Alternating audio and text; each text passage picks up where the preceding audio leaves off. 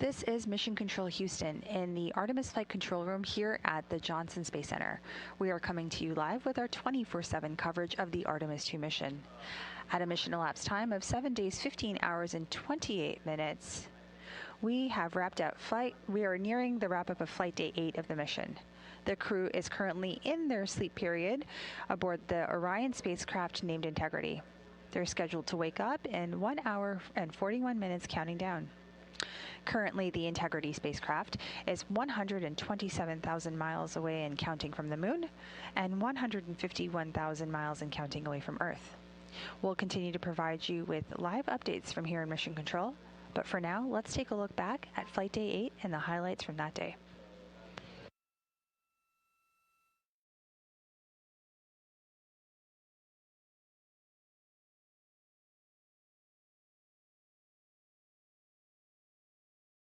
Good morning from Mission Control Houston here in the Artemis Flight Control Room at the Johnson Space Center. We are coming to you live with our 24/7 continuous coverage of the Artemis II mission. At a mission elapsed time of 6 days, 14 hours, 51 minutes and counting, I have here beside me Andre Douglas, NASA astronaut, and also Capcom Artemis II crew backup member. You have several job titles. Yes, I do. It's quite an honor.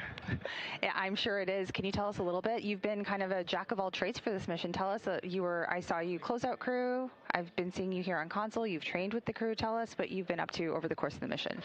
Yeah, so primary job has been Artemis II backup crew. It's been really fun. We do all the different systems training. We do all the different module and everything training. It's great. So, you know, some of the things we do is go out to the field and we do geology, and it's actually been a lot of fun going out to Iceland and just experiencing the beauty of the country and learning about rocks, and so that's been amazing. In addition to that, the closeout crew job has been awesome.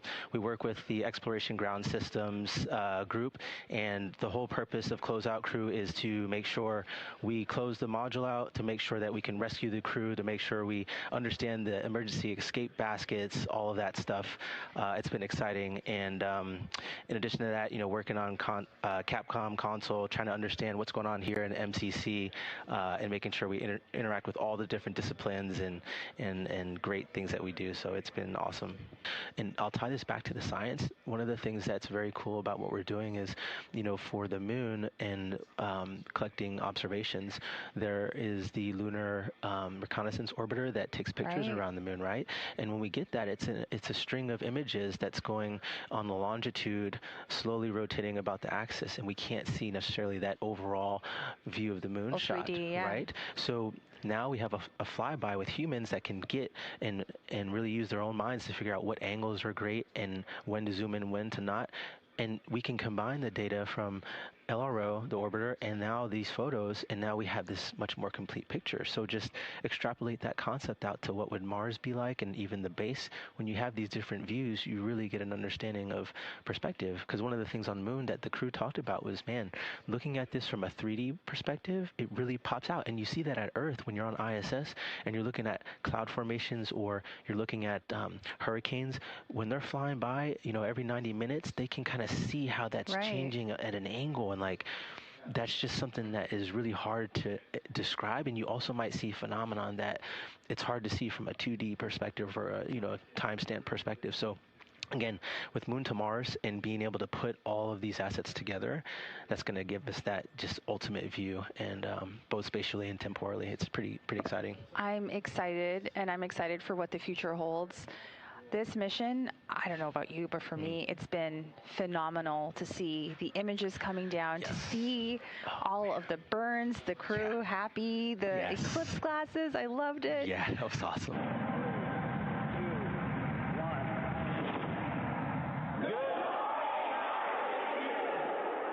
Your friends and colleagues at the Canadian Space Agency wish you another great day on your voyage. Canadians everywhere are inspired by your journey, and we're with you every step of the way. Let's go. You're looking live at a view inside the Orion spacecraft, now on Flight Day 8 into the first flight of astronauts aboard Orion. All 4 crew members are just wrapping up their post-sleep period, getting ready for the day and getting ready for their daily planning conference. We're expecting that here momentarily when they'll talk down with teams in Mission Control Houston, getting an update on their systems aboard the spacecraft, any plans for today, and asking and answering any questions. Again, some of the activities we expect the crew to participate in today include putting on and measuring for their orthostatic intolerance garments, or OIGs. They'll also get in some exercise, and we will see them in a couple of public affairs events as well. This is Artemis Mission Control. You're looking at a live view inside the Orion spacecraft of our crew on the Artemis II mission. Now a mission elapsed time of 6 days, 19 hours, and 30 minutes. The crew woke up at 10:30 a.m. Central Time today, just completed their post-sleep period and their DPC, their daily planning conference.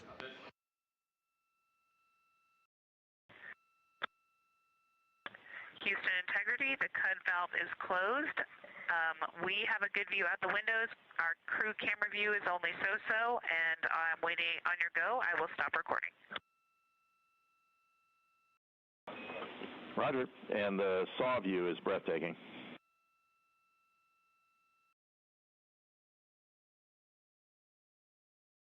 We love a good blizzard. The less said about the snow, the better.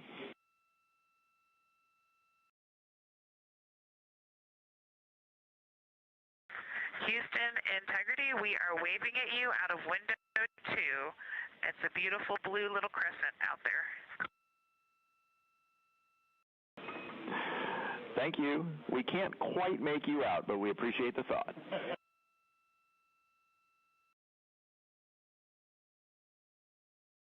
We're working on changing that. Thank you, Stan. And while I have you, can we do another jump just for our purposes?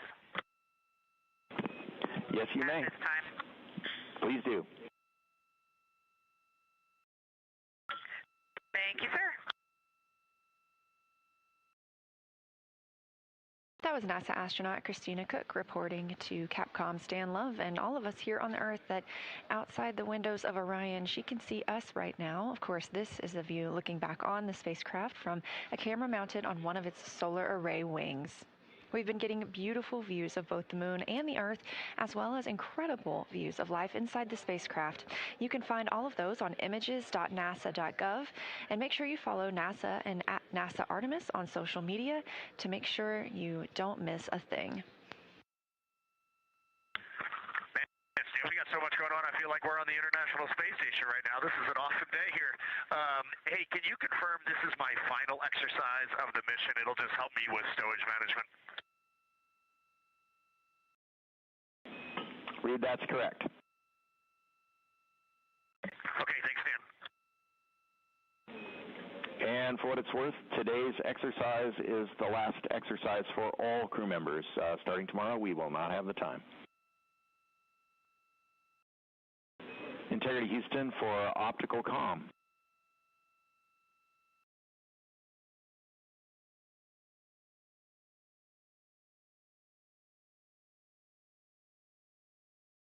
Go ahead, Stan. Okay, Reed, long story here. We are still not locked up on optical comm. We suspect solar array blockage. So between exercise sessions, between when you're done and Christina starts, we want to put a 25-degree roll on the vehicle, be about a 1-minute maneuver to an attitude where we think optical comm can see the ground terminal. Now, when we do that roll, we will have only one phased array antenna pointed at Canberra. So if that antenna fails, we'll lose comm, and a string swap will not recover it. So if we lose comm while we're in that attitude, you will have to maneuver the vehicle back to bias tail to sun, where a second antenna will be available. And I have a procedure number and some check MCC numbers when you're ready to copy.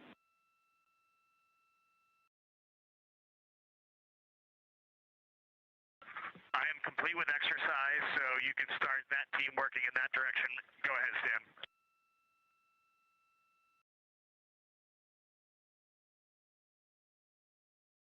You can see some of those maneuvers happening right now, again targeting to sync up with OPCOM, the optical communications. This is a live view from the spacecraft looking at the service module. This video coming from a camera mounted on the tip of Orion's solar array wing. There are 4 solar arrays. Each solar array could panel 2 3-bedroom homes.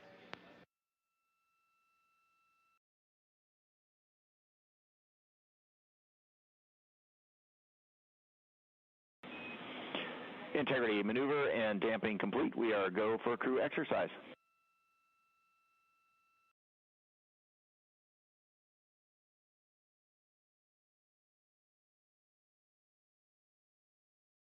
All right, we copy. Thanks, Dan. The flywheel team, this is a great device. We really enjoyed it in this small cabin. It's perfect, and it gave us a lot of good opportunity to get our heart rate up and also get some great resistance exercise. So we just wanted to shout out a nice thank you. Here we go.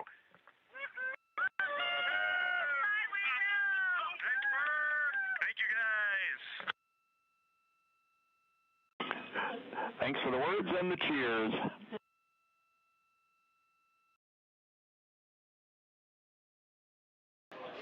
That was Commander Reed Wiseman calling down that they have finished exercise for the mission, and that's worth celebrating. Integrity Houston, no action on the enabled caution. That's part of our cabin repress. It should clear on its own soon.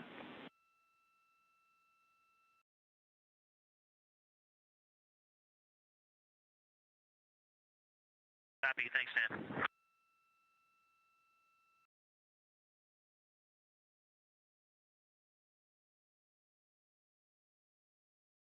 NASA astronaut and capsule communicator Stan Love calling to the crew aboard the Orion spacecraft. They received a caution about their cabin pressure.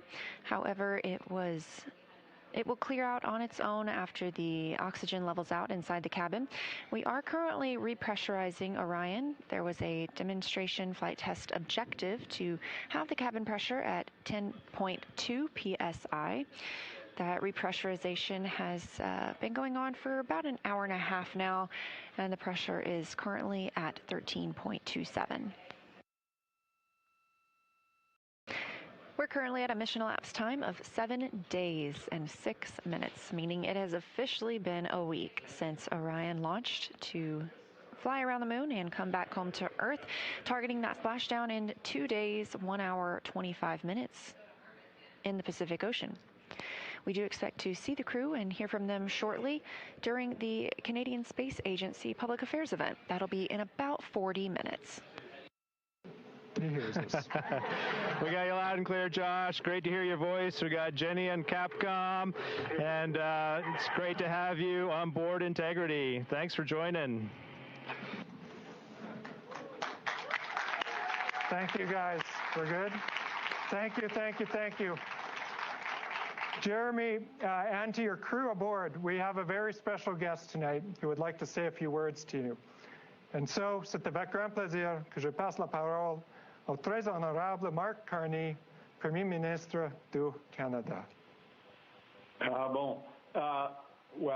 Merci beaucoup, Joshua. Et tout d'abord, Jeremy, je veux commencer en français parce que tous les Canadiens et Canadiens sont tellement fiers de vous pour bien des raisons, mais c'était incroyable de vous entendre parler français pour la première fois dans l'espace. And as I say, Canadians are so proud of what you're doing and the collaboration. And I just want to have a chance, if I may, I'm thrilled. I'm absolutely thrilled to be speaking with you, Jeremy, and the crew.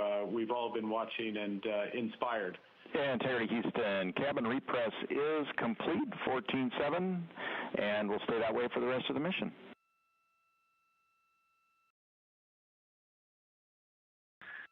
Stan, we definitely appreciate that, and you should probably just carry a note forward for future Artemis missions. If you do a large repress like that, there are certain things, such as CCUs, that collapse pretty significantly during that, no damage, but there are some things that we probably would want to vent along the way as we come back in pressure. Received loud and clear, Reed. We'll take that note.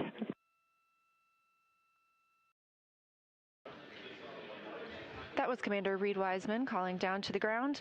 We did conduct the cabin repressurization today. The cabin pressure was kept at 10.2 psi for an extended period of time as part of a test aboard the spacecraft, as this is a test flight, the first flight of humans aboard Orion. Everything we learn is helping us prepare for future missions. Houston Integrity, calling the blind from a Peltor, and just doing a test for the Peltor noise reduction flexible activity. These actually work really well. We have 3 crew members on Peltors, 1 in the toilet, and we're using the Bluetooth feature to talk between them, and they sound really good. Noise canceling makes them very quiet, and then talking to each other with push to talk on the headsets.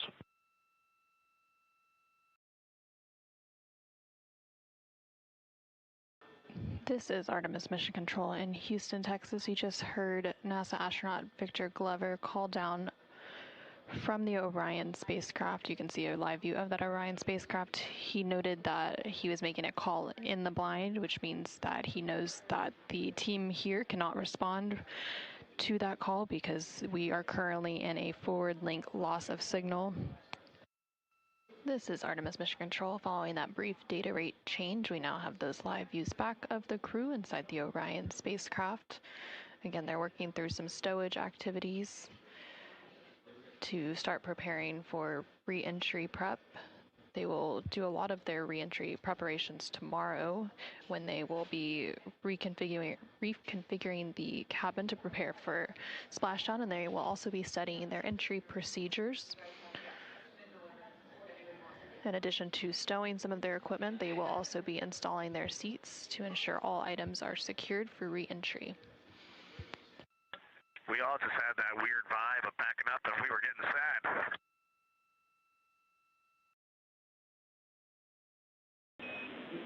Oh, we feel it too, but we'll be happy to have you back. Awesome. Let me have a look, and we'll let you know if we have anything we can tee up for you now. Otherwise, we'll wait for it as scheduled.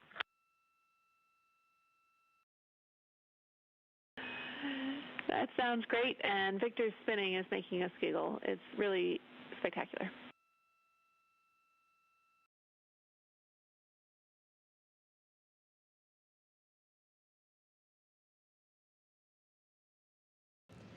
Integrity, this is NASA PAO Courtney Beasley. How do you hear me?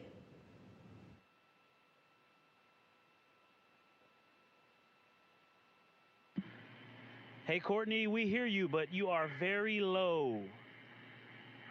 Okay, I will try to talk a little bit louder. Reed, Victor, Christina, and Jeremy, it's great to see you today. We have a room filled with media eager to talk to you. Courtney, we have you loud and clear. Wonderful. We have a room full of media ready to talk to you today, and we also have them on our phone bridge. We have a limited amount of time, so we're going to go ahead and hop straight into questions. We'll start here in the room with Marcia Dunn. Go ahead. Marcia Dunn, Associated Press for you, Reed. Could you please describe your emotions when Jeremy called down to Mission Control to ask permission to name a lunar crater after your late wife, Carol? It was a pretty emotional, powerful moment down here.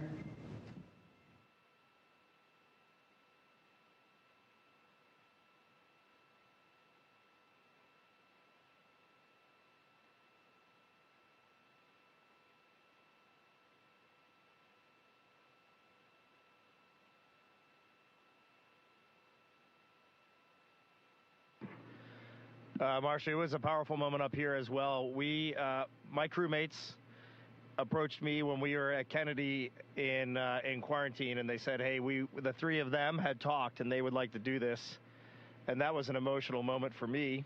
And I just thought that was just a total treasure that they had thought through this and they had offered this. And I said, absolutely, I would love that. I think that's just the best. And I said, but I can't give the speech. I can't give the talk. And Jeremy, the kind of guy he is, he said he would do it. And it was getting emotional there. And I think when Jeremy spelled Carol's name, Carroll, I think for me, that's when I was overwhelmed with emotion. And I looked over and Christina was crying. I put my hand down on Jeremy's hand as he was still talking. It was right there on that rail. And I could just tell he was trembling, and we all pretty much broke down right there. And just for me personally, that was kind of the pinnacle moment of the mission for me. That was, I think, where the four of us were the most forged, the most bonded, and we came out of that really focused on that day ahead. I think that was a very caging moment for the four of us. Thank you for that question, and it was a great moment. And we have seen just some extraordinary things that I thought we might see. They looked similar to what I thought they might look like, and other things that I just had never even imagined. And those were different perspectives that we saw these things from. But I have to say, it hasn't changed my perspective or the perspective that I launched with. The perspective I launched with was that we live on a fragile planet in the vacuum in the void of space. We know this from science. We're very fortunate to live on planet Earth. And the other perspective that I've sort of learned from others through life is that our purpose on the planet as humans is to find joy, to find the joy in lifting each other up by creating solutions together instead of destroying. And when you see it from out here, it doesn't change it. It just absolutely reaffirms that.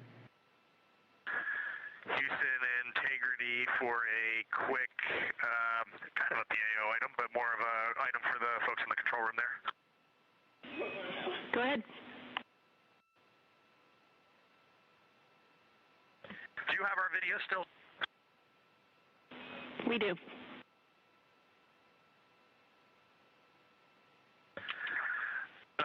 I'm not sure if it made it in the handover, but this morning we were asked to go unpack a very special item, and we just wanted to we wanted to share it in that PO event. We just didn't get an opportunity to do so. So we're going to share with you all because we need to share this. Like this has to be shared, right?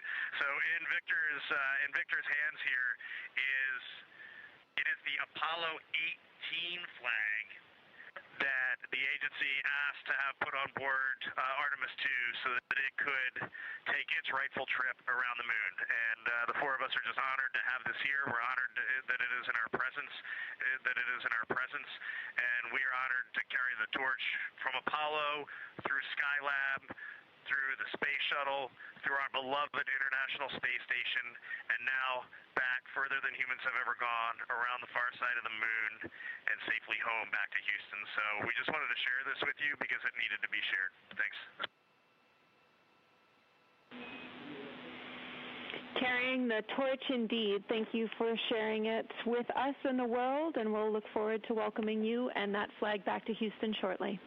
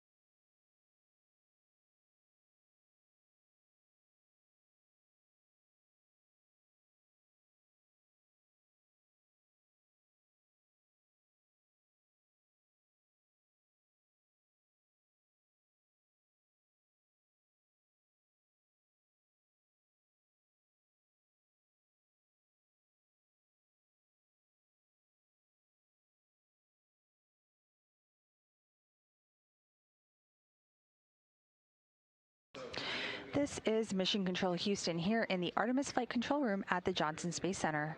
We are continuing with our live 24/7 coverage of the Artemis II mission.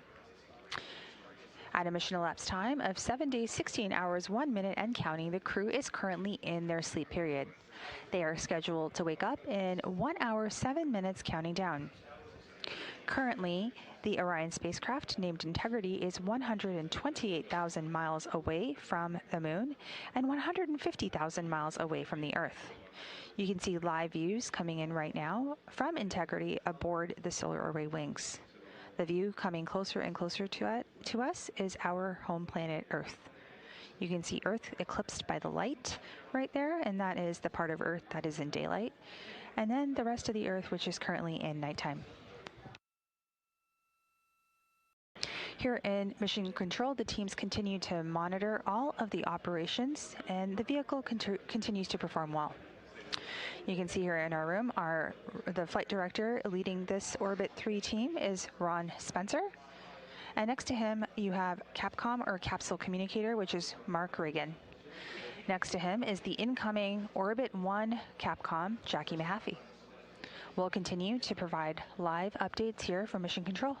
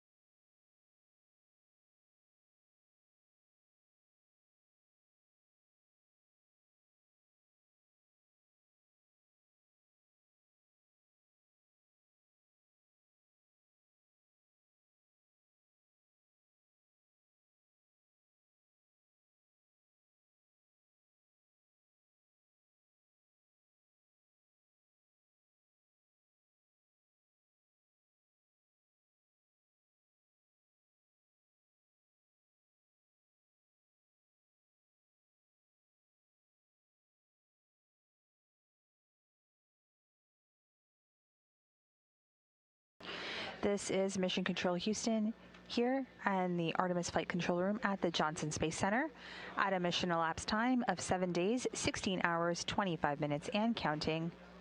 We are continuing to provide 24/7 coverage of the Artemis II mission. The Orbit 1 team of flight controllers have arrived, and we are conducting handover with the Orbit 3 team as we speak. For now, while the crew is asleep, getting ready to wake up in just under 44 minutes and counting, we will take a look back at Flight Day 8's highlights.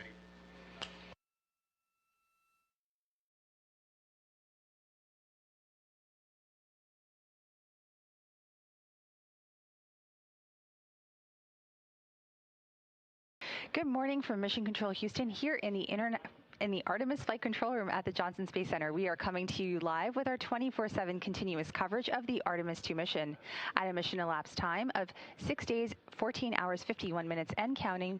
I have here beside me Andre Douglas, NASA astronaut, and also Capcom Artemis II crew backup member. You have several job titles. Yes, I do. It's quite an honor.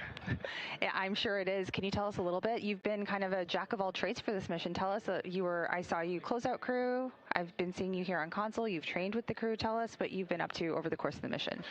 Yeah, so primary job has been Artemis II backup crew. It's been really fun. We do all the different systems training. We do all the different module and everything training. It's great. So, some of the things we do is go out to the field and we do geology, and it's actually been a lot of fun going out to Iceland and just experiencing the beauty of the country and learning about rocks, and so that's been amazing. In addition to that, the closeout crew job has been awesome. We work with the Exploration Ground Systems group, and the whole purpose of closeout crew is to make sure we close the module out, to make sure that we can rescue the crew, to make sure we understand the emergency escape baskets, all of that stuff. It's been exciting, and in addition to that, working on Capcom console, trying to understand what's going on here in MCC, and making sure we interact with all the different disciplines and great things that we do. So it's been awesome. And I'll tie this back to the science. One of the things that's very cool about what we're doing is, for the moon and collecting observations, there is the Lunar Reconnaissance Orbiter that takes pictures around the moon, right?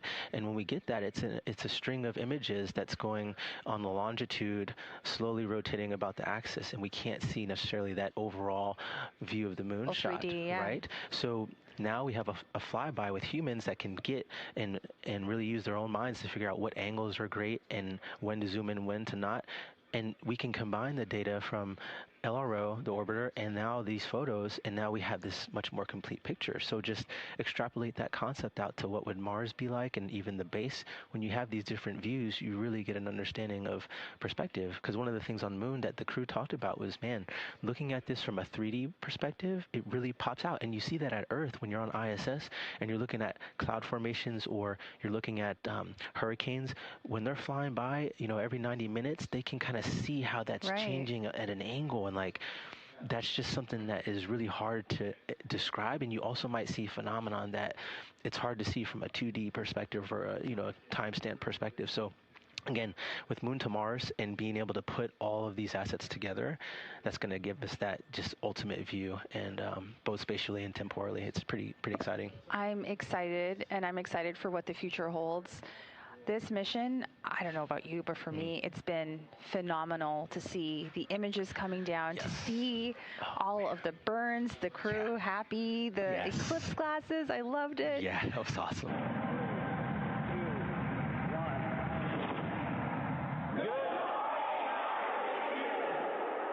Your friends and colleagues at the Canadian Space Agency wish you another great day on your voyage. Canadians everywhere are inspired by your journey, and we're with you every step of the way. Let's go. You're looking live at a view inside the Orion spacecraft, now on Flight Day 8 into the first flight of astronauts aboard Orion. All 4 crew members are just wrapping up their post-sleep period, getting ready for the day and getting ready for their daily planning conference. We're expecting that here momentarily when they'll talk down with teams in Mission Control Houston. getting an update on their systems aboard the spacecraft, any plans for today, and asking and answering any questions. Again, some of the activities we expect the crew to participate in today include putting on and measuring for their orthostatic intolerance garments, or OIGs. They'll also get in some exercise, and we will see them in a couple of public affairs events as well. This is Artemis Mission Control. You're looking at a live view inside the Orion spacecraft of our crew on the Artemis II mission. Now a mission elapsed time of 6 days, 19 hours, and 30 minutes. The crew woke up at 10:30 a.m. Central Time today, just completed their post-sleep period and their DPC, their daily planning conference.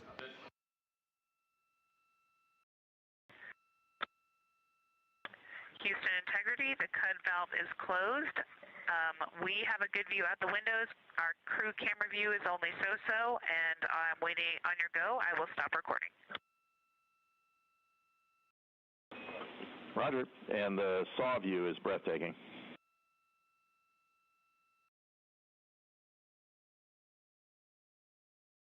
We love a good blizzard. The less said about the snow, the better.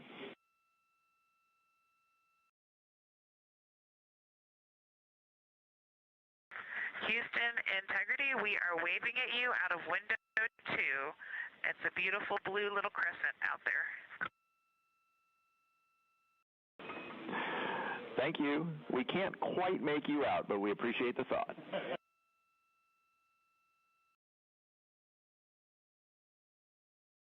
We're working on changing that. Thank you, Stan. And while I have you, can we do another jump just for purposes? Yes, you may. At this time. Please do. Thank you, sir. That was NASA astronaut Christina Cook reporting to Capcom Stan Love and all of us here on the Earth that outside the windows of Orion, she can see us right now. Of course, this is a view looking back on the spacecraft from a camera mounted on one of its solar array wings. We've been getting beautiful views of both the moon and the Earth, as well as incredible views of life inside the spacecraft. You can find all of those on images.nasa.gov, and make sure you follow NASA and at NASA Artemis on social media to make sure you don't miss a thing. We got so much going on. I feel like we're on the International Space Station right now. This is an awesome day here. Hey, can you confirm this is my final exercise of the mission? It'll just help me with stowage management. Reed, that's correct. Okay, thanks, Dan. And for what it's worth, today's exercise is the last exercise for all crew members. Starting tomorrow, we will not have the time. Integrity Houston for optical comm.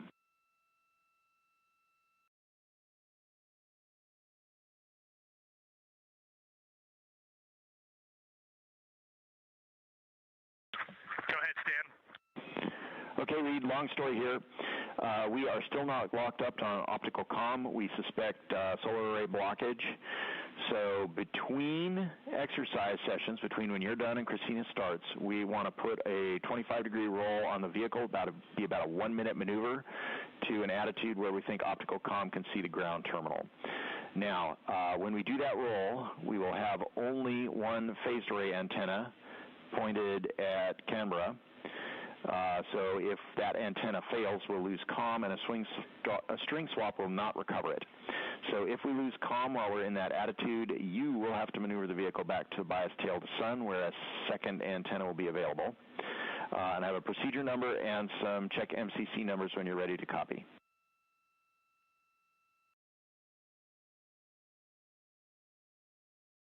I am complete with exercise, so you can start that team working in that direction. Go ahead, Stan.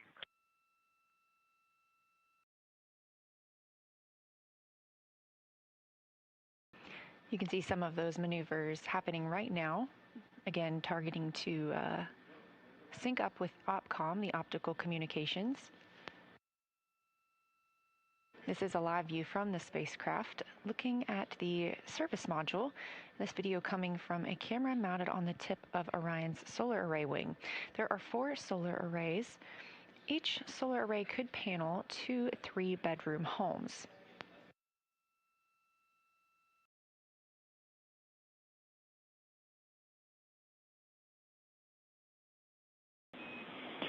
Integrity maneuver and damping complete. We are go for crew exercise.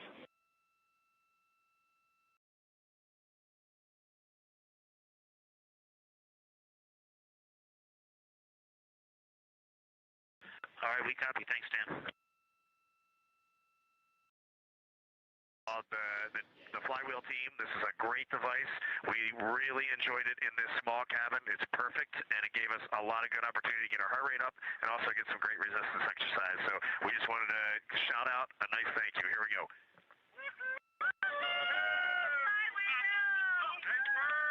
Thank you, guys. Thanks for the words and the cheers.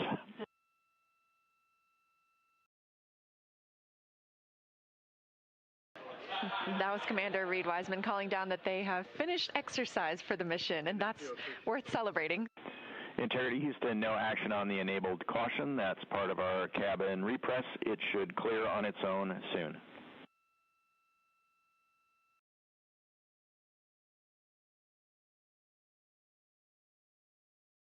Happy. Thanks, Dan.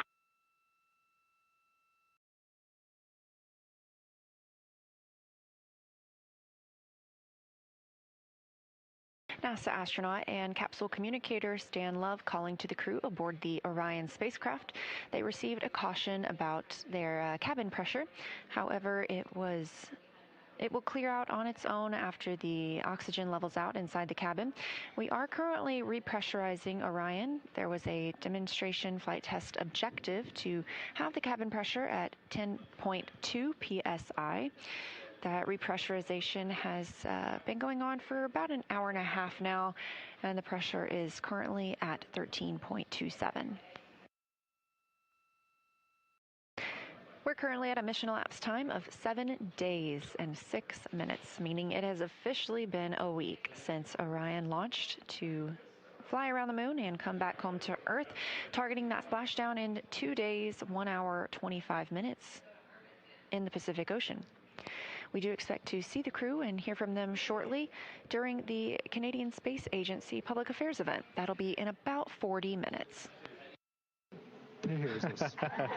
We got you loud and clear, Josh. Great to hear your voice. We got Jenny on Capcom, and it's great to have you on board Integrity. Thanks for joining.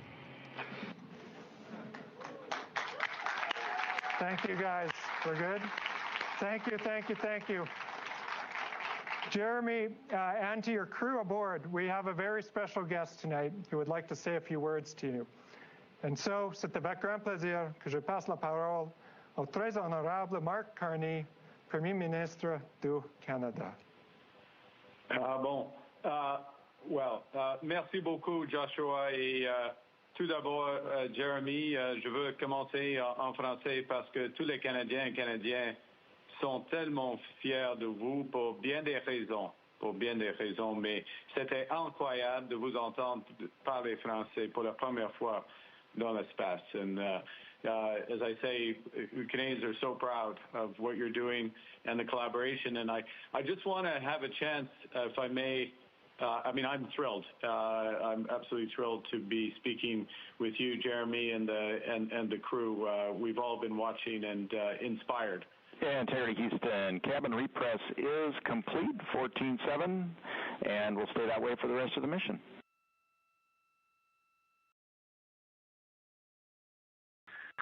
Stan, we definitely appreciate that, and you should probably just carry a note forward for future Artemis missions. If you do a large repress like that, there are certain things, such as CCUs, that collapse pretty significantly during that, no damage, but there are some things that we probably would want to vent along the way as we come back in pressure. Received loud and clear, Reed. We'll take that note.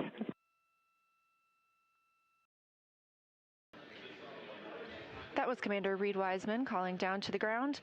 We did conduct the cabin repressurization today. The cabin pressure was kept at 10.2 psi for an extended period of time as part of a test aboard the spacecraft, as this is a test flight, the first flight of humans aboard Orion. Everything we learn is helping us prepare for future missions. Houston Integrity calling the blind from a Peltor, and just doing a test for the Peltor noise reduction flexible activity. These actually work really well.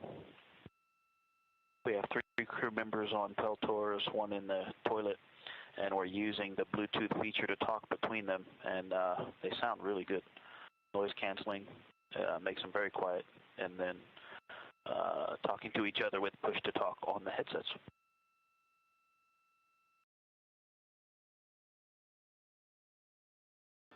This is Artemis Mission Control in Houston, Texas. You just heard NASA astronaut Victor Glover call down from the Orion spacecraft. You can see a live view of that Orion spacecraft. He noted that he was making a call in the blind, which means that he knows that the team here cannot respond to that call because we are currently in a forward link loss of signal.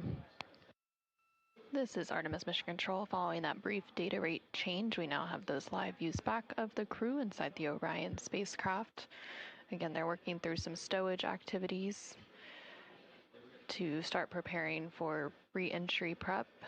They will do a lot of their re-entry preparations tomorrow when they will be reconfiguring the cabin to prepare for splashdown, and they will also be studying their entry procedures. In addition to stowing some of their equipment, they will also be installing their seats to ensure all items are secured for re-entry. We all just had that weird vibe of backing up if we were getting sad.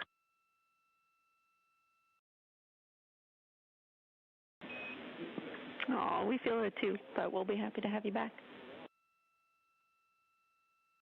Awesome. Let me have a look, and we'll let you know if we have anything we can tee up for you now. Otherwise, we'll wait for it as scheduled.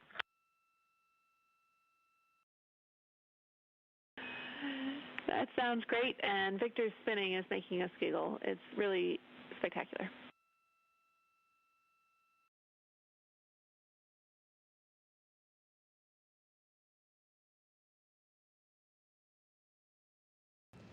Integrity, this is NASA PAO Courtney Beasley. How do you hear me?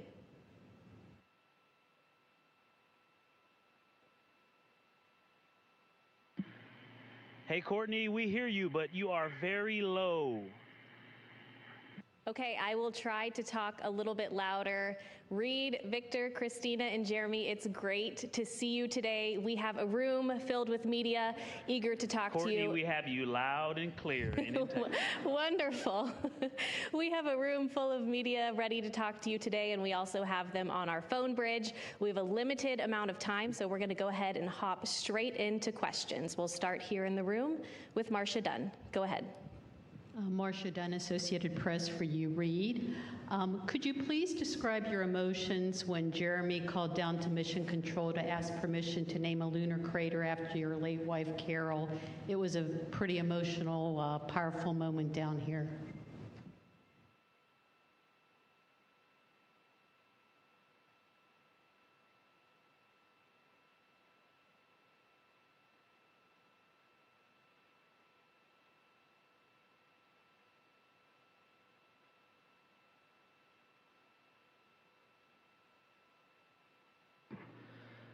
Marcia, it was a powerful moment up here as well. My crewmates approached me when we were at Kennedy in quarantine, and they said, hey, the 3 of them had talked and they would like to do this. And that was an emotional moment for me. And I just thought that was just a total treasure that they had thought through this and they had offered this.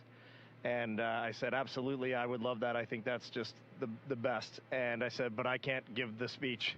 I can't give the talk. And Jeremy, the kind of guy he is, he said he would do it. And it was getting emotional there. And I think when Jeremy spelled Carol's name, Carroll, I think for me, that's when I was overwhelmed with emotion. And I looked over and Christina was crying. I put my hand down on Jeremy's hand as he was still talking. It was right there on that rail. And I could just tell he was trembling, and we all pretty much broke down right there. And just for me personally, that was kind of the pinnacle moment of the mission for me. That was, I think, where the four of us were the most forged, the most bonded, and we came out of that really focused on that day ahead. I think that was a very caging moment for the four of us. Thank you for that question, and it was a great moment. And we have seen just some extraordinary things that I thought we might see. They looked similar to what I thought they might look like, and other things that I just had never even imagined. And those were different perspectives that we saw these things from. But I have to say, it hasn't changed my perspective or the perspective that I launched with. But the perspective I launched with was that we live on a fragile planet in the vacuum, in the void of space. We know this from science. We're very fortunate to live on planet Earth. And the other perspective that I've sort of learned from others through life is that our purpose on the planet as humans is to find joy, to find the joy in lifting each other up by creating solutions together instead of destroying. And when you see it from out here, it doesn't change it. It just absolutely reaffirms that. Houston, integrity for a quick kind of a PAO item, but more of an item for the folks in the control room there. Go ahead. Do you have our video still? We do.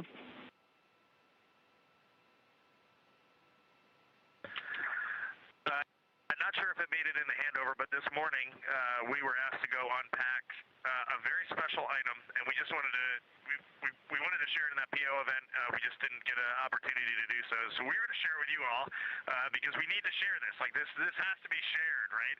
So in Victor's hands here is the Apollo 18 flag that the agency asked to have put on board Artemis 2 so that it could take its rightful trip around the moon. And the four of us are just honored to have this here. We're honored that it is in our presence,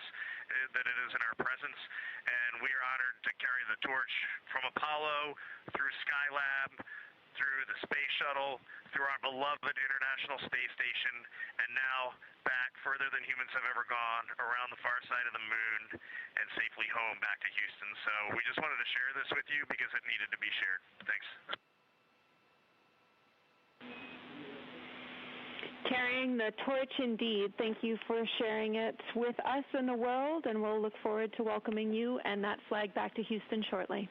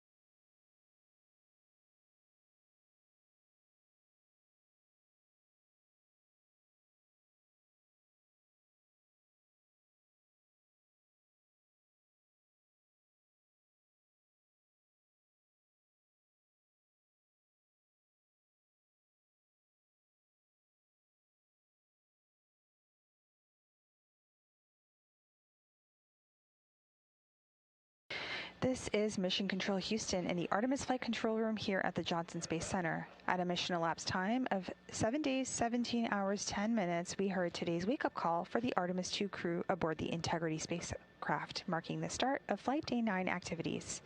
Today's wake-up music was Lonesome Drifter by Charlie Crockett. Activities today are focused on the crew's daily planning conference that will happen in their post-sleep period. Then they will jump right into the day's activities, which includes studying and preparing for entry and splashdown.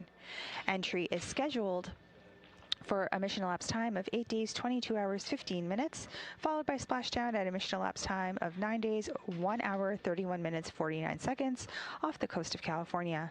They will have a conference with the Orbit 1 flight director to discuss vehicle status, recovery, and weather. The crew will then have their final public affairs event and continue with more entry preparations to reconfigure the cabin and prepare for splashdown. Later today, the second return trajectory correction burn, or RTC-2 burn, is scheduled to take place at a mission elapsed time of 8 days, 4 hours, 18 minutes. This is the second in a trio of return trajectory correction burns that ensure the crew is set up for a safe splashdown. The last RTC maneuver takes place on Flight Day 10, 5 hours before entry interface, once the crew has begun working through their preparations for coming home. The crew aboard Integrity remain on a free return trajectory as they make their way back to Earth, with splashdown coming up in 1 day, 8 hours, 18 minutes, and counting down. We'll continue to follow operations here in Mission Control. I'm Nilofer Ramji, handing things over now to our Orbit 1 team, which includes Rob Navius, who will take you through the next few hours as we kick off Flight Day 9 of the Artemis 2 mission.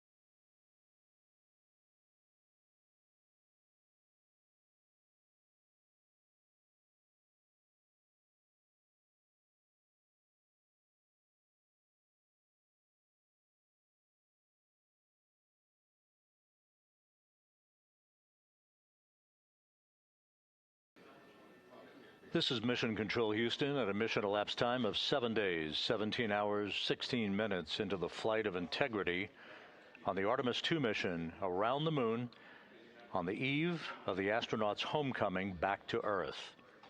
You're looking at a computer-generated visualization of the Orion spacecraft called Integrity, dubbed to that name by the 4 astronauts on board, Commander Reed Wiseman, Pilot Victor Glover, and mission specialists Christina Cook and Jeremy Hansen of the Canadian Space Agency. A number of countdown clocks ticking backward here in the mission control room, known as the White Flight Control Room, the Artemis Flight Control Room, here in Mission Control at the Johnson Space Center in Houston. One of the more significant clocks indicates that we are 8 hours and 13 minutes away from reaching the halfway point of the astronauts' journey back to Earth, which will culminate in a parachute-assisted splashdown in the Pacific off the coast of San Diego on Friday night at 7:07 p.m. Central Time, 5:07 p.m. Pacific Time, some 2.5 hours before sunset. As my colleague Nullifer Ramji just indicated, the entry team of flight controllers is on duty at this hour, led by entry flight director Rick Henfling.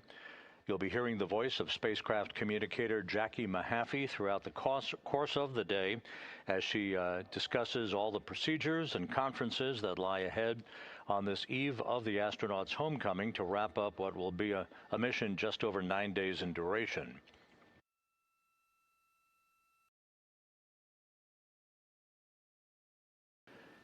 The Artemis mission management team is about to convene for its daily meeting.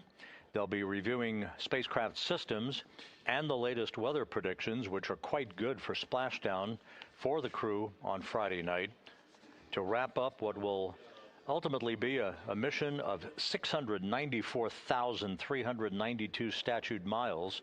That includes that high Earth orbit trajectory that Orion was put in following launch to enable the flight control team and the astronauts to evaluate 24 hours of systems performance before the translunar injection burn that occurred this past Monday that sent the spacecraft en route to the moon for its historic lunar flyby.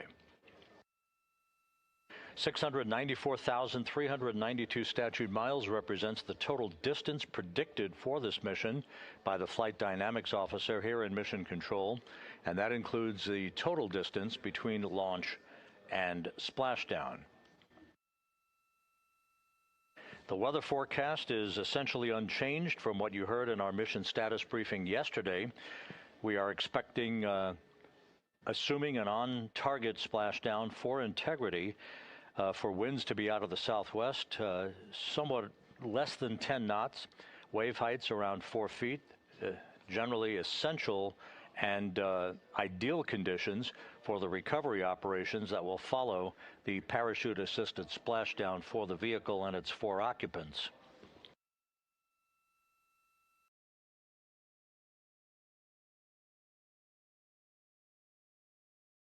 There will be a number of entry preparation activities throughout the course of the day. Later this afternoon, there will be a conference between the flight director, Rick Henfling, and the crew to talk about entry procedures. The crew will receive from the flight dynamics officer what is called an entry pad. That is a sheet that contains all of the pertinent statistics for all the burns that will occur on Friday, leading up to the separation of Integrity from the European Service Module prior to its entrance into the Earth's atmosphere on Friday evening. That high-speed entry is going to be quite dynamic. It will start at 6:53 p.m. Central Time tomorrow, Friday, with an arrival at entry interface at an altitude of 400,000 feet, with Integrity traveling at some 34,882 feet per second. At that point, the range to splashdown will be some 1,700 nautical miles. And shortly thereafter, we will enter a planned 6-minute blackout period where peak heating will occur around the vehicle, and temperatures will increase to some 4,000 to 5,000 degrees Fahrenheit, creating an ionization as Integrity's heat shield repels that heat. It will create a plasma shield that will prevent communications between ground controllers here in Mission Control and the vehicle. Once we emerge from that 6-minute blackout period, the vehicle will begin to enter the denser portions of the Earth's atmosphere. We'll conduct a series of roll reversals to bleed off excess speed, with its onboard computers targeting a splashdown at 7:07 p.m. Central Time, 5:07 p.m. Pacific Time, to wrap up this historic mission, flying around the moon and the first crewed mission on the Orion spacecraft.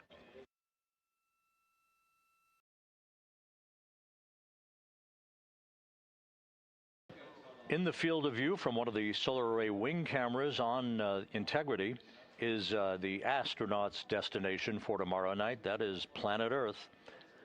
It's winking back at you as we approach the halfway mark in this mission back home. And again, we will reach that halfway home mark just 8 hours and 8 minutes from now, around 7:05 p.m. Central Time.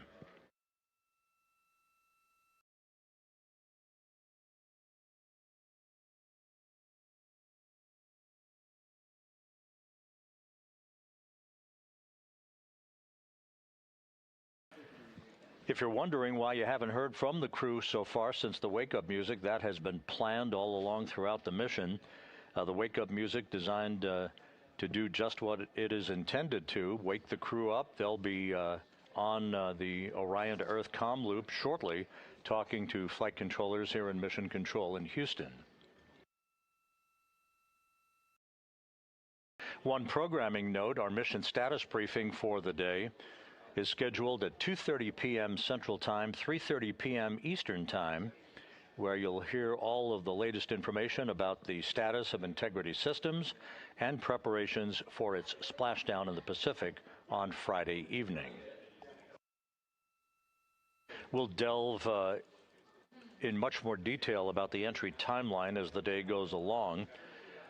Out in the Pacific, the recovery ship, the USS John P. Murtha, is moving towards its recovery position off the coast of San Diego, and will be at the ready to begin the recovery of the crew once they splash down. Shortly after splashdown, a series of 5 inflatable airbags called the Crew Module Uprighting System, or CMOOS as you will hear it referred to, they will be inflated with helium and will maintain an upright position for Integrity to facilitate the erection of a large raft called the front porch that will be buttressed alongside the hatch to Integrity to enable Navy divers to open the hatch and extract the crew members so they can be hoisted one by one in alternating fashion into 2 hovering helicopters that will fly then a short distance to the deck of the John P. Murtha, where the crew will leave those helicopters and be brought into medical bay on the ship for post-flight medical exams.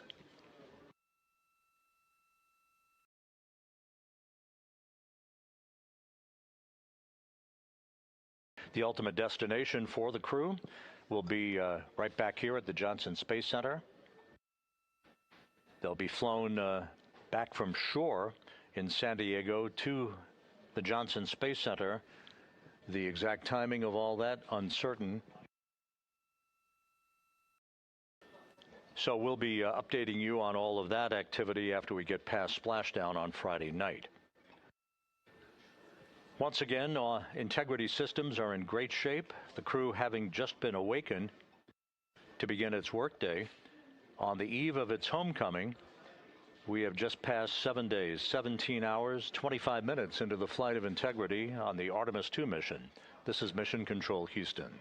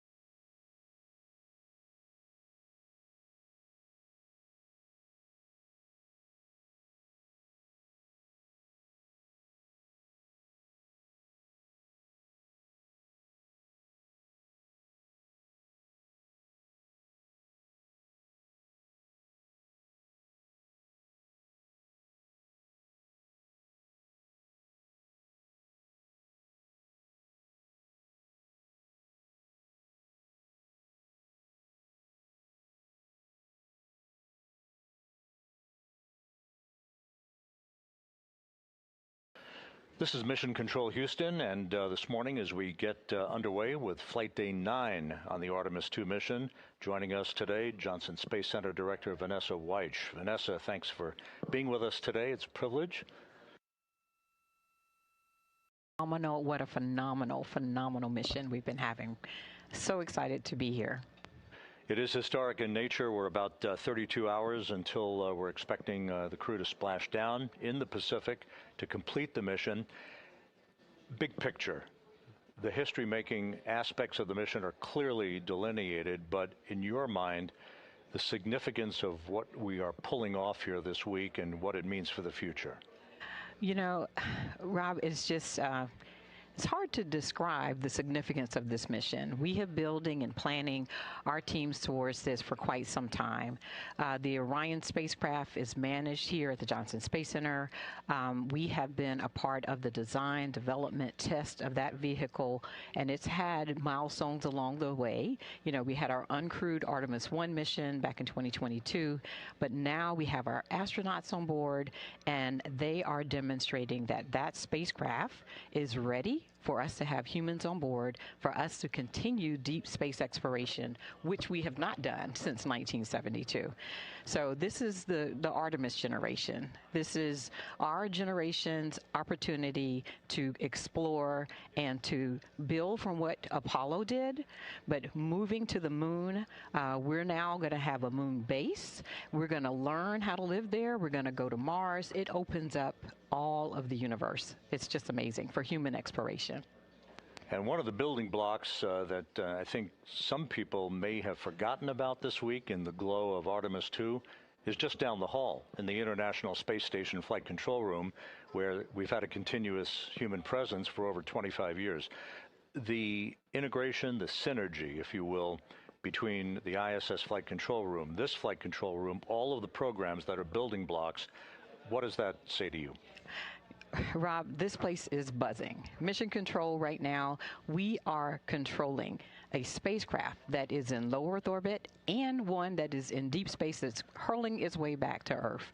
And so just think about it. We have been, as you said, with the International Space Station, learning to have continuous presence in an environment that is far different than what we have here on Earth. And so the experiments that we're able to do with the space station allows us, it enables what we can do in deep space. The systems that we're using for our environmental control systems on board Orion are building blocks from what we have on the International Space Station. It's just, for us right here at the Johnson Space Center right now, this is an amazing time, and I'm so proud. I'm so proud of all of the teams, the flight controllers in this room and the flight controllers that are in ISS, and we are preparing for the International Space Station itself. They have a big dynamic operation coming up very soon, and all of that is happening all at the same time, and we're making it happen. I joke with people sometimes about the significance of the IQ that exists in this room and the ISS room all around the center, with brilliant people, great engineers who have tremendous training. How does the Johnson Space Center cultivate such a talent force, if you will, and maintain it as we move into a new era of space exploration? You know, Rob, I started my career here at the Johnson Space Center. I've had the opportunity to work with all of our NASA centers. I had an opportunity to be at NASA headquarters. But what we do with our individuals here at Johnson is we work in team environments, and we make sure that when a younger employee comes in, they do on-the-job training. Everyone is exposed to their position so that they can learn. We nurture, we mentor them so that they are ready. And we do that in our engineering organizations, we do that in our science organizations, and in our operations teams. It's all about learning from the past so that when you're the one that's in the chair, when you're the flight director that's running this room, you've had opportunities before you to be able to train and be ready for that job. Everybody wants the magic question, how do you feel? How do you feel? How are you going to feel tomorrow when you see Orion under those chutes, and ultimately when the hatch opens and you see this crew emerge onto that life raft? It's almost like you've seen it in the movies before, but it's going to be for real on Friday night. Rob, I'll tell you, I was at the launch, And the feeling that I had then, which was really one of, we really have them on board, and we lit that rocket and it took off, and there they went. And every single moment since, I have been living the dream of, this is what we have been training for. This is what we've been getting ready for many years. And so when they land, I don't know if I'm going to be able to contain the pride, the joy, and it's of not just our teams, not just of those astronauts, because they have been doing an amazing job, but it's people all around the world that have contributed to this mission. And so I'm going to have probably, it's going to take me a while to stop smiling. I'm going to tell you that, and get my feet back on the ground.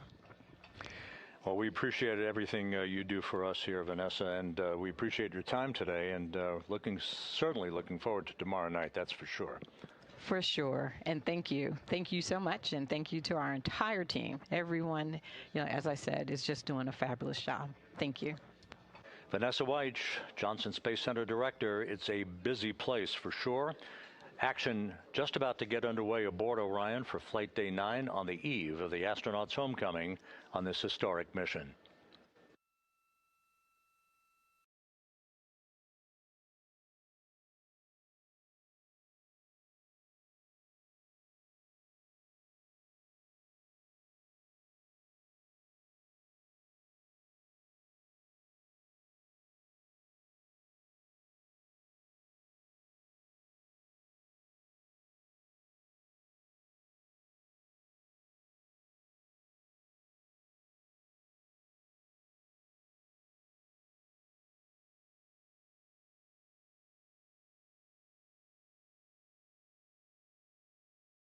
Vanessa Weich.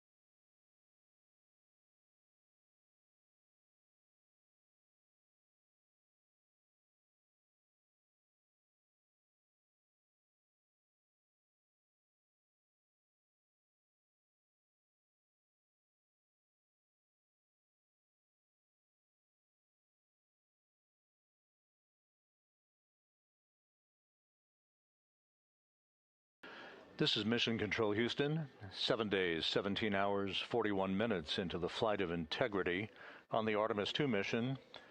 The lunar flyby that occurred earlier this week, setting up the orbital mechanics for Integrity to splash down off the coast of San Diego on Friday night to complete its mission that will have spanned from launch to splashdown 694,392 statute miles. As you can see in this data-generated visualization, we're just about at the halfway point between the moon and the Earth, halfway home. That halfway point, just 7 hours and 49 minutes away. And the velocity of Integrity as it heads back toward Earth will begin to increase dramatically at that point as the tug of Earth's gravity continues to pull at the spacecraft, resulting in a splashdown at 7:07 p.m. Central Time, 5:07 p.m. Pacific Time on Friday evening.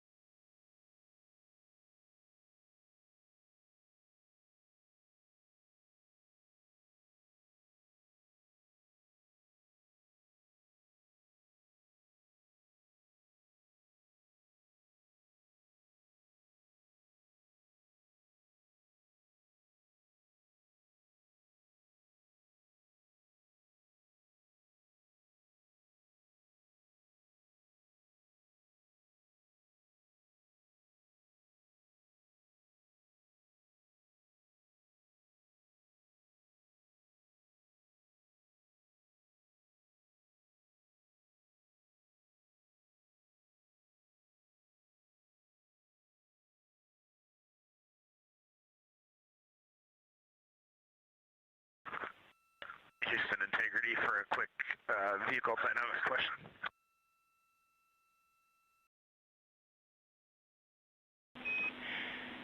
Good morning, Reed. We're here. What's your question?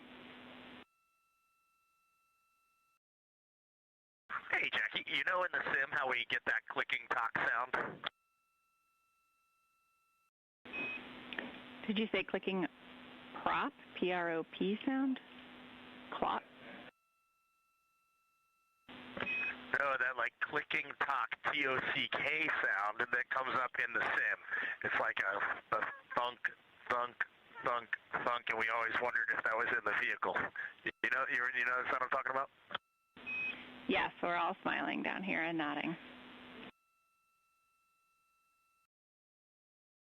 Yeah, exactly. Well, we have never had that sound on this entire mission until about 1 minute ago, and now it's coming back. So we were just wondering, is there any commanding or anything that is going on that's entry prep related that could be creating that sound? We might have an idea. Give us 1 minute, and I'll get back to you with an answer. Okay, it is on it almost sounds like it's right outside the pressure hull on the port side of the vehicle.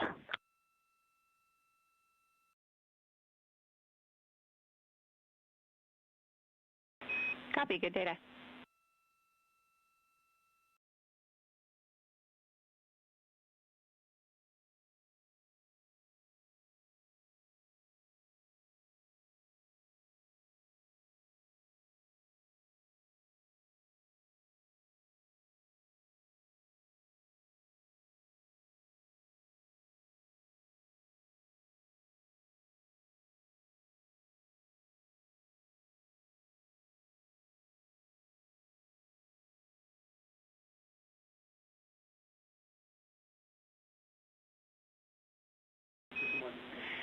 Integrity Houston, for an answer on the sounds. We were just down here checking out your System 1 ammonia, which is on the port side. We think that may be the source, and we are about to uplink some commands to activate System 2 on the starboard side.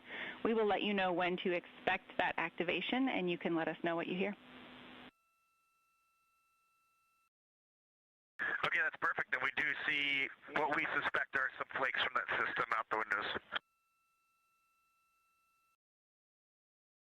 Houston copies.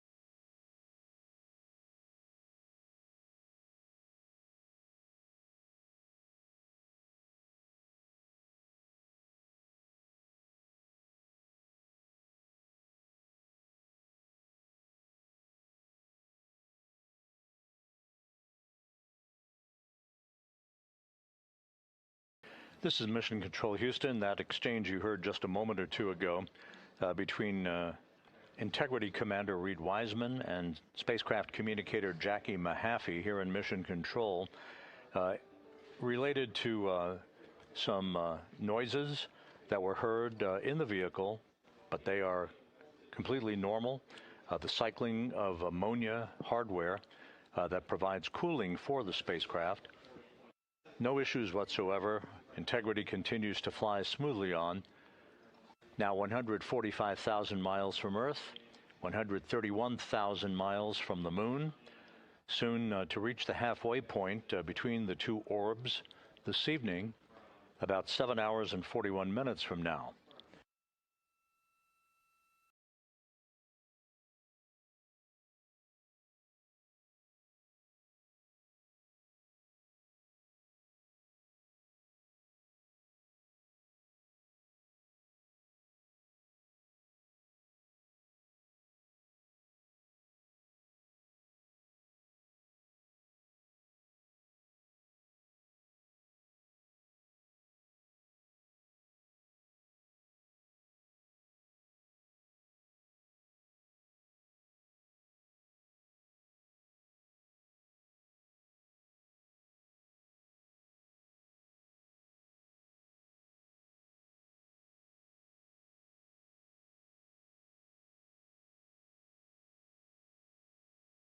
Aboard Integrity, the four astronauts, Commander Reed Wiseman, pilot Victor Glover, and mission specialists Christina Cook and Jeremy Hansen are in their post-sleep period, reviewing their morning mail, having an opportunity to get a bite to eat as they are set up for the day before entry work that lies ahead that will include stowage preparations, basically keeping the cabin ship-shape and putting away all of the items that they have used during the course of the mission. They'll have several hours this afternoon to review entry documents, all of the flight data file documents associated with entry and the procedures that they'll be following for their high-speed return back to Earth on Friday night that will culminate in a splashdown off the coast of San Diego at 7:07 p.m. Central Time, 5:07 p.m. Pacific Time.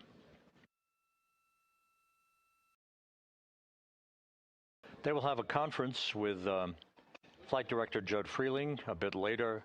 Not Judd Freeling. Judd Freeling was the Ascent Flight Director. He is sitting on console with the Entry Flight Director, Rick Henfling. Henfling will have the conference with the crew a bit later today to review those entry procedures. And the last item of business for the crew late this evening will be the configuration of the crew cabin so that when they wake up on Friday, everything will be stowed and ready for their trip back to Earth. There is one thruster firing that is scheduled for this evening at 9:53 p.m. Central Time. That will be the return trajectory correction number 2 burn, the RTC-2 burn, an 8-second burn of the thrusters on the European service module that will induce a change in velocity of 4.2 feet per second. This, the next to last major burn of the mission that will fine-tune the trajectory for integrity so that it hits the sweet spot in the corridor across the Pacific for entry interface, where integrity will reach the first traces of Earth's atmosphere at an altitude of 400,000 feet and begin its high-speed descent back to Earth. From the point at which integrity reaches entry interface, we're going to have about a 14-minute period between entry interface and splashdown. The speed of the spacecraft will reach a peak speed of about 23,839 miles an hour. That equates to about 32 times the speed of sound.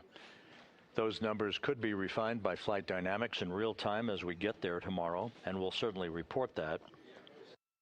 The splashdown velocity for Integrity and its crew will have slowed to a mere 19 miles per hour. That's thanks to a series of 11 different parachutes that will be employed during the entry sequence.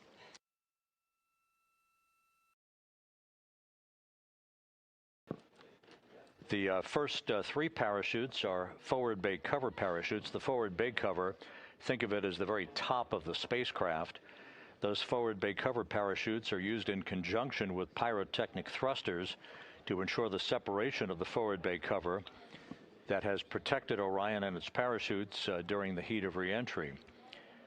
Those 3 forward bay covered parachutes are 7 feet in diameter, 8 pounds apiece, 100% Kevlar material. Each FBC parachute, as it is known, the forward bay cover parachute, is approximately 100 feet long. Those will be deployed at an altitude of 26,500 feet in altitude, while the vehicle is traveling at about 324 miles an hour. Integrity Houston, for ammonia system 2 on the starboard side of the vehicle. We'll be activating that in just over 1 minute. Let us know what you hear.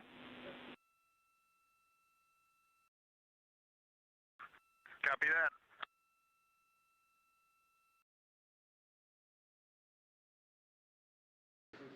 Jackie Mahaffey relaying word up to Jeremy Hansen aboard Integrity that we're going to be activating that ammonia system in just a short period of time. That could induce some noises in the cabin, but that is absolutely normal. Once the forward bay cover parachutes are jettisoned, the next stop will be the deployment of drogue parachutes that are used to slow and stabilize the crew module during descent and establish proper conditions for the main parachute deployment that will follow. 3 pilot parachutes are used to lift and deploy the main parachutes from the crew module forward bay. And then finally, 3 main parachutes, the orange and white parachutes, used to slow the crew module down for landing to a speed that ensures astronauts' safety with a splashdown velocity of about 19 miles an hour. So we're going to go from 23,783 miles an hour at entry interface and slow to a splashdown speed of just 19 miles an hour in just 14 minutes.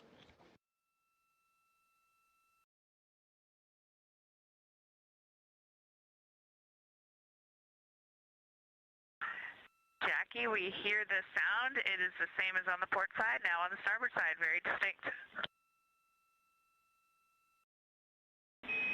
Houston copies. Thanks for the data. And Christina Cook confirming that they do hear that sound. And now that we know, I feel like we've discovered the last thing we need to discover on this spacecraft. This is such a fulfilling feeling. I guess we'll let you come home now.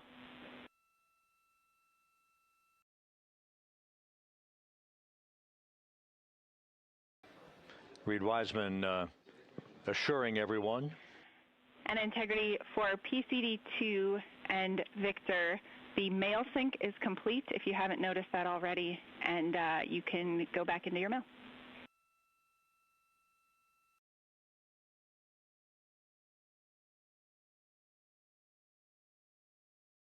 Thanks, Jackie. I see it, and it does look good. Appreciate it.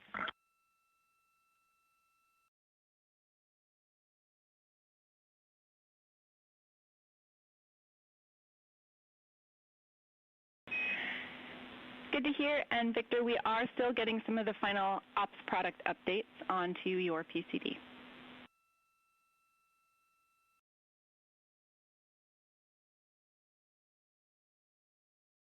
Spacecraft communicator Jackie Mahaffey telling Reed Wiseman that Okay, sounds good, Jackie. Thank you. some of the other operations products, the ops products, as she indicated, that are being loaded onto their portable computer devices, basically a tablet that they use where all of the flight data file information and the updated flight notes that are uplinked to the crew can be viewed by the crew during the course of the mission.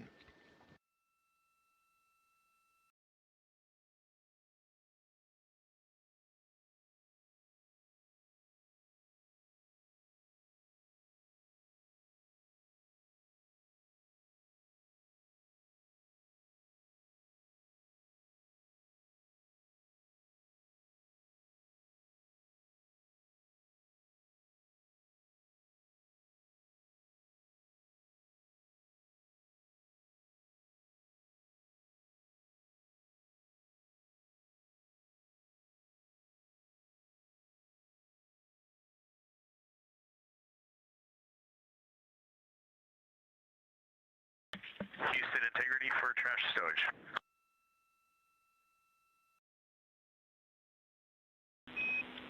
Go ahead.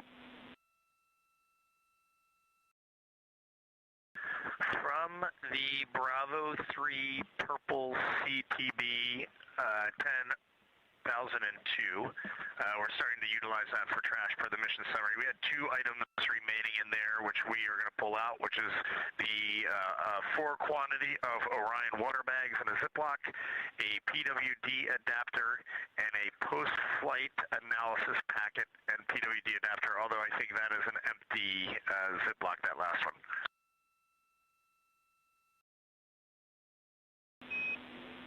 Houston copies. Thanks for helping us track it. And the post-flight analysis packet is not empty. There is a like a water adapter and a water packet in there. We copy.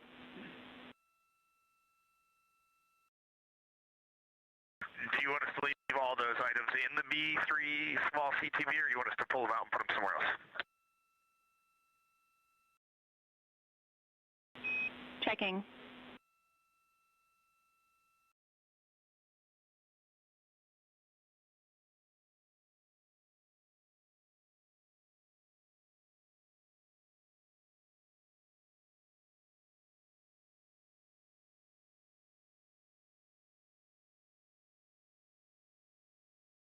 And if it helps make the conversation go faster, we just shoved all those items at the bottom of the Bravo 3 CTB, and we're putting our first trash bag on top, and then we will keep the water catcher items at the very top.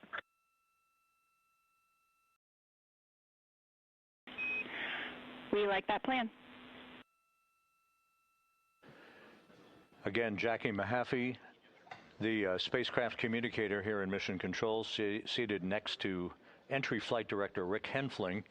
This is the shift that has replaced the Orbit 1 shift, if you will, that was under the direction of the lead flight director for the mission, Jeff Radigan. Radigan completed his final shift of the mission yesterday. Henfling is in the flight director's chair today, presiding over all of the entry preparations that will set up Integrity for its high-speed return back to Earth on Friday.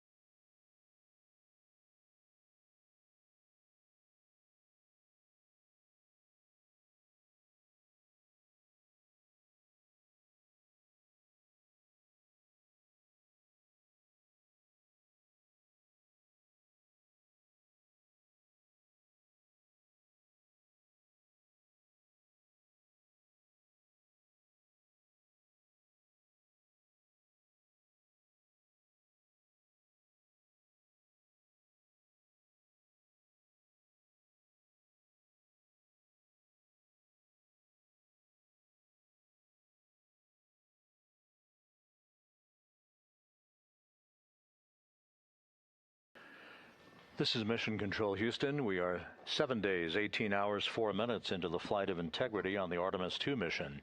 There's been, of course, a lot of interest in the Friday timeline of key events that will unfold throughout the course of the day to bring the astronauts home for their splashdown in the Pacific off the coast of San Diego. So while we have an opportunity here early in the crew's workday, we can run some of that down for you. The crew is scheduled to wake up on Friday at 10:35 a.m. Central Time. This will all be in Central Time. They'll begin a couple of hours later to configure the crew cabin for entry, basically completing some of the work that they'll start later today.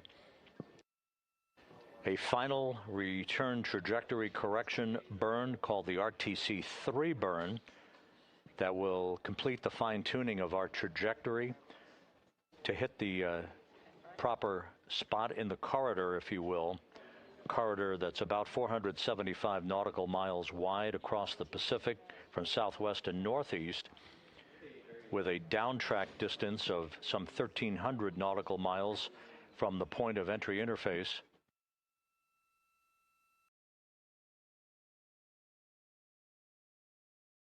The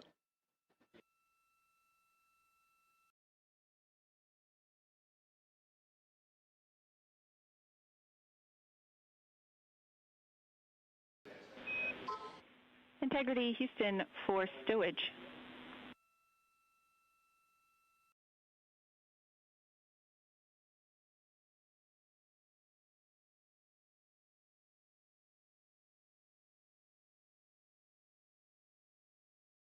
The corridor that I'm referencing is basically a cone, if you will, that stretches across the Pacific Ocean that ranges on a distance from the point of entry interface. That's the point where integrity will reach the first traces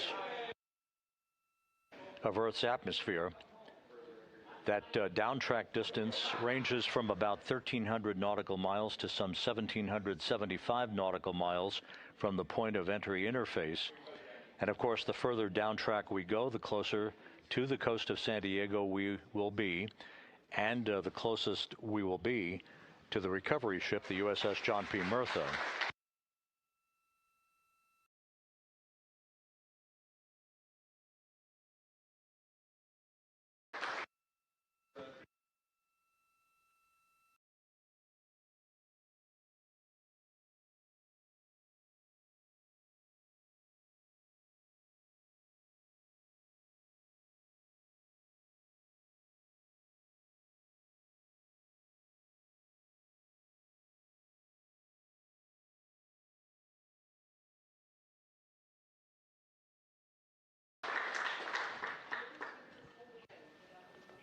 Here in the flight control room, a round of applause.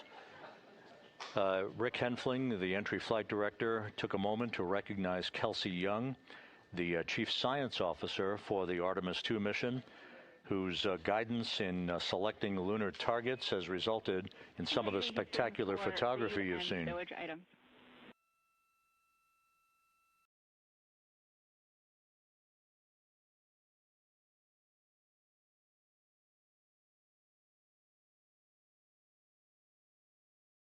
And again, this close-up view of Kelsey Young wrapping up her final shift on console. A couple of follow-ups for you on some of the items you listed. The post-flight analysis packet, you will use that later today to take a sample. The PWD water adapter can remain in the bag. We don't need that. And the 4 water bags you found are the ones that will go into your seat pouches for entry tomorrow.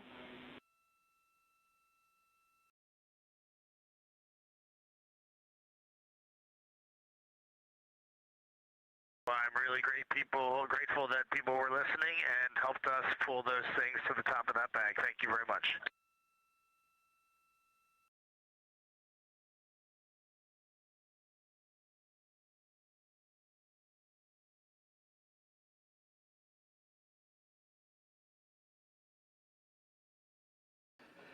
Getting back to our earlier discussion, so if you have a visualization of the Pacific Ocean and a vehicle moving across the Pacific from southwest to northeast, there's a cone that begins at entry interface, the point at which integrity will reach the first traces of Earth's atmosphere at an altitude of 400,000 feet. At that point, the astronauts will feel the first sensation of Earth's gravity since they launched from the Kennedy Space Center back on April 1st. That cone stretches from about 1,300 nautical miles all the way toward the coast of San Diego to a downrange distance from the point of entry interface of 1,775 nautical miles. We want to get to that sweet spot near the coast of San Diego for a bullseye splashdown to put the vehicle, the spacecraft, in close proximity to the USS John P. Murtha. The Murtha will be poised about 3 miles away from the intended splashdown target. Those numbers will be refined as we approach a much closer point towards the entry of integrity tomorrow, but we are committed, of course, through orbital mechanics, to a splashdown in the Pacific tomorrow at 7:07 p.m. Central Time, 5:07 p.m. Pacific Time. If you look back at the translunar injection burn that occurred back on April 2nd, that enabled Integrity's crew to break out of low Earth orbit, following 24 hours of a high elliptical orbit around the Earth, that translunar injection burn also served essentially as a deorbit burn. So instead of orbiting around the Earth in low Earth orbit, and you need a braking maneuver to ease out of low Earth orbit and begin the descent back into the Earth's atmosphere, we're using the laws of Johannes Kepler to fly around the moon on a free return trajectory and then come back to Earth. So to get back to the timeline, the final major maneuver that will fine-tune our path into that corridor is scheduled at 1:53 p.m. Central Time on Friday. That's the RTC-3 burn, the return trajectory correction number 3 burn. NASA Plus coverage that will be SIMO with our 24/7 YouTube coverage that you're enjoying at the moment. Our NASA Plus coverage will begin on Friday at 5:30 p.m. Central Time, 6:30 p.m. Eastern Time. At 6:15 p.m. Central Time on Friday, we'll do a communications handover from the Deep Space Network to the Tracking and Data Relay Satellite System. 18 minutes later, at 6:33 p.m., the first major milestone will be conducted. That will be the pyrotechnic separation between Integrity's crew module and the European service module. In 4 minutes after that, we'll conduct, if it's needed, a so-called raise burn that will tilt the vehicle's aft end up ever so slightly. That's about an 18-second burn using the thrusters on Integrity itself. And that raise burn will fine-tune our corridor trajectory one final time to make sure we're on a true path to splash down where we intend to, as close to the recovery ship as possible. Entry interface is currently scheduled at 6:53 p.m. Central Time. Again, as we've said before, this is the point 400,000 feet above the Earth in which Integrity will be traveling some 34,882 feet per second, with a range to splashdown of some 1,701 nautical miles. Some 20 seconds after entry interface, as fast as we are going, we will encounter a blackout in communications, which is to be expected, about a 6-minute blackout, in which heat around the vehicle will build to some 4,000 to 5,000 degrees Fahrenheit, creating an ionization as the heat is repelled off of Integrity's heat shield, creating a plasma wake around the vehicle. It will be impossible to communicate with the crew or receive data from Integrity for about a 6-minute period. We should be emerging from that blackout just a few seconds before 7 p.m.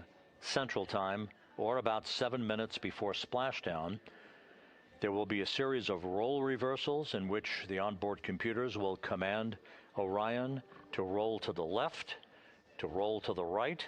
That is designed to bleed off excess energy and reduce speed naturally as the spacecraft begins its descent into the lower regions of the Earth's atmosphere, with the onboard computers targeting that splashdown off the coast of San Diego.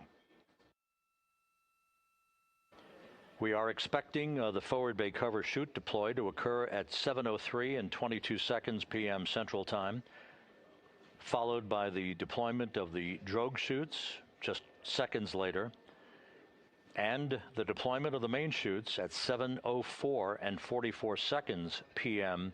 Central Time, which will be about 2.5 minutes before splashdown in the Pacific. We'll continue to update you with those numbers as the day goes along, and of course again tomorrow, but that is a snapshot of the entry profile for Integrity that will bring the Artemis II mission to a conclusion.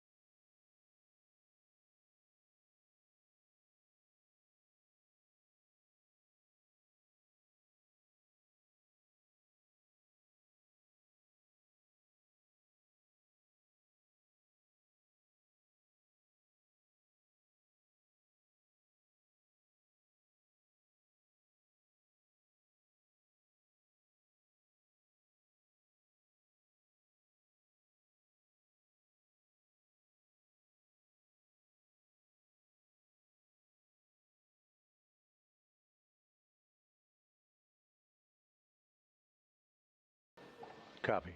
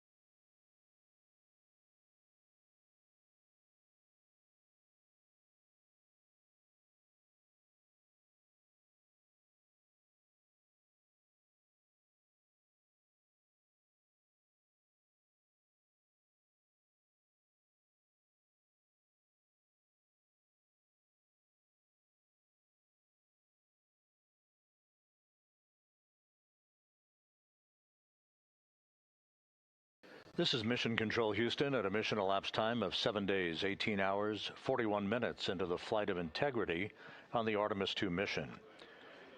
All quiet here in the Mission Control Room, the Artemis Flight Control Room, also known as the White Flight Control Room here at the Johnson Space Center in Houston. Integrity's 4 astronauts, Commander Reed Wiseman, pilot Victor Glover, and mission specialists Christina Cook and Jeremy Hansen, have been awake for the better part of an hour and a half now as they finish their post-sleep period, reviewing their morning mail and all of the procedures that will govern their work on this 9th day of the mission and on the eve of their homecoming back to the Earth that you see in the field of view from one of the solar array wing cameras on Integrity.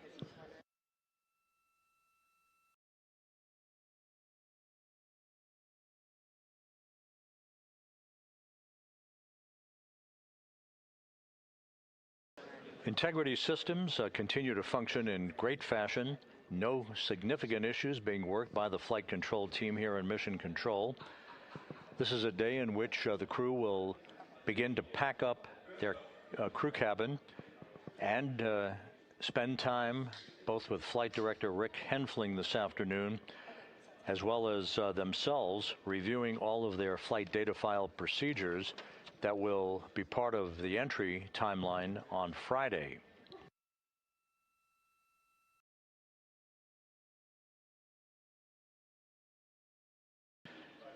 The mission status briefing for today is about 2 hours away at 2:30 p.m. Central Time, 3:30 p.m. Eastern Time, at which point you'll get all of the latest information on preparations for Integrity's homecoming and the completion of this historic lunar flyby mission tomorrow. Out in the Pacific, which is the port of call for Integrity for its splashdown at 7:07 p.m. Central Time Friday night, the USS John P. Murtha, which is the recovery ship, is in position, ready to begin recovery operations on Friday to extract the 4 crew members from Integrity, hoist them into a pair of Navy helicopters, fly them back to the ship, where they'll go into medical bay, for routine post-flight medical exams. That will precede a flight back to shore and ultimately a flight back to the Johnson Space Center in Houston.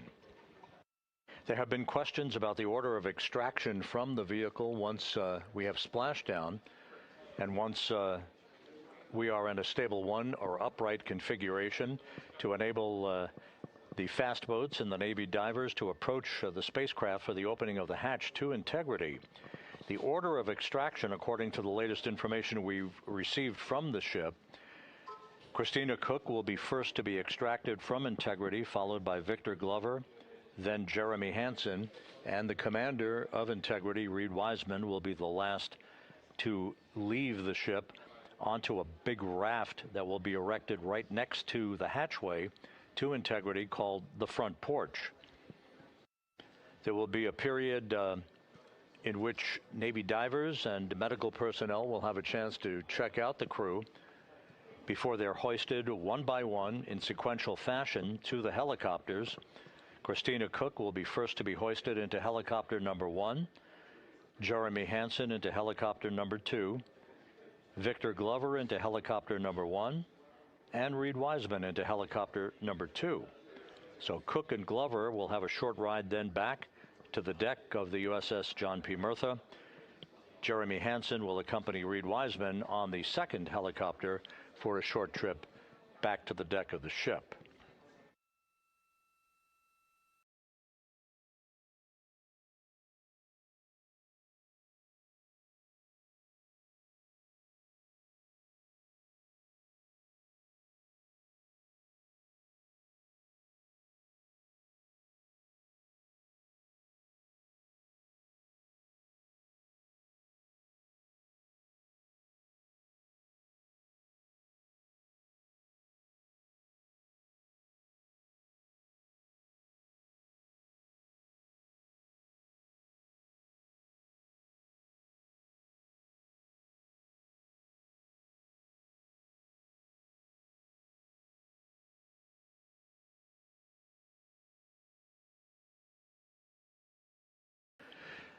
We mentioned it earlier, but with this beautiful view of the Earth growing larger and larger in the field of view, it's worth mentioning again that we are about 6 hours and 44 minutes away from reaching the halfway point between the Earth and the Moon on the journey back to our planet.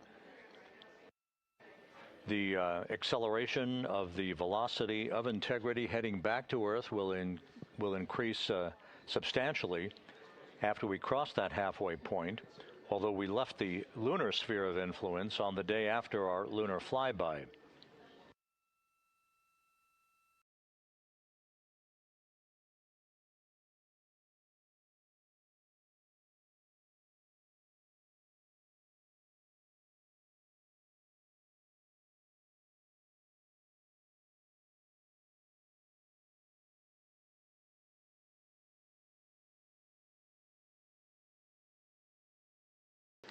The mission management team meeting today reviewed the weather at the splashdown site, which is off the coast of San Diego.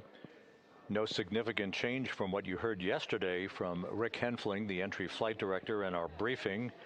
We will be reprising all of that information in the upcoming briefing in 2 hours at 2:30 p.m. Central Time. We're expecting at the splashdown site southwest winds at about 10 knots, wave heights of about 4 feet, actually somewhat less than 4 feet. It should be very gentle conditions. 2.5 hours before sunset is the splashdown time off the coast of California.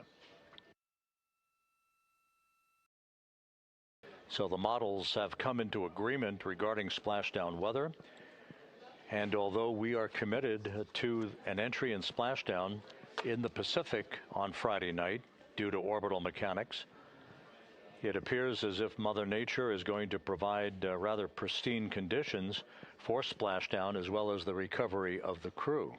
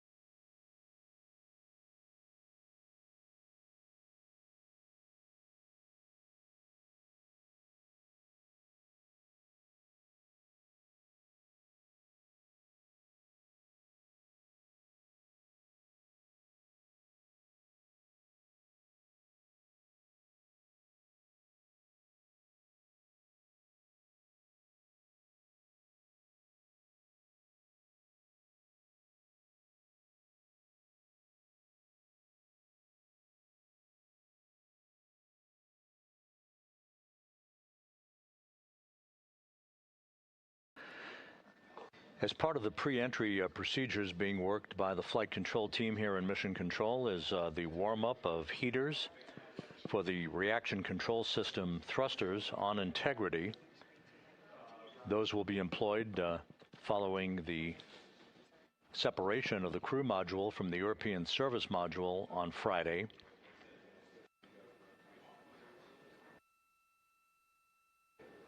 And those thrusters will be used for what is expected to be the crew module raise burn.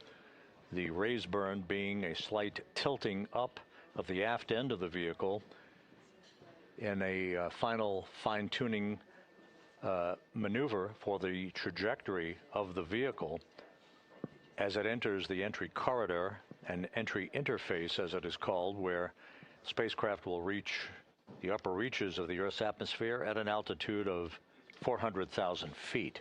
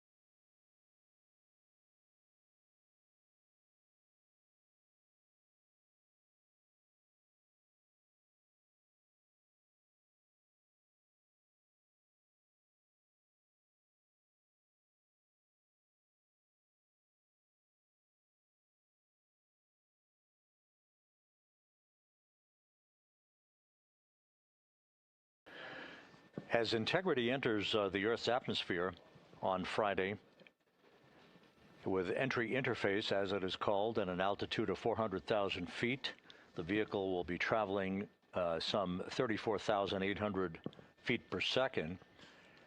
The forecast peak speed is about Mach 32, some 32 times the speed of sound. There has been a lot discussed about the heat shield on Integrity. The trajectory that we are flying to bring Integrity home is different than what was flown during the Artemis 1 mission. At that time, we flew a trajectory known as a skip entry, in which we performed an initial dip into the atmosphere to dissipate some energy or speed. Then we lofted or skipped out of the atmosphere, sort of like a rock being thrown against a lake. Then we dipped a second and final time into the atmosphere before splashing down in the Pacific Ocean.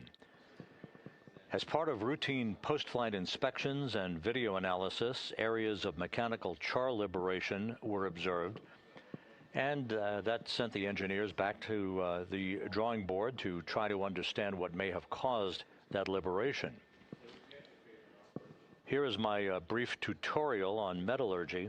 Chemical decomposition of ablative heat shields like the one on Integrity is expected. That mechanical liberation of the char that occurred on Artemis 1 was somewhat unexpected. Chemical decomposition occurs as heat shield material heats up and decomposes. That's a process called pyrolysis, which generates gases during entry. The generation rate of the gas is a function of the temperature of the heat shield material, which is known as avcode. As the gases are being generated, a layer of char is forming on the surface of the heat shield. That char is porous. Now, what you want to have happen is for the gases to escape through the pores in the char layer faster than the new gas is generated. On Artemis 1, we found through post-flight analysis that the temperature profile experienced by the heat shield was such that that was not happening on areas of the heat shield with less porous areas of avcode. That resulted in a pressure buildup under the surface of the char layer. When that pressure gets high enough, some portions of the char layer could liberate from the heat shield and did in the example of Artemis 1. So, as a result, NASA gathered experts from across the agency and private industry, including establishing an independent review team to investigate that issue. All parties agreed with the conclusion that we are flying on Artemis 2 tomorrow, a shorter entry trajectory which will avoid a temperature profile conducive to high rates of gas generation as the avcode chemically decomposes. Now, you'll want some repelling of the heat, obviously. That's what the function of the heat shield is to repel heat. For Artemis 3 and beyond, the agency has redesigned the manufacturing process for making the avcode blocks such that we will have material that starts out more porous and will allow more efficient gas dissipation as the char layer forms. That's a critical feature for long skip entry trajectories returning from the south pole of the moon. The bottom line is that it was proven that the heat shield would have supported a safe entry of astronauts on Artemis 1 had they been aboard, and we are expecting no significant issues during the high-speed entry and heat buildup around the heat shield on Artemis 2 and the Integrity spacecraft tomorrow.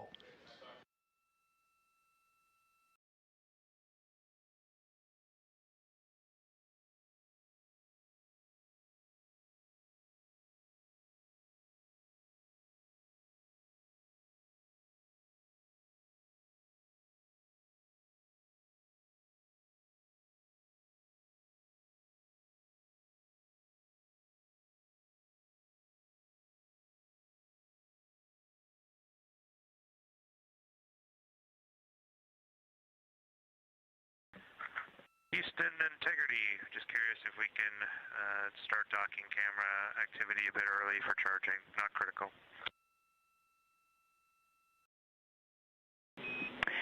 Good morning, Jeremy. You are go for dock cam.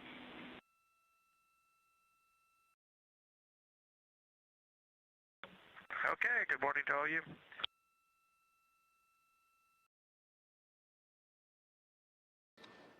And Canadian Space Agency mission specialist Jeremy Hansen aboard Integrity talking to spacecraft communicator Jackie Mahaffey here on the ground about the start of the crew beginning camera configuration activities, setting up all of the cameras that they will use inside the vehicle during the next 24 hours or so leading up to their return to Earth and their splashdown.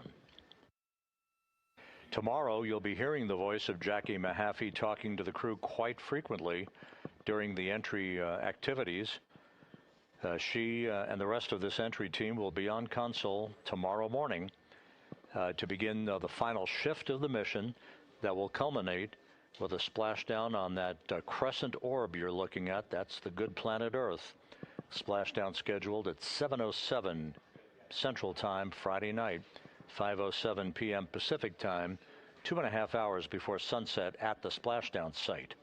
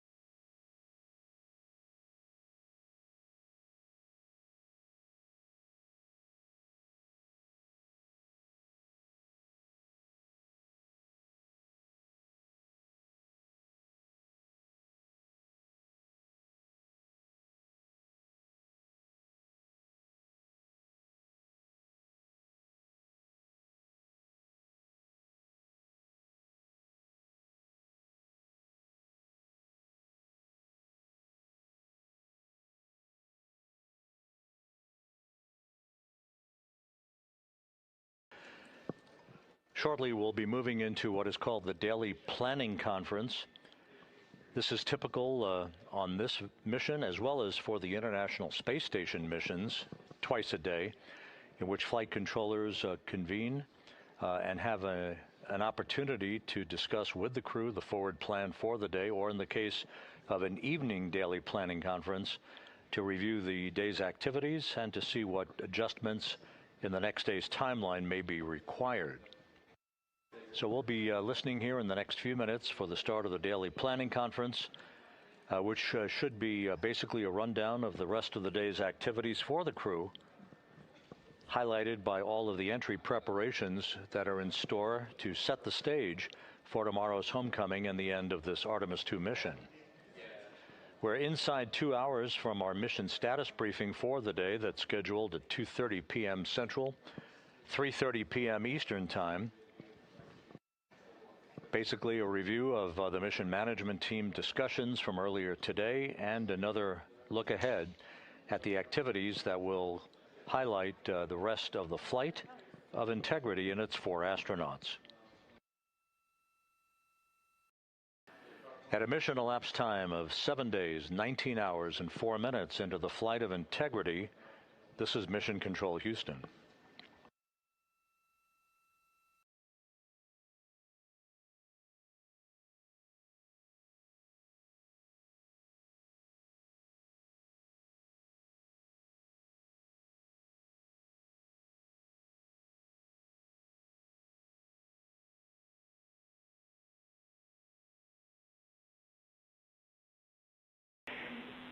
Integrity Houston for help with some prop void parameters at your convenience.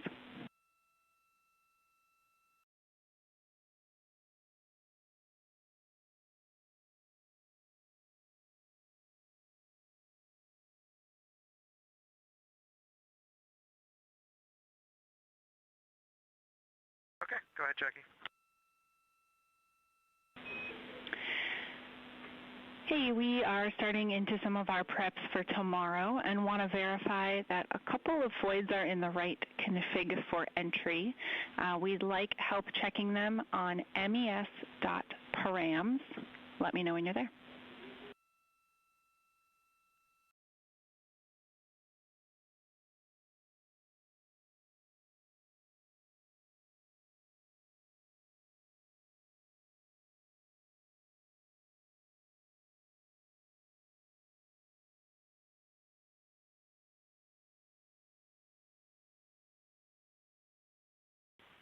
Okay, Jackie, I'm at mes.params. We've got two voids we'd like you to check. The numbers are 34600 and 34601. You'll enter those one at a time via tab stop 1 and then select Load Void Parameters.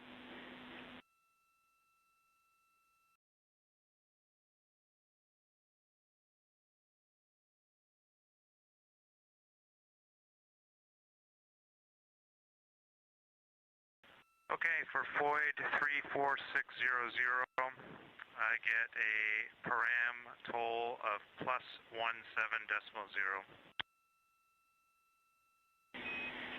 And the mode is respond.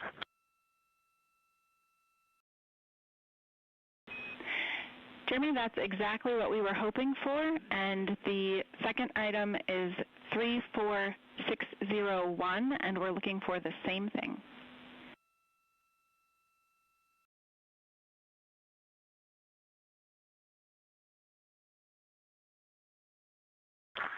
Okay, for void 34601, it's in respond, and it has the same value of +17.0.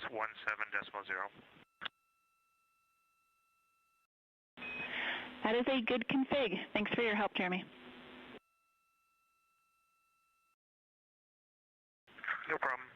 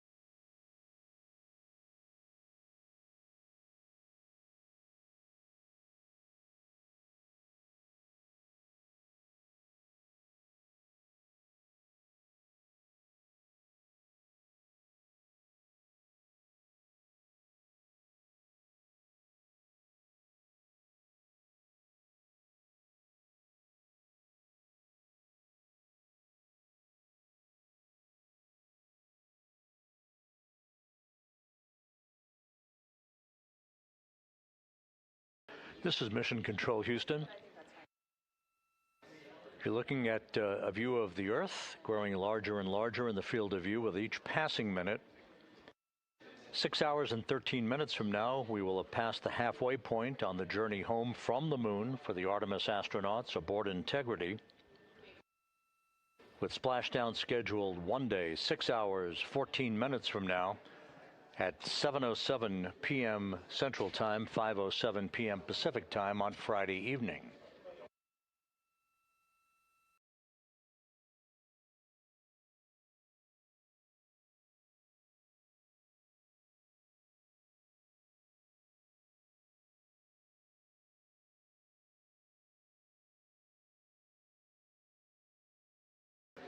We're just a few minutes away from the daily planning conference between the flight control team here in Mission Control and the crew aboard Integrity, Commander Reed Wiseman, pilot Victor Glover, and mission specialists Christina Cook and Jeremy Hansen.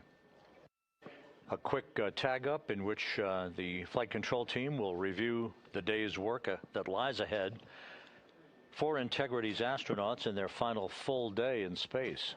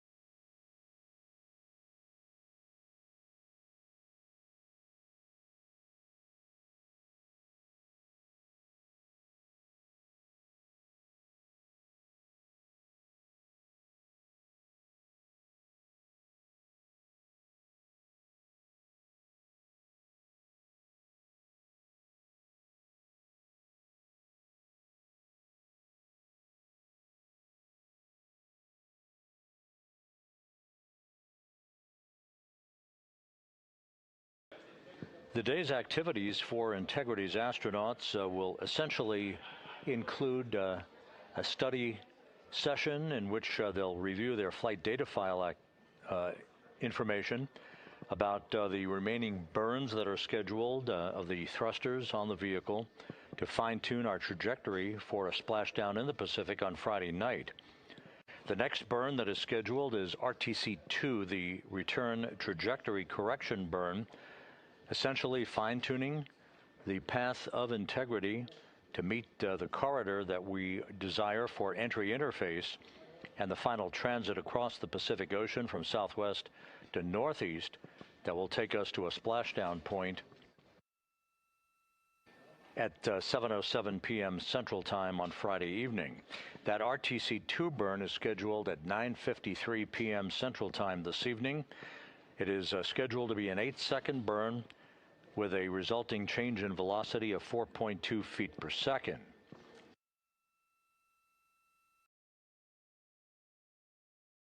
On Friday afternoon, there'll be a critical burn called the RTC-3 burn. That is the final major maneuver of this mission.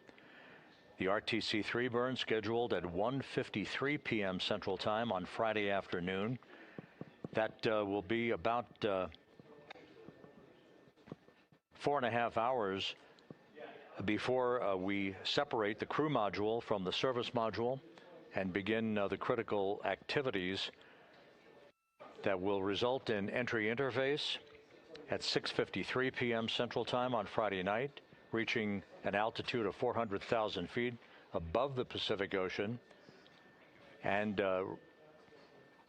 will be the true test of integrity as it barrels through the atmosphere, with its peak speed expected to be about Mach 32.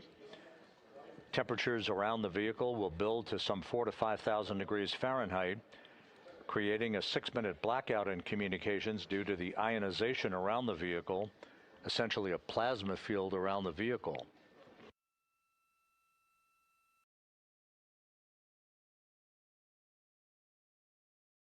Once we emerge from the blackout, a series of chutes will be deployed, the key final chute deployment being the main chute deploy at 7:04 p.m. Central Time, and splashdown again scheduled at 7:07 p.m. Central Time, 2.5 hours before sunset at the splashdown site, which will be 5:07 p.m. Pacific Time.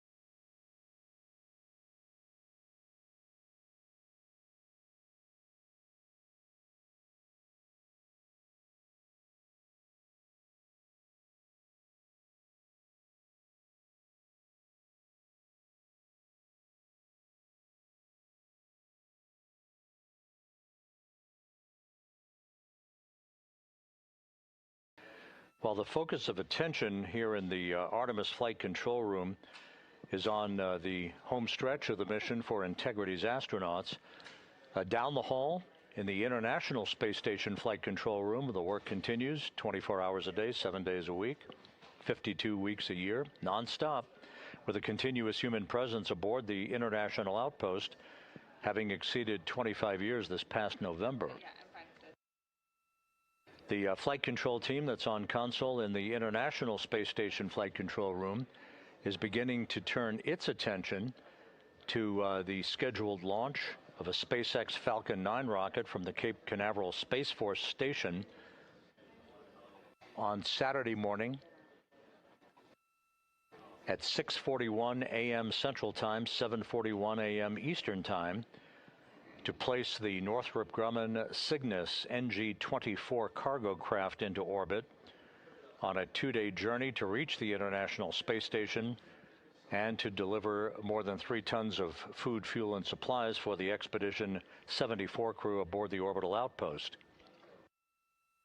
The launch of the christened SS Steve Nagel Cygnus cargo ship will result in a capture, a robotic capture, with NASA astronauts Jack Hathaway and Chris Williams at the controls of the Canadarm2 robotic arm. That robotic capture on Monday morning is scheduled at 11:50 a.m. Central Time, 12:50 p.m. Eastern Time. NASA Plus will provide coverage of the Falcon 9 launch of the Cygnus spacecraft for Northrop Grumman and the resulting capture of Cygnus and its installation that will occur several hours later. The installation will be covered in a blog, but we will cover the rendezvous and capture in its terminal phase on Monday morning. Again, launch scheduled on Saturday from the Cape Canaveral Space Force Station at 6:41 a.m. Central Time, 7:41 a.m. Eastern Time.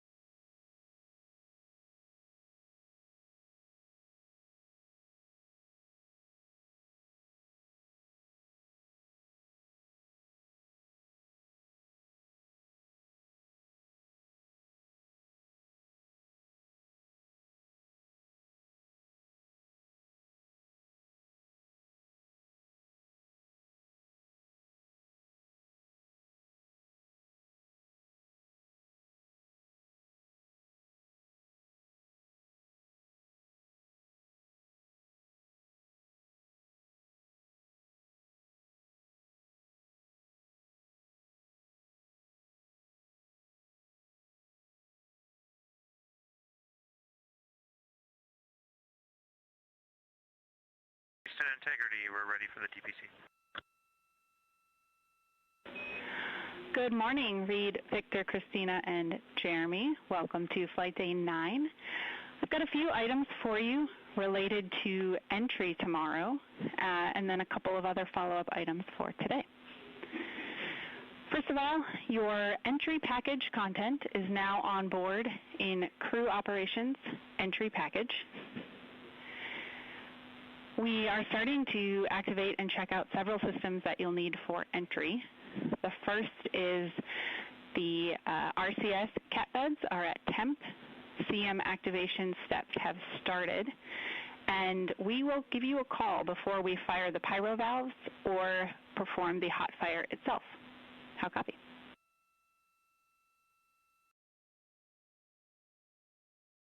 Okay, we copy all that, and we appreciate the heads up on the activation and the hot fire. Yeah, we figured that may be of interest to you. Related to the prop systems, yesterday Reed reported some toggling signatures on the SM prop helium crossover valves, and we did confirm that is due to noise on those sensors, which are based on voltage. We do not have any concerns for those, and we are expecting you may see something similar on the CMRCS during activation today.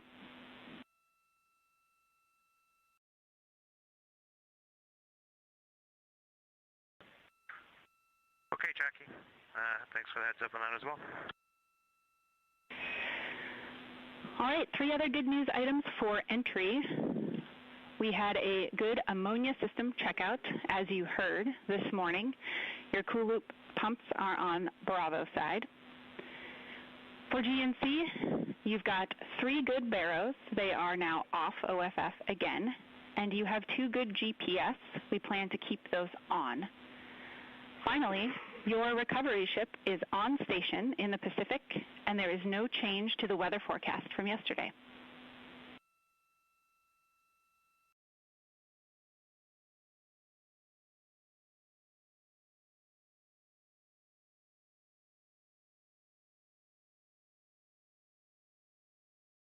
Okay, Jackie, we copied all that. Sounds like you're really getting us ready for reentry tomorrow. Also want to let you know that we happen to have a time lapse going out of window, I guess it was window 2 this morning, and we captured some of the ammonia venting, just for interest, if folks want to look for those photos later. We copy. We'll take a look. On the system side for today, we've got a couple of items. First of all, right now we're having some trouble transferring files with PCD3. We'd like a reboot of PCD3 when convenient. Second of all, I have a stowage delta for your stowage prep this morning when someone is ready to copy.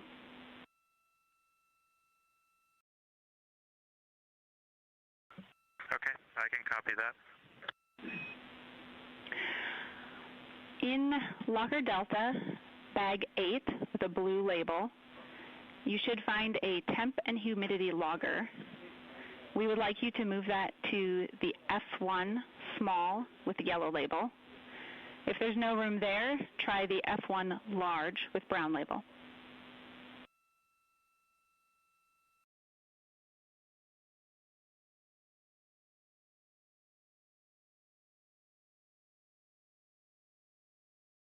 Okay, we copy that. We'd seen that earlier, and it's tiny. We'll be able to fit it where you want it. Sounds great. We also had one other stowage question for you. We are wondering if you all happened to find any small items of joy in Alpha 2 or F4 small bag.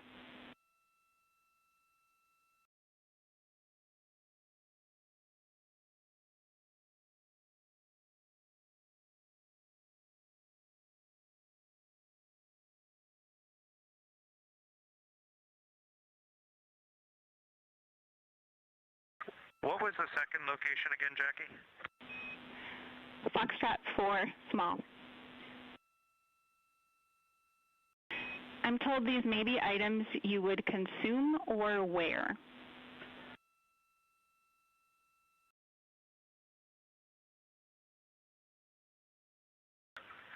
Yeah, we were really pleasantly surprised to find some pretty cool socks. So that we found.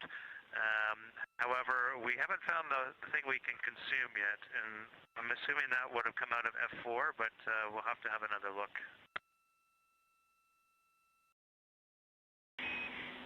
We think that is in Alpha 2, unless Reed has drank all of them.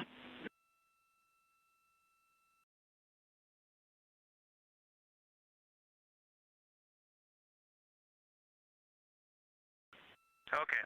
All right. Well, you piqued our interest. We'll get after it. All right. Final item, we'll take an Avatar Lights report when you have it, and any other questions or items for us.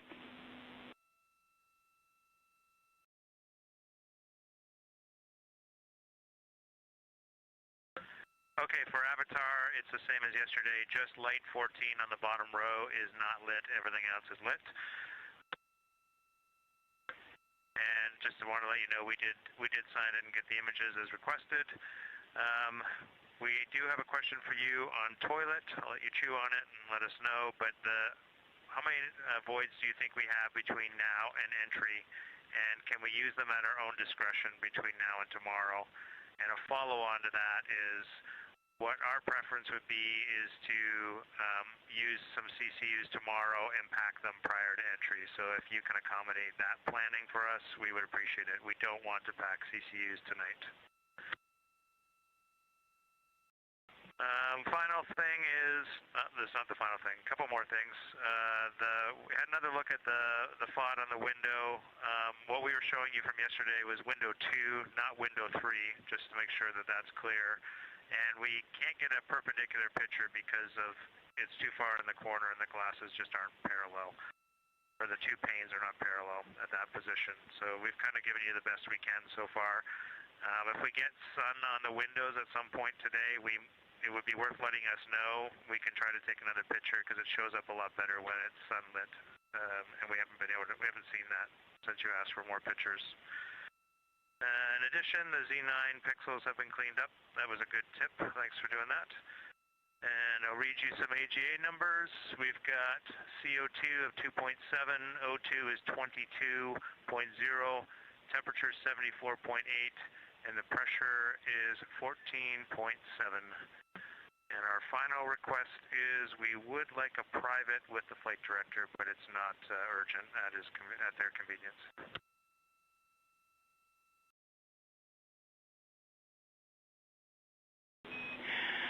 Okay, Jeremy, we copy all.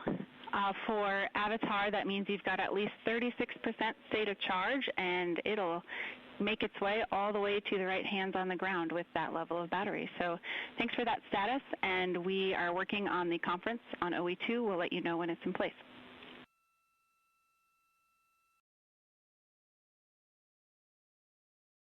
Okay, wonderful. Thanks for the Orbit 1 team picture. That's so great to see, and we're still waiting on Orbit 2, so we'll want to see that tomorrow before we come back. And we're glad that Avatar is keeping our cells alive. We've been working hard to keep the cells in our bodies alive, and that little box is doing the same, so that's great stuff. All right, we'll get after it. Lots to do today.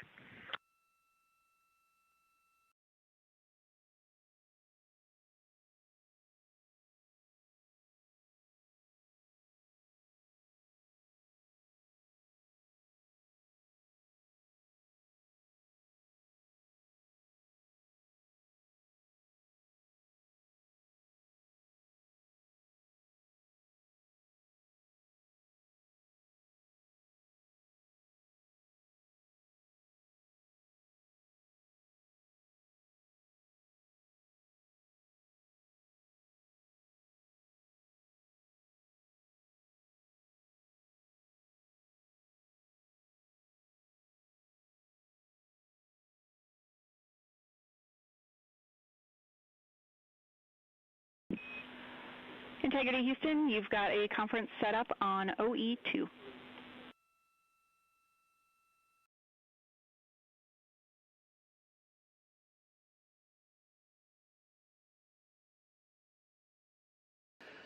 This is Mission Control Houston.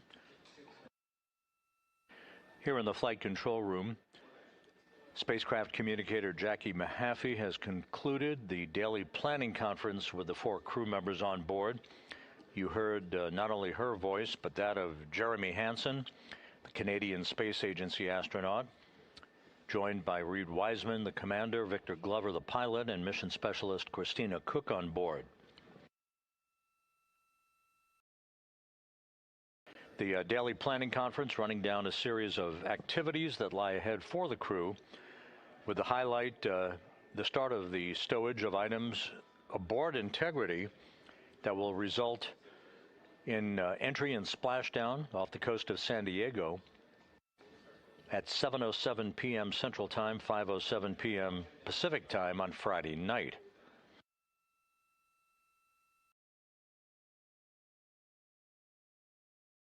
Some of the highlights of that discussion included a reaffirmation by Mahaffey that the recovery ship for the crew, the USS John P. Murtha, is on station. It is expected to be about 5 miles away from the splashdown point that will help to expedite the recovery of the crew, its extraction, the hoisting of the crew into a pair of Navy helicopters, and the return helo trip back to the deck of the Murtha, where they will go into medical bay, which is expected, routine procedures that we have trained and planned for. They'll receive routine medical exams before departing the ship at some point to return to shore and then ultimately back to the Johnson Space Center in Houston.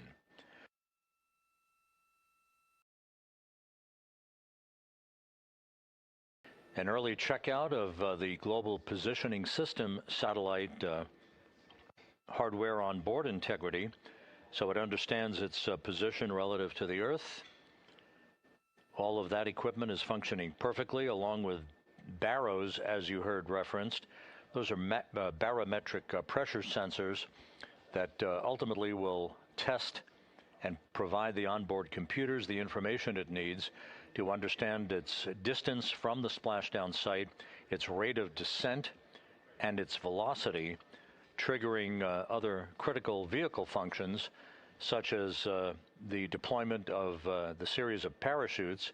First, the chutes that will pull the forward bay cover off the top of the vehicle, then drogue chutes, and following that, the main chutes, the 3 main parachutes that will slow Integrity from an initial velocity of some 32 times the speed of sound at the point of entry interface to just 19 miles an hour at splashdown. That whole process over a 14-minute period from the time that the vehicle and the astronauts reach the first traces of Earth's atmosphere to the point of splashdown is just 14 minutes in duration. The weather forecast at the splashdown site is go. Winds are expected to be around 10 knots, wave heights less than 4 feet, and the periodics for the waves rising and falling at about 17 seconds.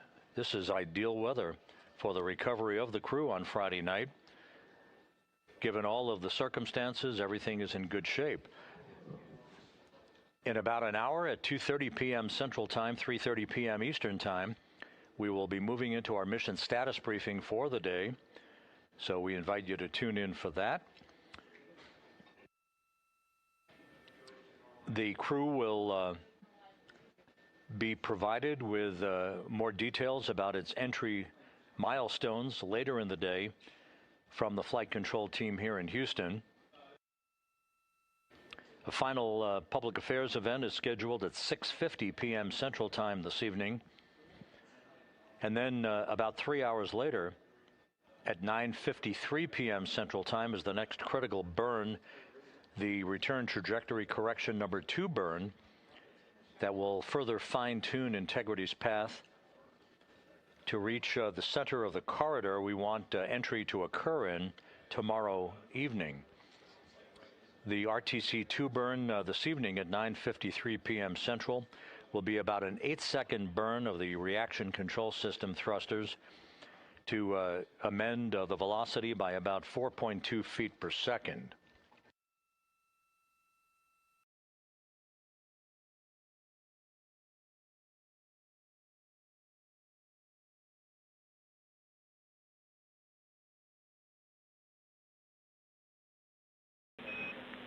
Integrity Houston for a crew eye on a prop display.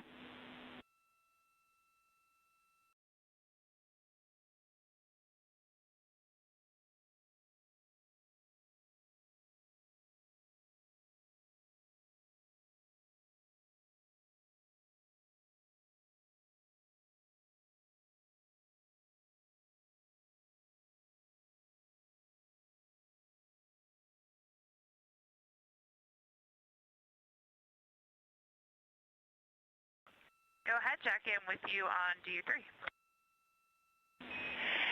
Hey, Christina, we're going to start working with the CMRCS, and in particular, we're about to arm the pyro valves, and we're interested in if you all see the same toggling signature that you saw with the service module propulsion system. So if you could pull up CMRCS and keep an eye on that display, we will then arm the pyros.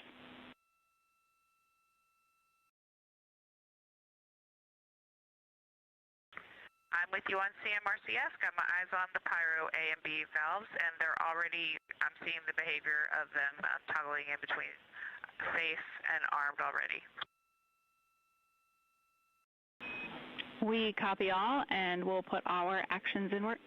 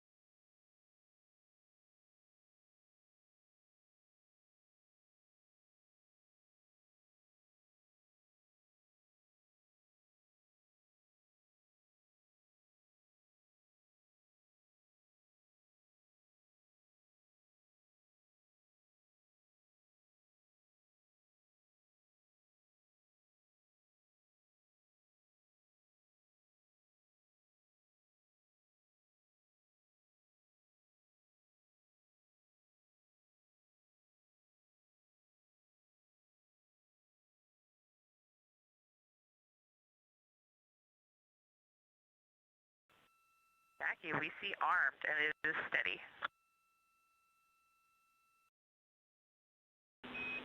Houston copies. Thanks.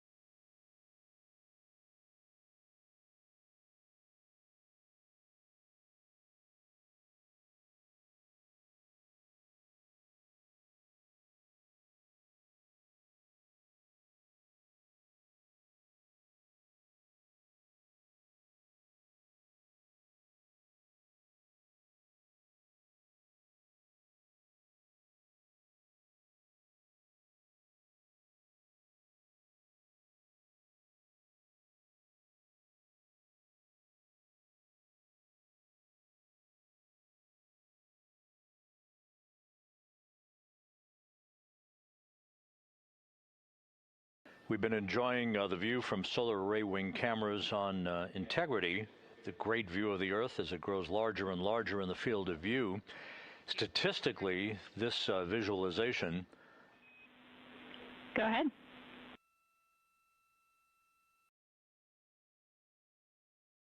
Hey, Jackie, is that the only commanding you were going to do at this time, and you'll call us back in when you actually activate?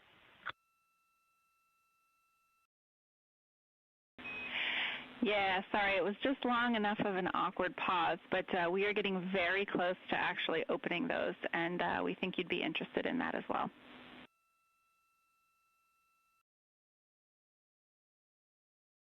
Absolutely. And quick note to let you know, we found our little present. We are very excited, and we are having happy coffee shop time up here right now.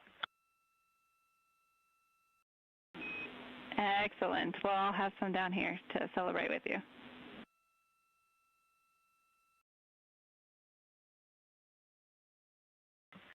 Cheers to that. Christina Cook acknowledging what was referred to in the daily planning conference as a present stowed away in one of the lockers on Integrity. Obviously, some special coffee that the crew is enjoying. Now, back to this visualization. This is a three-dimensional view driven by real-time telemetry. Integrity Houston, Christina, we are about to send the string 2 pyro valve, and we definitely want to know what you see and hear.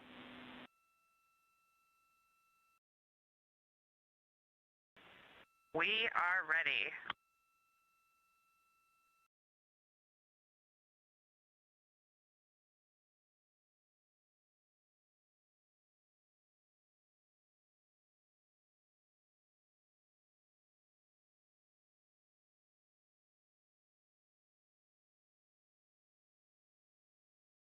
Once again, that visualization that you saw a moment ago showing the distance from the Earth and the distance from the moon.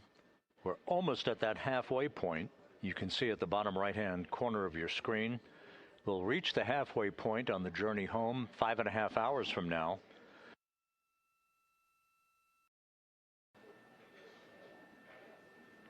In the meantime, we're doing a quick test of pressurization in the prop system, gathering data on this test flight of Orion, the flyby of the moon, having been accomplished. Jackie, let me know when it's a good time to give you our commentary.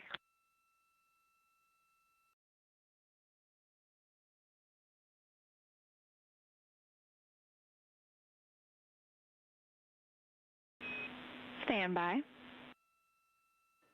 Cook is ready to provide a characterization of what she's hearing as the pyro valves are open for the pressurization system.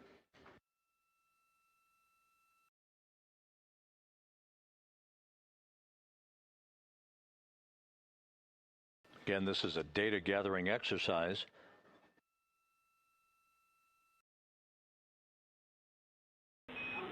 Christina, we're ready for your words.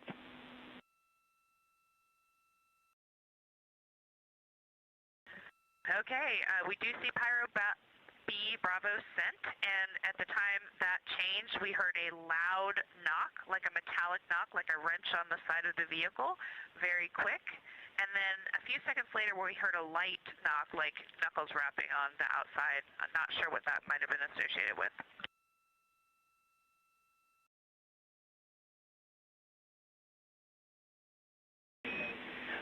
We copy. Wrench, then knuckles.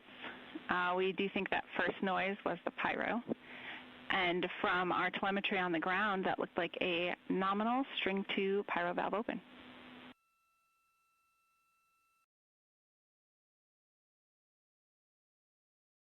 And we see the same.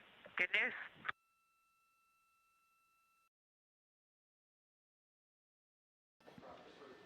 And Christina Cook characterizing for the flight control team here what she heard during the opening of the pyro valves for the propellant pressurization system. And Christina, it'll be a good 5 to 10 minutes before we're ready for string 1, so we'll give you a call back.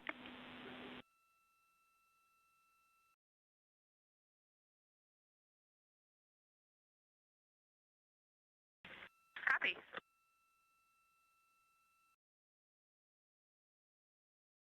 The system is working fine. This noise characterization test is a data gathering exercise, part of this flight test of the Orion vehicle, gathering data for future missions in which all of the various systems will be exercised for longer periods of time during those respective flights that are in the future.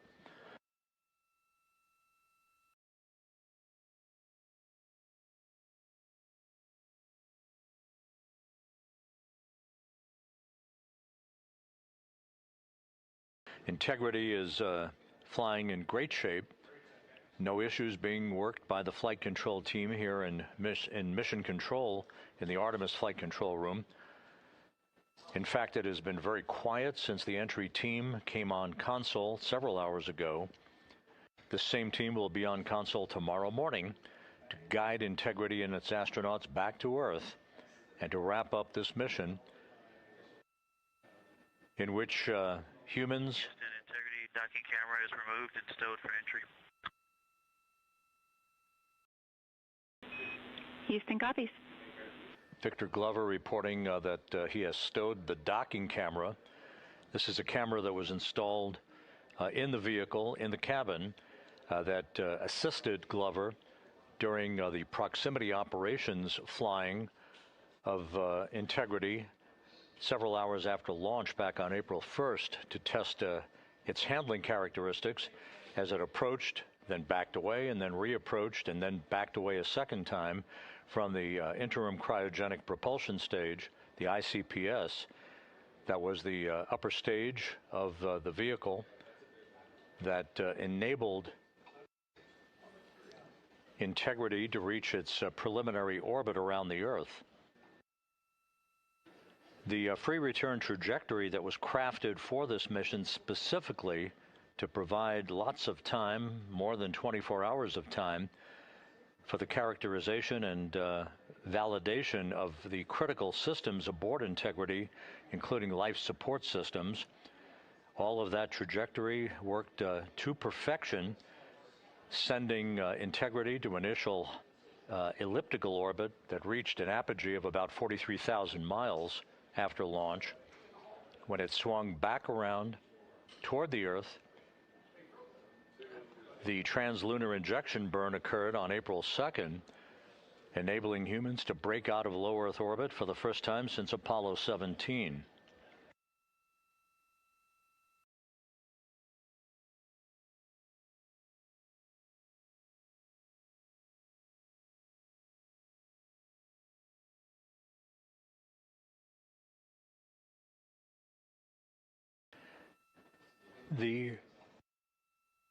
The translunar injection burn also served the dual purpose of being, in essence, a deorbit burn. Whereas we think of a normal deorbit burn for an Earth orbiting vehicle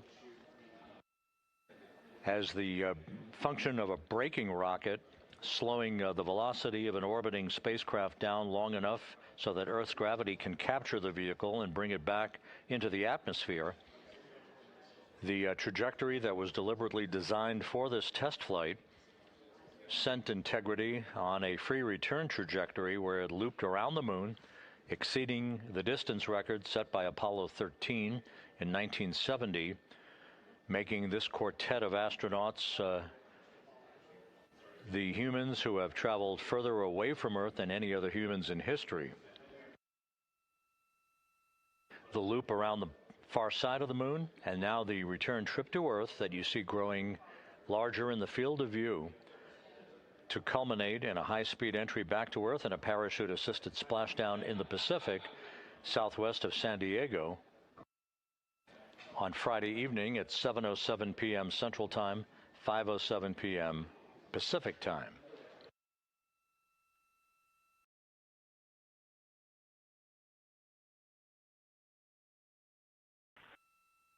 Houston, Integrity for 2 questions, 1 stowage, 1 PCD.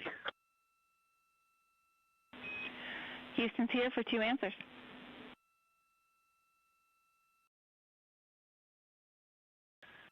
First is just a request from the individual visually, but if there's a chance for a quick email sync between now and lunch, that'd be awesome, just to get a couple things in our outbox out to families.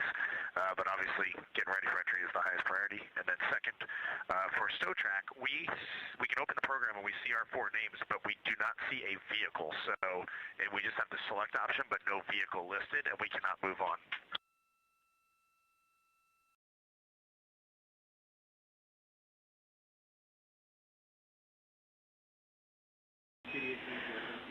Reed, we copy both. Stand by for answers.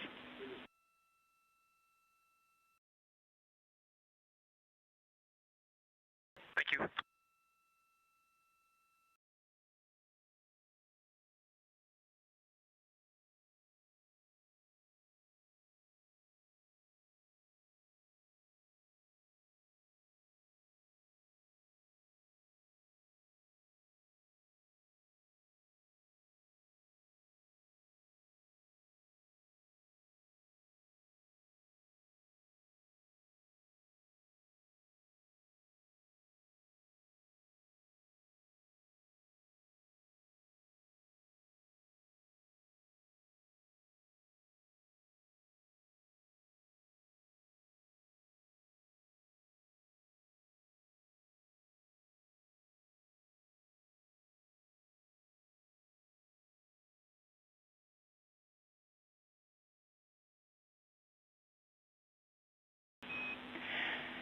Integrity Houston, Reed, back with you. First of all, for StowTrack, we copied your issue. That is unfortunate, and we don't have any great troubleshooting options, but we can offer you a backup.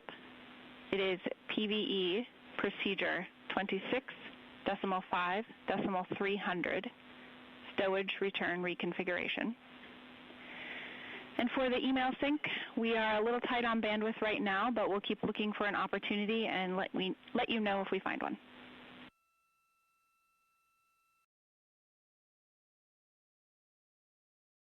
Okay, sounds great. Thank you.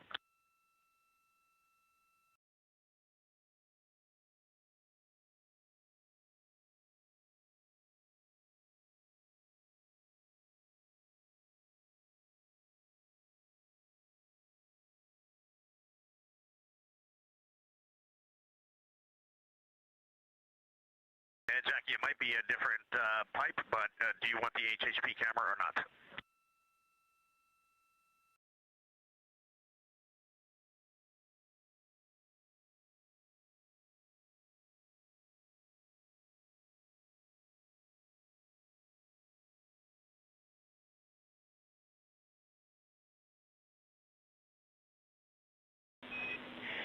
Reed, thanks for checking on the HHP cam. Right now we're doing a little bandwidth trading, including between the email and the camera. Let's leave the camera off for the moment.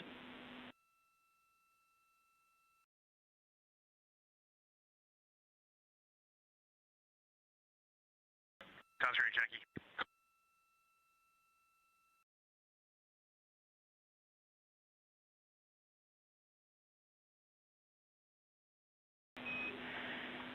And Integrity Houston, when you are ready, we are ready to fire the string 1 prop ISO valve.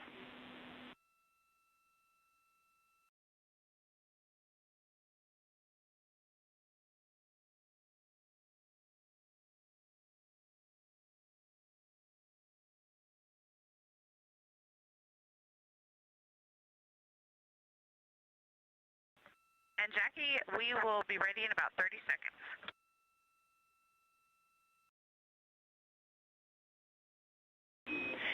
Copy, we'll count to 30 and give it a shot.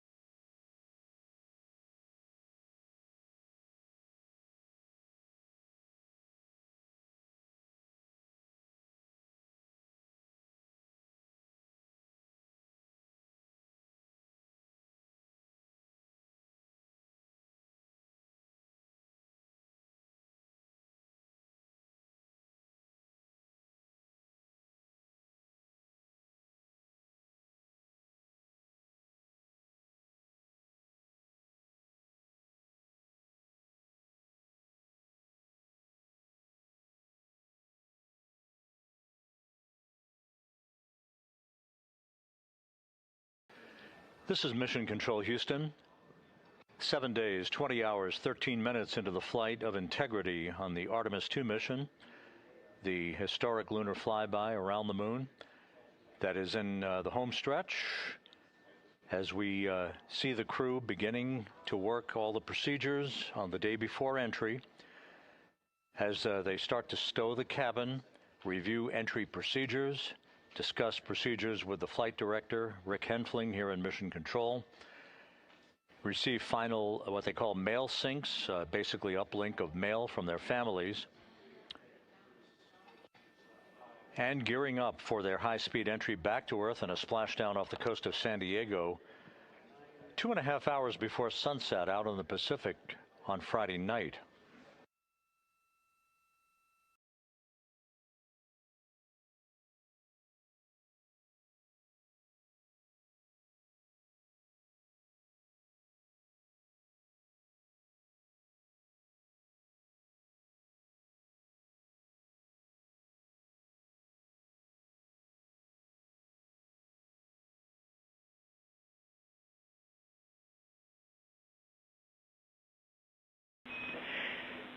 Integrity Houston for CM Prop. We had a good string 1 activation, and we'd like any feedback from you.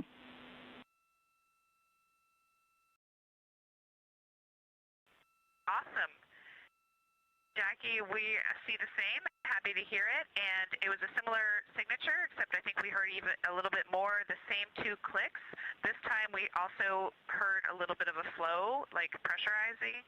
And we associated the second knock with the reg probably closing. It was right when we got to pressure.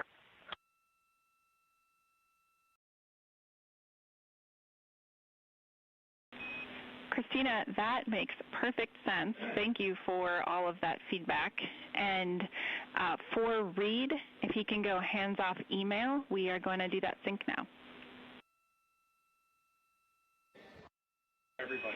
And I think everyone wanted that, so if everyone's hands-off email, we'll do the sync for everyone.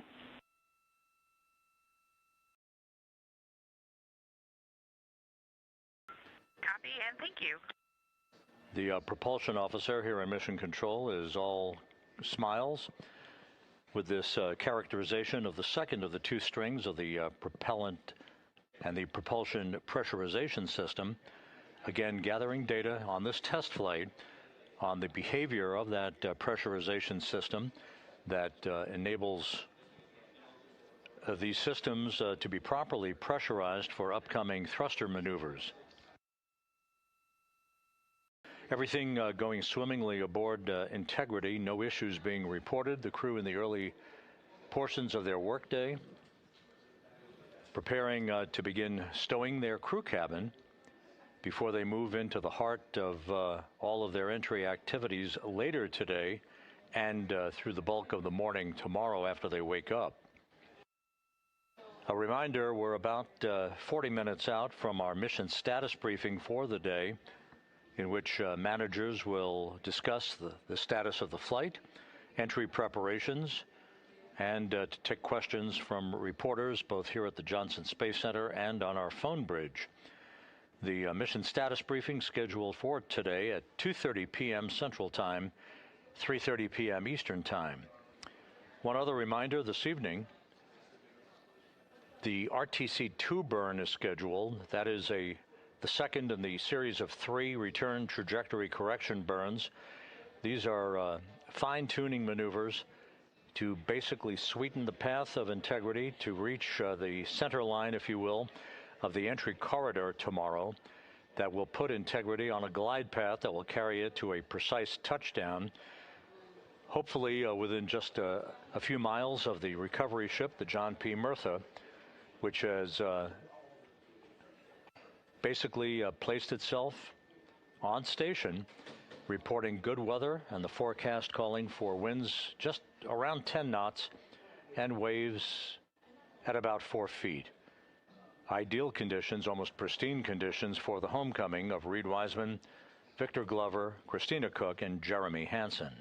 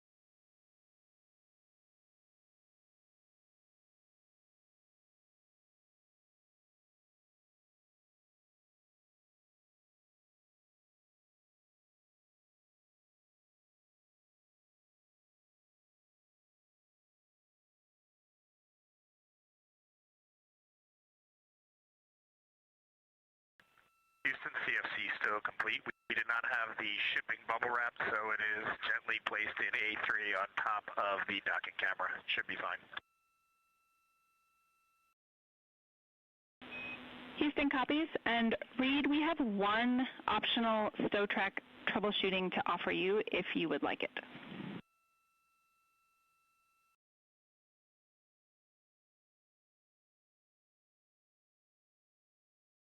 We'll go one more time. All right, it's going to involve typing a few more letters after the URL in the browser. Let me know when you're ready.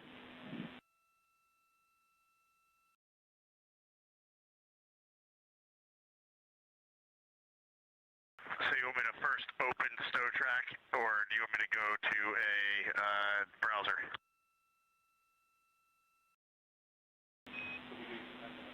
You can open stow track and then go as if to edit the URL at the top of that browser. And these words I'll give you are at the end of the last backslash.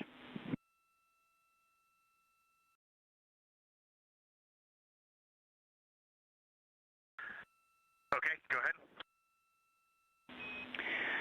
All right, after that backslash, you will type reload data dot Alpha Sierra Papa X-ray.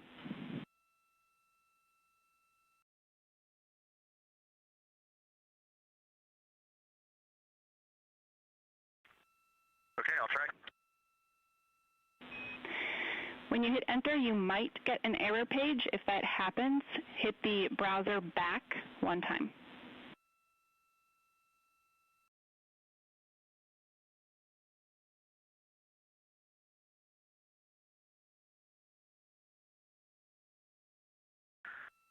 I did get the error, hit the browser back, and I do not have a vehicle.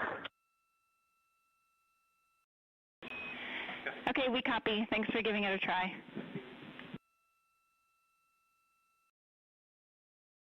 And just to be 100% clear, they are not backslashes. It's a localhost forward slashes.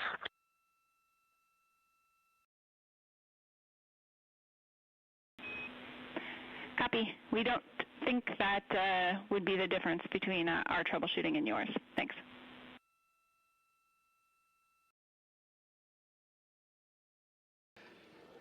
Spacecraft communicator Jackie Mahaffey in that exchange with Commander Reed Wiseman trying to troubleshoot the opening of a browser in which the crew keeps track of items that are being stowed for entry.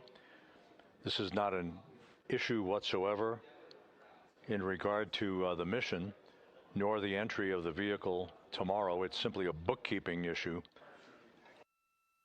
So we press ahead with the Earth in the field of view from a solar array wing camera, just over 5 hours away from reaching the halfway point on the return trip from the moon that will result in splashdown 1 day, 5 hours, 8 minutes, and 47 seconds from now. Before we get too close to our mission status briefing coming up at the bottom of the hour at 2:30 p.m. Central, 3:30 p.m. Eastern, we can review some of the entry day highlights for you. On Friday, the crew will be awakened at 10:35 a.m. Central Time. All the times I'm about to give you are Central Time. The crew will be awakened at 10:35 a.m. A couple of hours later, just before 1 p.m. Central Time, they'll begin configuring the cabin for entry. One final major burn, that's the RTC-3 burn, the return trajectory correction number 3 burn, is scheduled at 1:53 p.m. Central Time. That is a final fine-tuning maneuver to further precisely point integrity in the right direction down the entry corridor for its splashdown. It also will prime the vehicle in advance of what I'm going to tell you in a minute is the crew module raise burn, which is an orientation maneuver, but we'll get to that in just a second. The RTC-3 burn is scheduled on Friday at 1:53 p.m. Central Time. The crew will begin to move into its entry checklist at 4:05 p.m. Central Time. This is where the heart of the matter begins. Our NASA Plus coverage that will be SIMO to our continuing 24/7 YouTube coverage. Our NASA Plus coverage for an even wider audience than we have been broadcasting for over the past few days. That begins at 5:30 p.m. Central Time, 6:30 p.m. Eastern Time. The next milestone will be the communications handover between the Deep Space Network and the Tracking and Data Relay Satellite System at 6:15 p.m. Central Time, 7:15 p.m. Eastern. 18 minutes later at 6:33 p.m., the command will be given to separate Integrity from the European Service Module that has served this mission so well to this point. And Integrity will be flying on its own. 4 minutes later, at 6:37 p.m. Central Time, we're expecting a raise burn, as it is called. This is a slight adjustment in the angle of attack of Integrity, essentially lifting the aft end of the vehicle up, nudging it up in an 18-second maneuver that will further fine-tune its trajectory back into the Earth's atmosphere. This angle of attack is important because this will set the stage for how much heating on the heat shield is induced as we barrel through the Earth's atmosphere. That whole process of entry interface, plowing into the Earth's atmosphere, will begin at 6:53 and 30 seconds p.m. Central Time at an altitude of 400,000 feet, traveling 34,882 feet per second.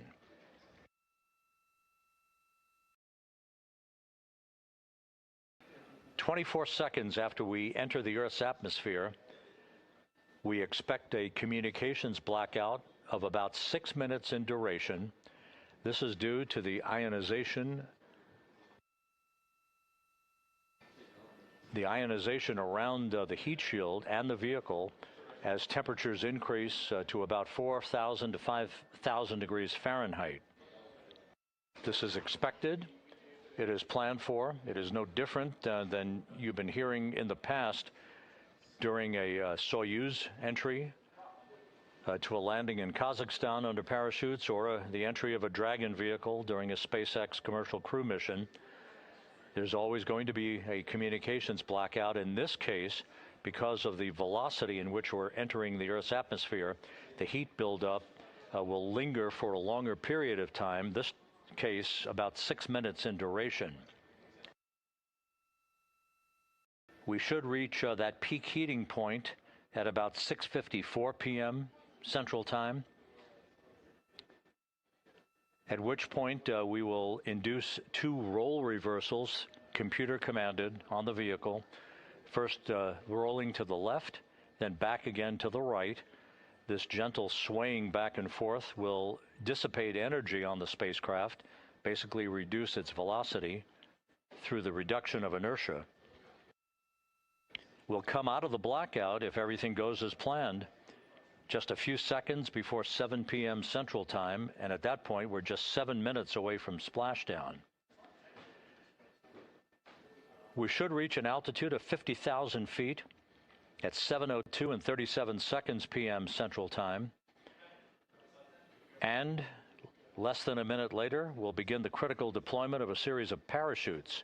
First, the forward bay cover chutes will pull the top cover, if you will, or the forward bay cover of Integrity away from the rest of the vehicle.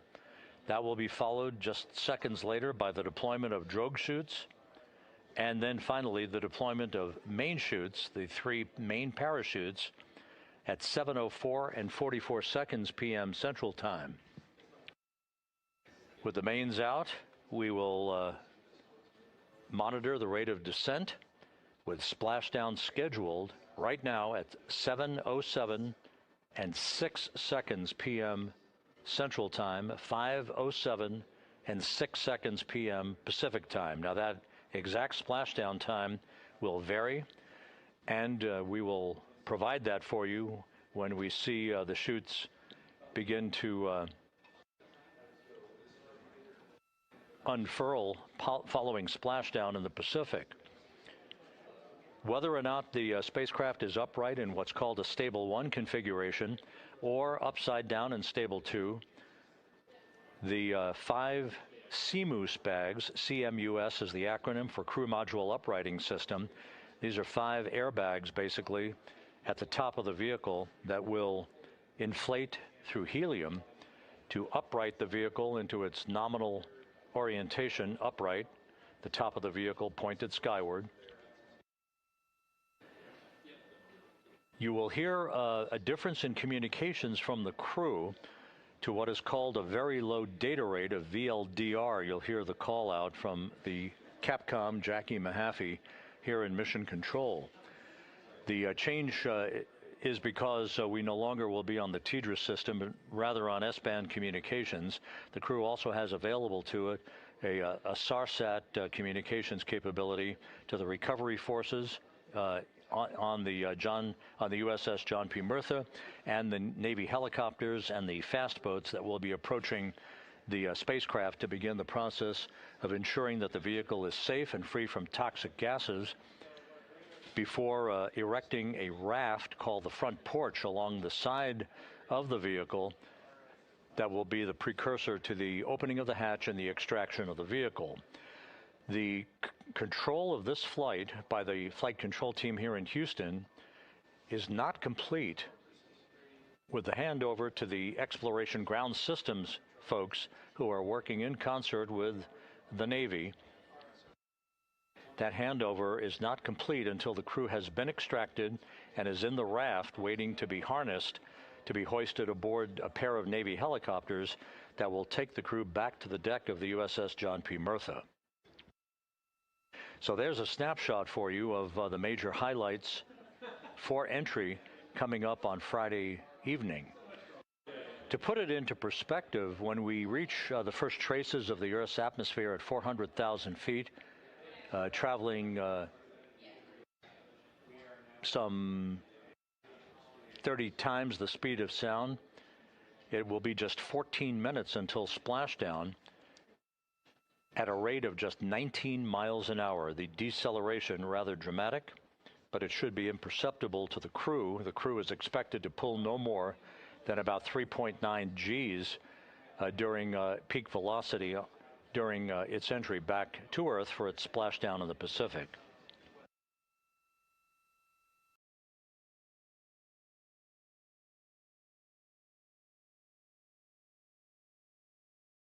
And just a reminder, our mission status briefing coming up at the bottom of the hour at 2:30 p.m. Central, 3:30 p.m. Eastern Time.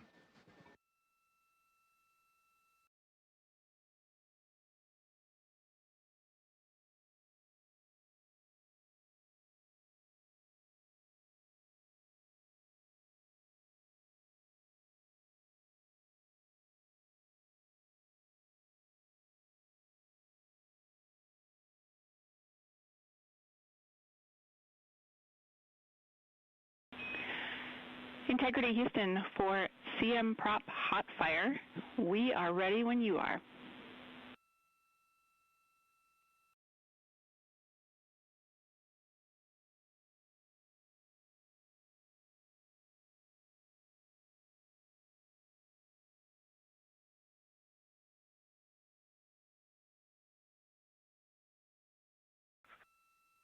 Houston, we are at the, well, I am at the displays and we are ready for CM Hot Fire. Houston copies. Going in work.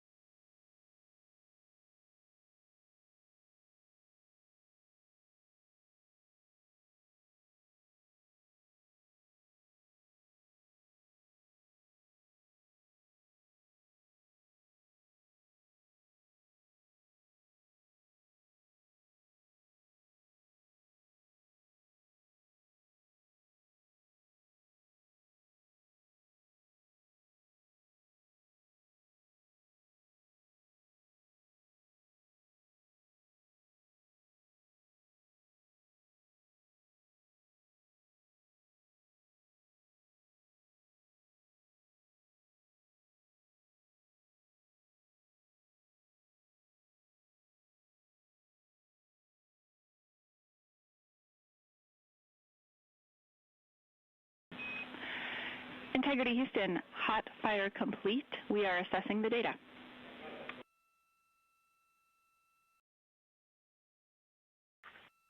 Sounds great. And just per the training, we still see the temps coming up, and everything looks extremely clean on board.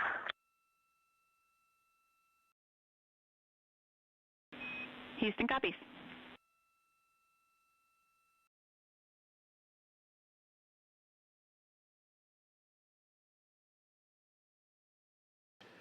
This is Mission Control Houston, another check mark heading toward entry on the list of things to be accomplished, that being a quick hot fire of the crew module thrusters. This designed just to ensure that the thrusters are in ship-shape form prior to the point at which they will be used for the remainder of the mission.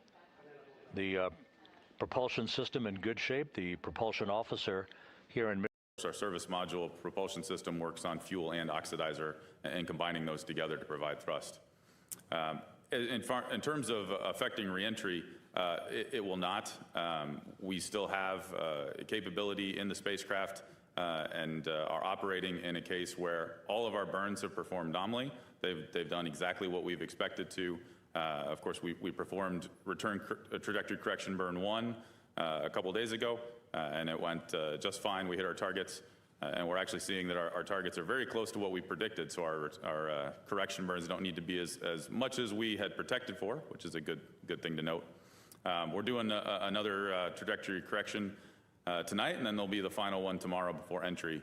All of those are done actually without the pressurization system that we're characterizing. We're operating in a case where we're in blowdown, which means that we already have full pressure in the prop tanks to be able to perform these burns. Even if we had, a 3 sigma dispersion, we still have plenty of prop pressurization to do the burns. So we don't see any impact to entry at this time. And of course, we will, jettison the service module, and that's where the system is. And of course, the crew module jets that we'll use actually on reentry are unaffected at this time. There's multiple layers and redundancy in our propulsion system, and so really the test yesterday was to help us characterize that information since we don't receive the service module back home. But we have reviewed that as a technical team. We have validated all of that in our labs, and we have very much confidence in the system. We'll take another question on the phone and then head back into the room. Our next question is from Micah Maidenberg with the Wall Street Journal. Thanks. Amit, you spent a lot of time over the last 2 or 2.5 years working on the heat shield and the reentry plan that will be rolling out tomorrow. I'm curious if you ever went through this effort and the new trajectory, directly with the crew's families, and did you feel like that session, if it happened, was able to resolve any worries they might have had? Did anybody else outside of the crew themselves from NASA sort of talk through the mitigation for tomorrow? Thanks so much. Yeah, we haven't gone into deep technical detail. At least I have not with the families directly. I know that I will tell you though that from day one, since I started in the program and then was just right before they named this crew, we have been talking to the crew about this problem the whole time, and they've been with us on the investigation. They've been with us on the production improvements that were made. All the changes to entry procedures. So they were not just, doing what we were telling them to do. They co-created this solution with us. So they've been lashed up. I imagine, they've discussed with their loved ones what the risks are. They've talked about that through all phases of flight, through entry, through ascent, every single piece of it. So I know that they're well prepared. And I would tell you though that it's not said a lot, but the courage that the families show during these missions is as great as or equal to what the crew shows when they go fly. And so we all have to admire them for that. We'll take our next question in the room. Go ahead. Thanks. Joey Roulette with Reuters. Question for Amit or whoever wants to answer. I'm just curious to hear more about how the astronauts are feeling ahead of what's probably the riskiest part of the mission. Are they asking questions, technical questions, or anything else? And Jeff, I want to just hear a little bit more about the oxidizer issue, if you could describe the leak rate or what risk level this poses to the crew, if any, and how many valves are implicated in it. Thanks. Yeah, I think I'll let Jeff or Braniel kind of talk about the crew spirits. I know they've been on the radio and they're pretty chipper. So, but what you good? tell them? Well, I think when we talk about the managing the emotions on orbit and managing that through every day of flight, they're all a little bit different, right? And when you talk to the crew, some days we get to the conference at the end of the day, and we're talking technical items, we're talking technical things, we're talking about what happens tomorrow. And some days it's, there's very little to talk about in terms of, technical items, but it's, hey, here's how we're feeling, here's how we're doing. They were very happy to get some time off after the lunar flyby. The lunar flyby was a long day. I'm sure you all heard them on the radios, constantly that day. It was a long, taxing day for them, and they were happy to get a little bit rest the following day. So every day of the mission, especially with a mission this short, and it's so packed full of all of the operations that we're doing, it's its own kind of thing to manage. And now as they get into entry, we're talking through. They've got conferences today with the entry flight control team, and we're ensuring that we're getting them ready in a good emotional state so that they can execute. Right? They're very technically savvy. Just as Amit said, we've built this plan with them. There's nothing new that they're learning. But we're all reviewing together and make sure we're well positioned to fly entry tomorrow. And I'll take the technical topic and hand that over to Branielle. Thanks, Jeff. Regarding the propulsion system, so there's multiple valves in each string of the propulsion system and multiple strings providing that redundancy. So we worked a test plan to safely characterize what we're seeing and validate the data that we're getting down. And the team's going to go off and look at that and determine, based on what they're seeing, the thermal effects associated with the attitudes that we're flying in, and be able to come back with us post-mission with an investigation update.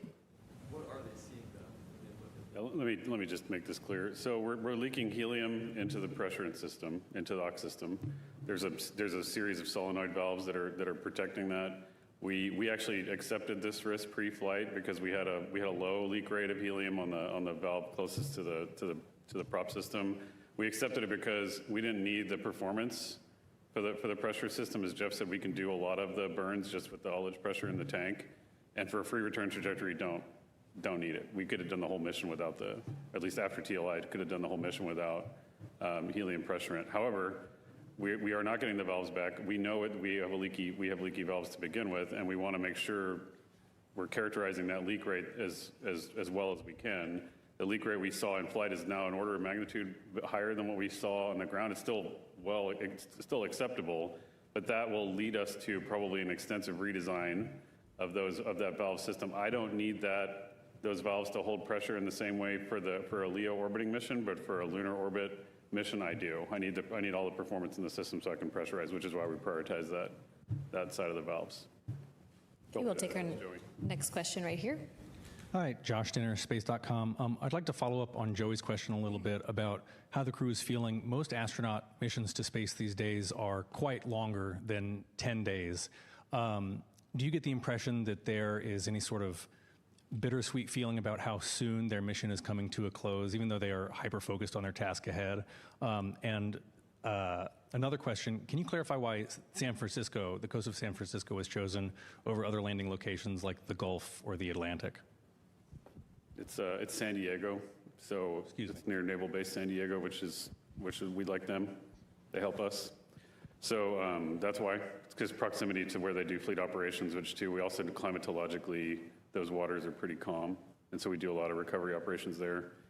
In terms of how they're feeling, I mean, like you've heard them. They're it's interesting. I really want them to answer this question when they come back because the ranges of emotions are crazy for them. But, they are some of the most thoughtful, incredible people that I've ever known.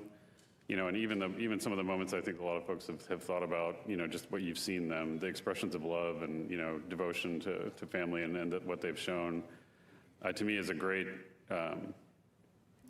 example of why we go and do these missions, right? If you can't take love to the stars, then what are we doing? Like, why would we even go? And so that's why we send humans. That's instead of robots sometimes, that's why we have that firsthand witness. And so they're going to go through a whole range of just like we have watching them. And I think that's the whole point, is that we can share that experience. Okay, we'll take our next question right here. Thank you. Dr. Allison McGraw from Mysterious Meteorites here in Houston, Texas. In addition to the real-time data coming from the Orion spacecraft, will there be any ground systems used, say radar or really rapid telescopes? Thank you. Let's see, in terms of gathering data from reentry, I'm trying to understand your question. Yeah, so we have a whole set of actually aircraft that we're going to use to gather data off the spacecraft as it comes down in. And then once it gets back, of course, we're recording data on board that we don't get down on the ground in real time.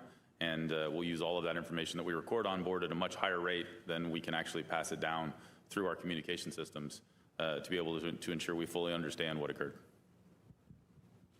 Okay, go ahead.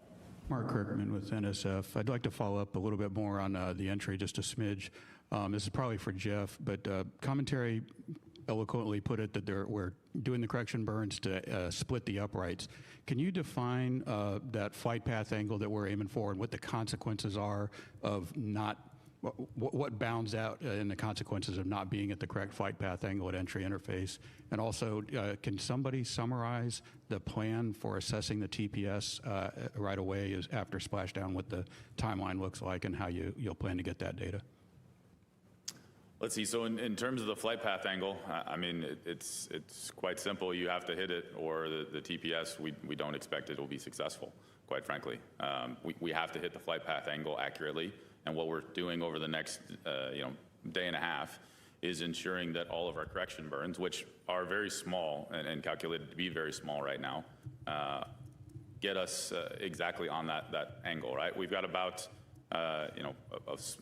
less than a degree of angle that we need to hit, and when we come in, we need to be right in the center of that. Obviously, we've got a little bit of wiggle room.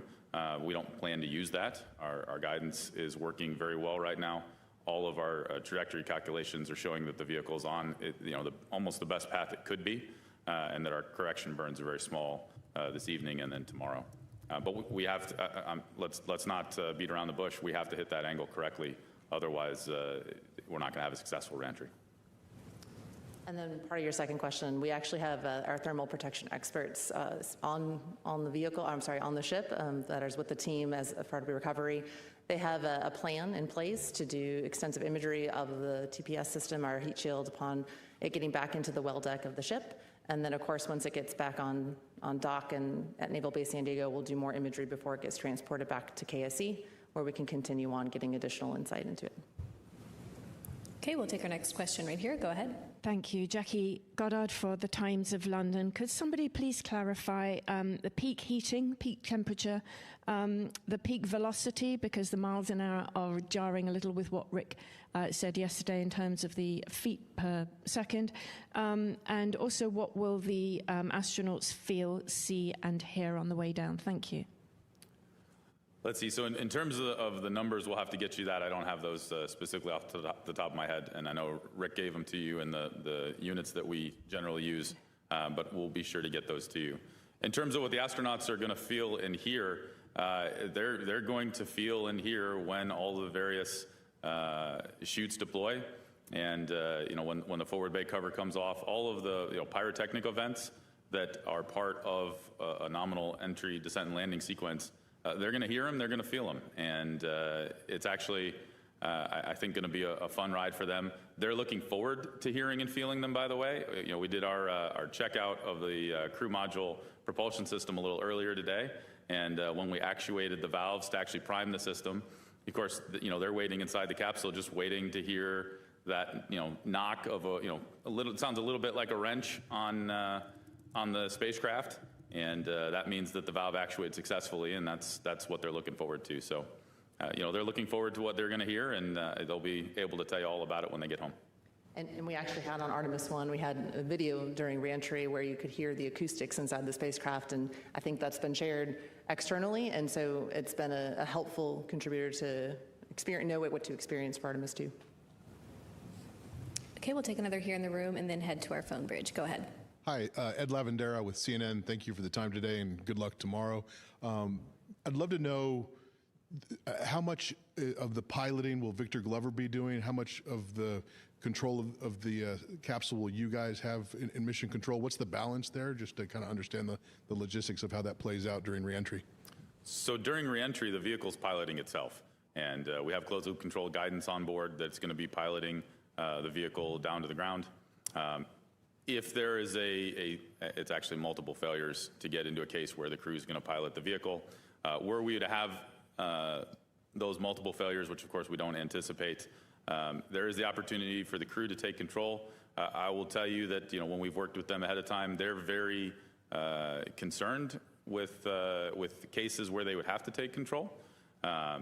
This is not a system where you want to be manually piloting it yourself. You'd rather let the computer pilot the spacecraft, and that's what they're going to go do. But of course, they can take control if they absolutely had to, but we don't expect that to be the case. Okay, we'll take our next question on the phone bridge from Megan with Scientific American. Hi there, Megan Bartels from Scientific American. Thanks so much for taking this question. I think this is for Jeff. Thank you for the timeline updates at the top. I really appreciate that. And I wanted to ask about crew extraction. From what I understand, that's about an hour after splashdown. And I just wanted to understand why the delay, what will be happening during that hour-long procedure, and then if you could provide a little bit more detail on the rationale for the order of extraction, that would also be great. Thanks so much.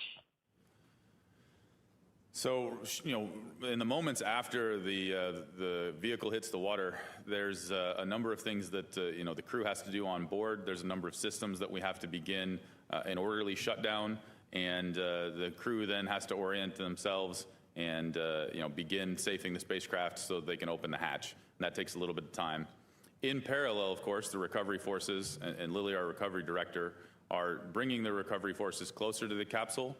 They do have to stay out, a fair number of miles because there's debris that comes, of course, our drogues that are coming off the spacecraft, the forward bay cover, as I mentioned earlier. We don't want any of that to land on our recovery forces, so we do have a certain amount of time that will take to ensure that we don't put any of our recovery forces at risk.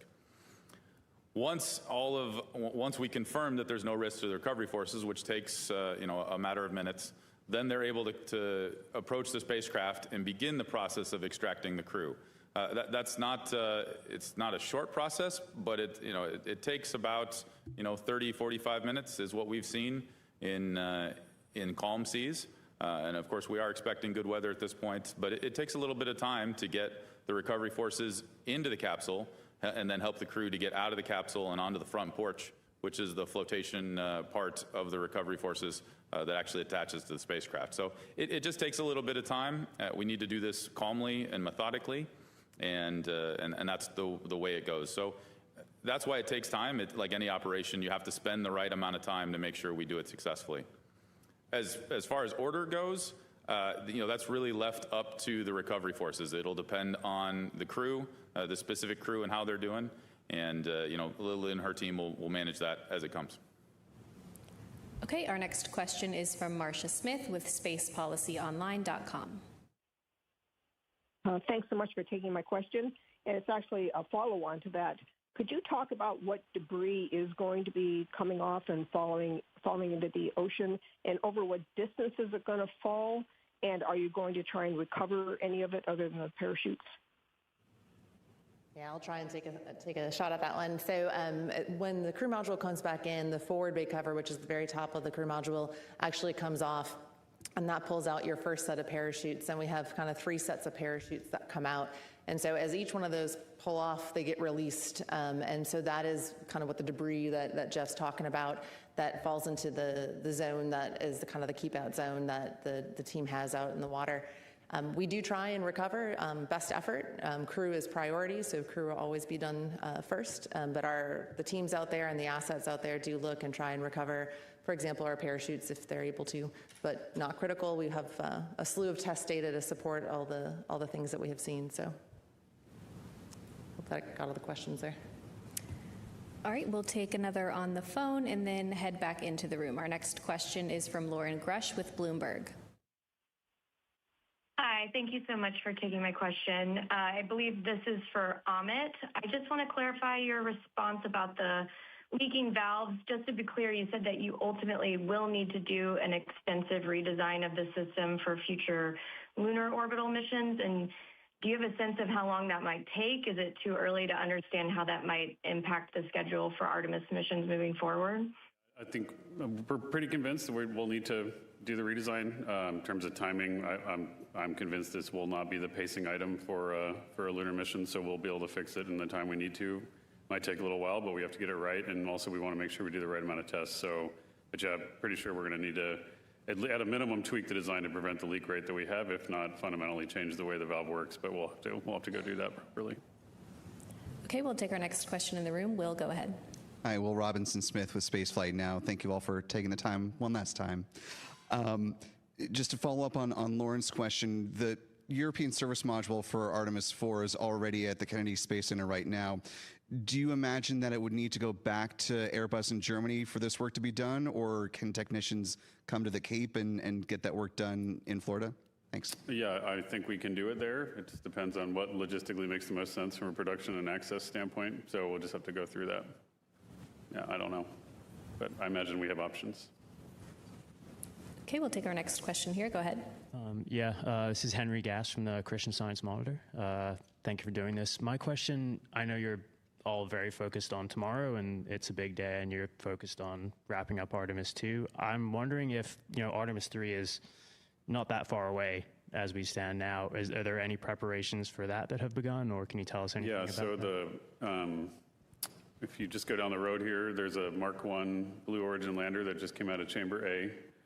That's getting shipped back to Florida. I know that folks in Boca Chica are getting the Block 3 Starship ready to roll. They've done cryoproofing. They're going to do static fires here shortly in April and hopefully get off relatively soon. Core Stage 3, the top 4 fits of Core Stage 3 are going to ship from Michoud on the 20th of April. The booster F segments for Artemis 3 are already at Kennedy. As we talked earlier, the Orion, the Dash 3 Orion, the CM and the SM are still separated, but the new heat shield, which has been redesigned to tolerate those new conditions, is also assembled and ready to go. We just have to mate those segments and go. And so we're yes, in earnest, proceeding as quickly as we can. The mobile launcher, one, did not sustain, does not require the kind of refurb that we need. So we already moved the crawler transporter up to Pad B, and we're going to bring the ML back into the VAB hopefully by the end of next week and get on with it. Okay, we'll take our next question in the room. Go ahead. Hi, JJ Love with Tech Talk Media. Thanks so much for doing this. I want to ask, what is the single biggest thing that you would want the people of Earth taking away from this mission? And that's for anyone. Wow, that's a tall order. Single biggest thing. There's so much, right? There's so much that we've done on this mission and so many things to share. I look at, all of the crew's reaction on flyby day, all of the snippets that they shared with us, the imagery, the videos, and it just makes you want to continue to go back, right? I think that they said it best. This isn't the trip, it's the first of many trips. And we just need to continue on because there's so much there. Think about how much we thought we knew what was going on and we thought we knew what the moon looked like, and now we see it a totally different way. I think we're going to see that on the next mission to the moon as well, and we just need to keep going. Okay, we'll take two more here in the room and then head back to our phone bridge. Go ahead. Hi, question about the astronauts' schedule for the next few hours or next day or so. Just wondering, are they going to have the ability to talk to their family? Do they have a last meal aboard Orion they plan to eat? What are their activities before they actually get set up for that splashdown? So I'll tell you right now, they're really focused on ensuring that the cabin is completely configured for entry. There's a number of things that they have to do. They have to pack all of the equipment that they brought out for operating the spacecraft and get their suits out. They have to get the seats out, and it just takes a fair amount of time to reconfigure the cabin. Of course, they are sending messages to their families, and there's always a last meal anywhere you're at, but it's more of it's time to eat and be ready to go. It's not necessarily a symbolic thing. But it's something that they'll do together, and I don't want to give you any impression other than they're focused on ensuring that they have a successful reentry, and I'm sure they'll take a special moment to themselves, but our focus with them is a successful splashdown tomorrow. Okay, go ahead. Hi, Michael Adkison, Houston Public Media. Question for Jeff. You talked about the checklist that you're going to have. I'm wondering if you could characterize what it's going to feel like in mission control tomorrow, specifically in that 6-minute blackout period. Yeah, I think, again, we're going to be thinking through all of the things that we know is happening on board, but that we can't see, right? And so, you know, in order to keep myself calm, because I think, as Amit mentioned earlier, there's all of that irrational fear that, you know, is human nature in some ways. I'll be going through what I know is going on board and saying, okay, it's this time, this switch is actuating, it's this time, I know these valves are firing. It's this time. I know that you know, we're this many minutes away from the parachutes and the clock's ticking down, and I'm sure that's what I'll be doing to keep myself calm. You know, Rick Henfling's the flight director in charge, and I need to make sure that I stay out of his way.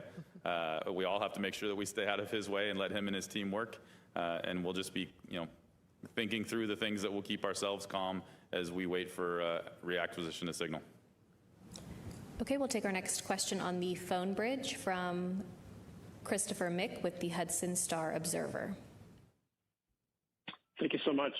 Sincere thank you to you all for the information and to all the PAOs on the live stream. It's been very informative every day, so appreciate it. I believe this might be for Amit.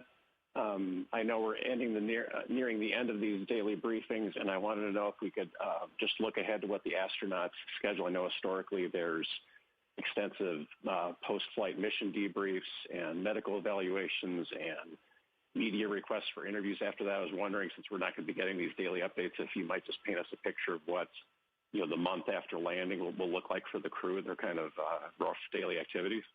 I think maybe Courtney might be the most qualified to answer that one, so. Yes, so they will go through some medical checks, some debriefs, and we do plan to talk to the crew in a crew news conference where you will all be invited within the first 2 weeks after splashdown, and then they will hopefully begin all of their appearances and tours starting at about the R+30 mark. So we look forward to seeing them back here on Earth and getting that schedule underway. Our next question is from David Denault with About Space Today News. My question, a little bit later today, I understand the astronauts are going to be trying on the orthostatic intolerance garment. Now, I kind of understand what that does, but is this something new created for Artemis? And would you embellish a little bit more beyond just it's going to adjust the body?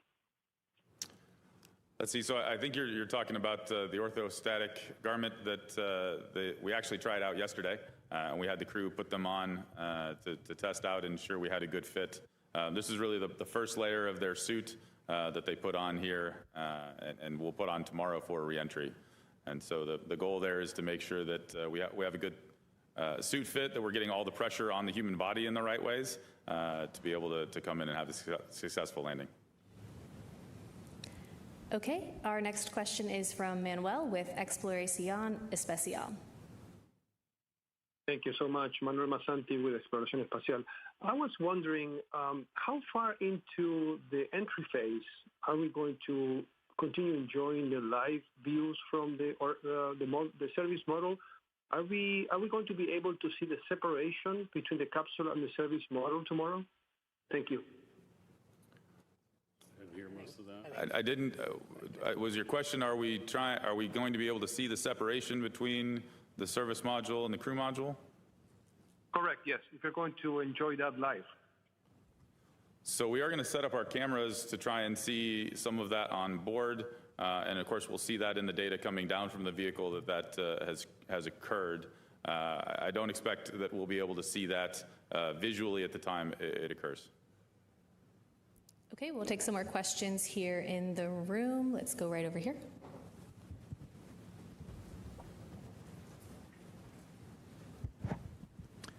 Robert Coppinger from the British Interplanetary Society's Spaceflight magazine.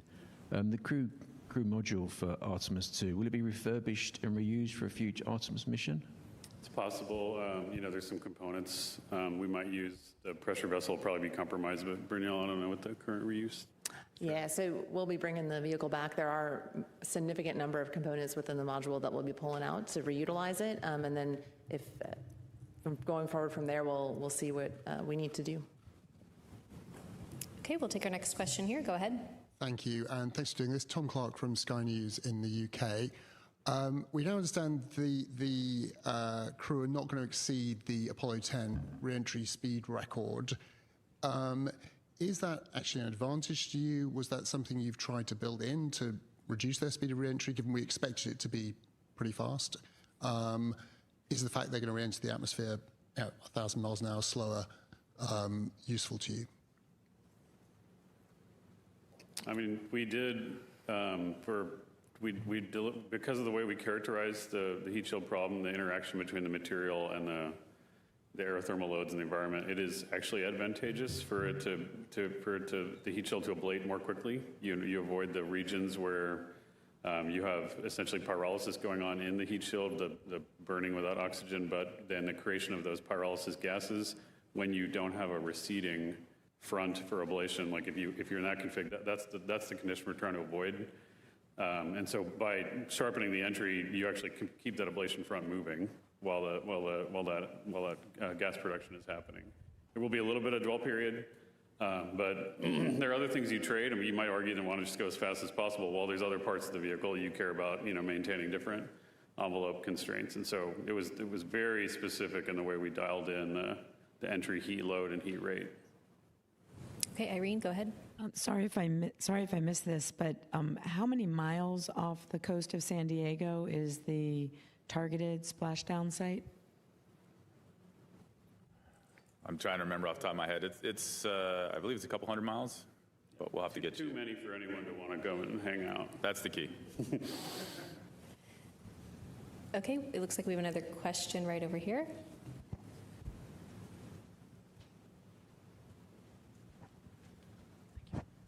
Hi, Dan Lenan from the Naval Postgraduate School. I have a couple status questions. In terms of the LRO images of the Artemis spacecraft when it was going by the moon, do you have any updates on whether those were successful? Also, what actually happens to the service module? Is it going to be part of the debris? I wasn't sure if that was going to be also burning up or coming down.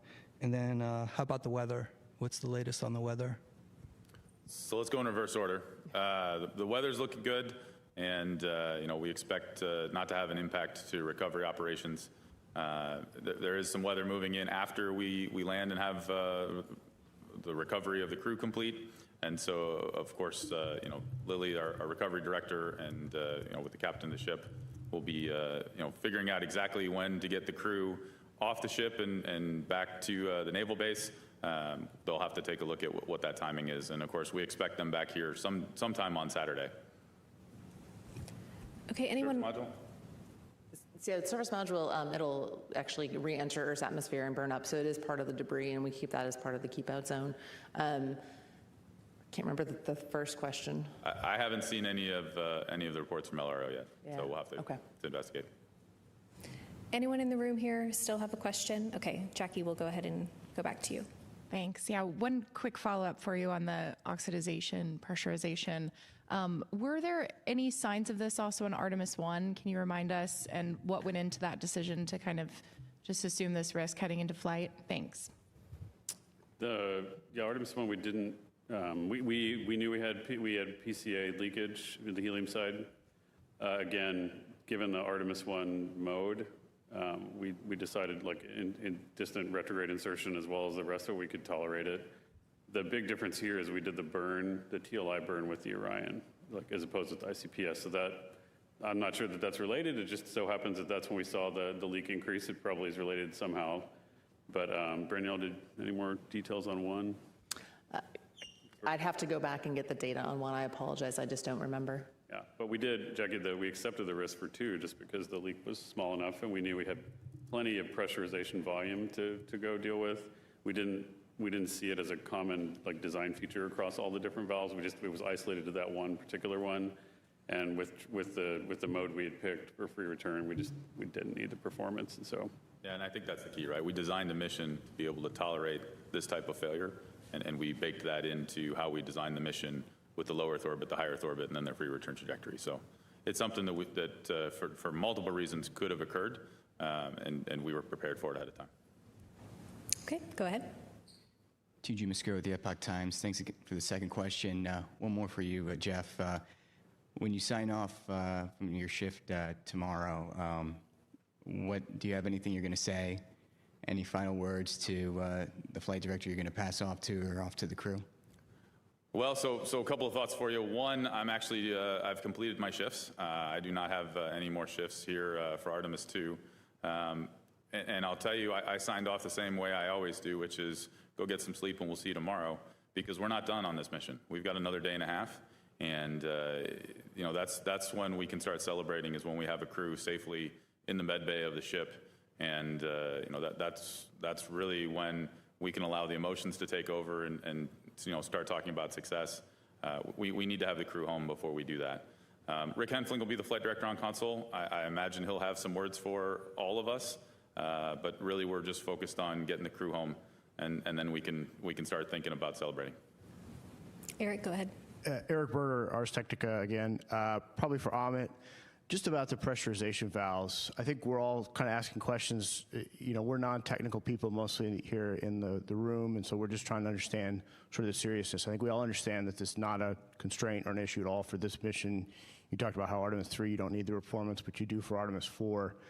You know, when I hear about propulsion valves, I get a little nervous because it's an important part of the system, and they often are issues with them. And so just help us understand, like, is this like a review on the scale of the heat shield after Artemis 1, or do you think it's like a significantly less serious problem to address? Just kind of help us understand the magnitude. That's fair. It's not, you know, there are a lot of options for how to take care of this problem. I think if anything, I'd characterize it as a production redesign risk for the Artemis 4 mission, which I think we can get in front of, and which is why we put so much attention on it during the mission, to make sure what we're seeing, because the sizes of the leaks we've seen in the past are not this large after the burn. And so if we know that this is, no kidding, a different piece of data that's outside the range of our current understanding, that pushes us more quickly into, hey, let's get the redesign started now, so we avoid the production risk. It's not a safety of flight, safety of crew, you know, must-work function like the heat shield investigation sent us down. And it's going to take work to get it right, but it's not of that magnitude. Okay, we'll take our last question from Marcia. Go ahead. Marcia Dunn, Associated Press. I wanted to clarify that the immediate families will be watching for mission control for entry and splashdown. Is that correct? That is my understanding, yes. And they'll be reunited when the crew gets back to Houston? Yeah, whenever the team that supports them makes sense, okay, yep. Thanks. All right, that's all the time we have for today. Our special coverage of Artemis 2 splashdown begins tomorrow at 5:30 p.m. Central Time, ahead of splashdown at 7:07 p.m. Central Time. We look forward to seeing you back here tomorrow. Thanks for joining.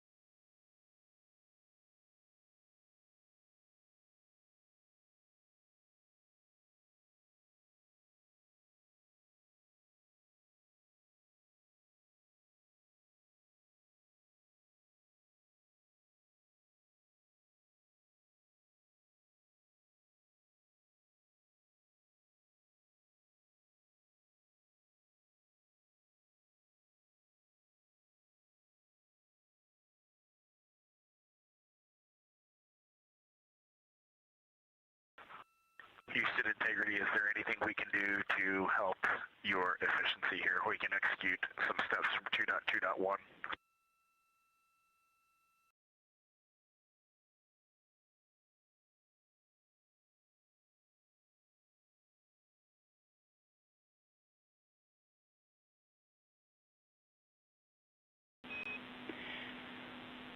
Hey, Reed, we are just a couple of commands away from getting everything squared away for you.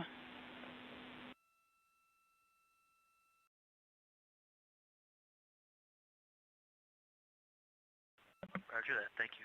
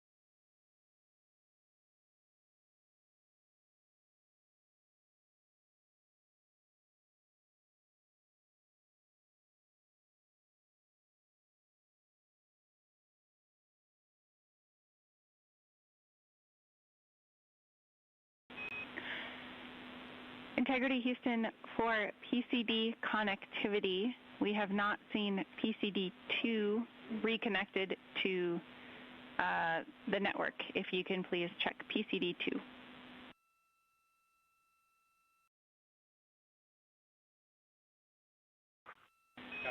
Okay, we will get on that. And for a crew that has asked for only lower cabin fan speeds this entire mission, we are very happy to have what we have right now. Thank you. We see PCD2 on the network and silver linings.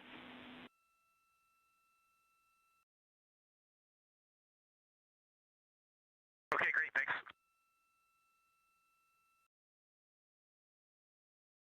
This is Mission Control Houston. 7 days, 21 hours, 52 minutes into the flight of Integrity on the Artemis II mission. Aboard the vehicle, the 4 crew members, Commander Reed Wiseman, Pilot Victor Glover, and mission specialists Christina Cook and Jeremy Hansen are busy stowing the crew cabin in preparation for tomorrow's return to Earth and breaking out the flight data file for a bit of study on all the procedures and timeline activities that will accompany their return to Earth for a splashdown in the Pacific at 7:07 p.m. Central Time, 5:07 p.m. Pacific Time on Friday night. While we were in the mission's status briefing about 18 minutes ago, there was a smoke alarm that was enunciated on board, ultimately attributed to the crew beginning to pack up items in the crew cabin. It is believed that all that happened was the stirring up of some dust that the sensitive smoke detectors in the crew cabin picked up on, and in the conservative calibration that those sensors are placed in, enunciated that alarm. There is no smoke, there's no issue with the vehicle, but we thought that we would play for you. Integrity Houston for cabin config.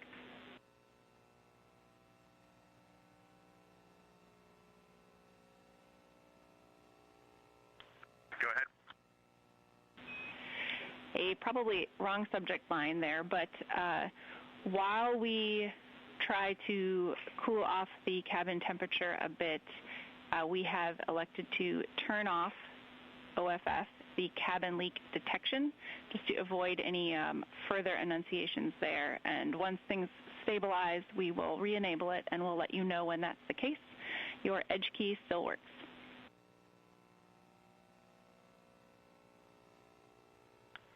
Okay, copy that. Once again, while we were in the mission status briefing and the crew was beginning to tidy up the crew cabin, they apparently kicked up some dust, which triggered smoke detection, annunciation in the cabin, a smoke alarm, if you will. There was no smoke. There was no indication of any anomalous behavior on any of the environmental control systems on board integrity, but we wanted to play for you the clip of the exchange between Commander Reed Wiseman and spacecraft communicator Jackie Mahaffey during that 3-minute or so period of time in which we were evaluating the systems on board integrity. Here's the clip. Integrity Houston, we copy your call and we see the messages. We'll sync up when you're ready.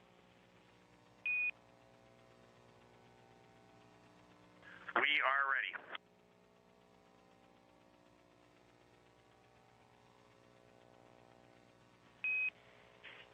Okay, Reed, we'll take a quick report from your perspective on what you heard and saw and your conclusion on NAMA.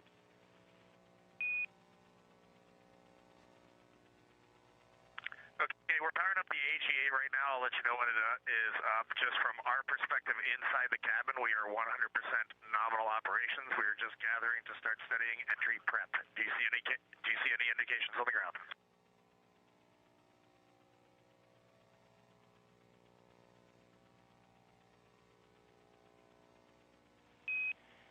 Yeah, Reed, we did see a large spike in the smoke detector data. However, it does appear to be normalizing.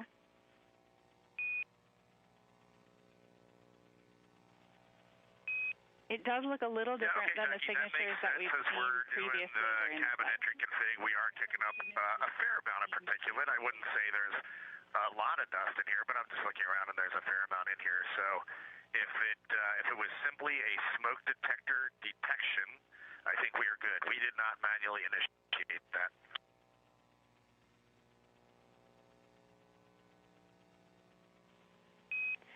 Understand all, and we'll stand by when you have an AGA reading. We'll take it.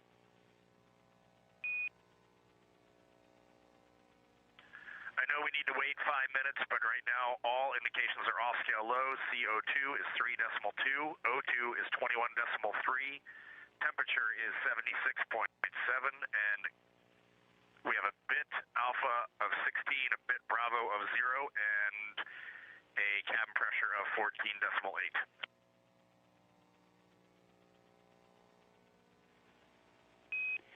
We copy all, and we're looking into the bit.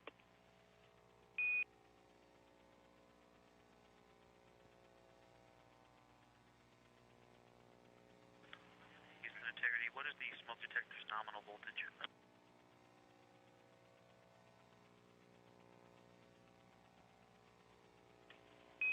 Checking.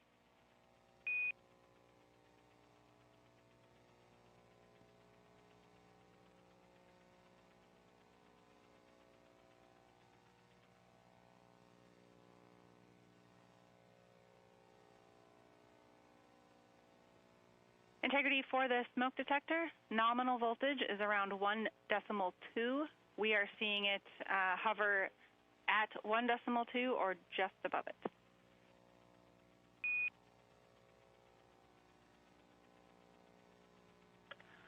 Thank you for that.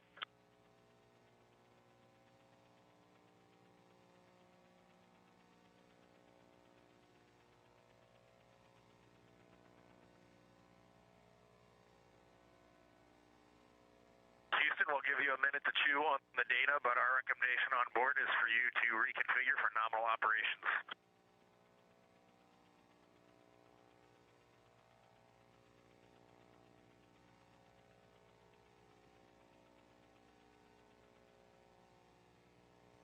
And again, that was a replay of a clip of the exchange between spacecraft communicator Jackie Mahaffey here in Mission Control, part of the entry flight control team, and Commander Reed Wiseman on board Integrity.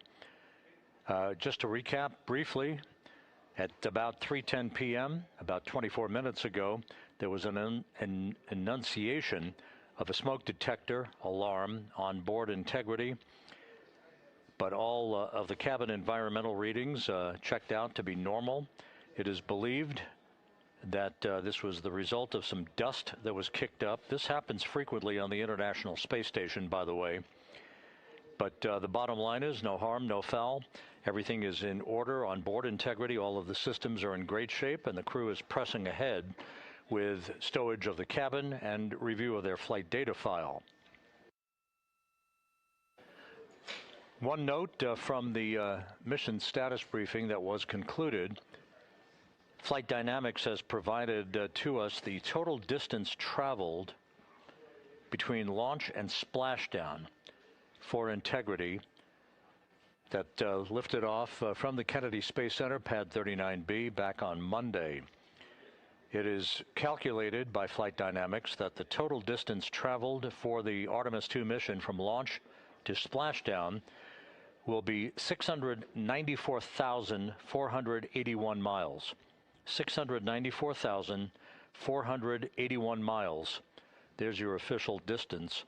And that includes the high Earth orbit that Integrity flew in for the first 24 hours of the flight prior to the translunar injection that sent the 4 astronauts off toward the moon and its lunar flyby earlier this week.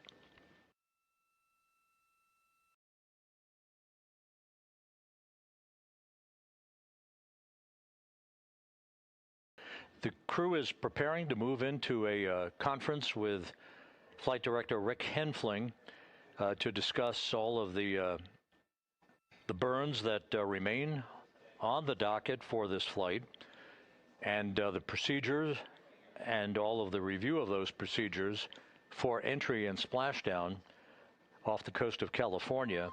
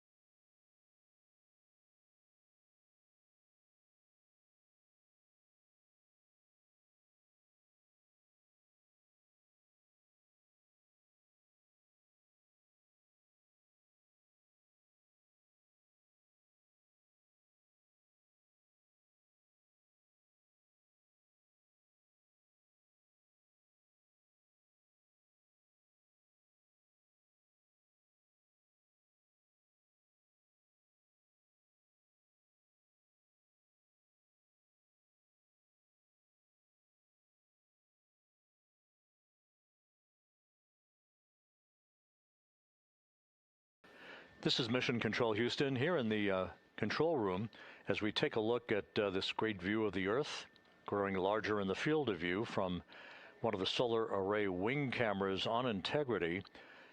Shows the Earth. That's the port of call for Integrity for its splashdown. Integrity Houston for email. Everything is synced up. You are go to open email. And let us know if and when would be a good time to come on board with the HHP cam.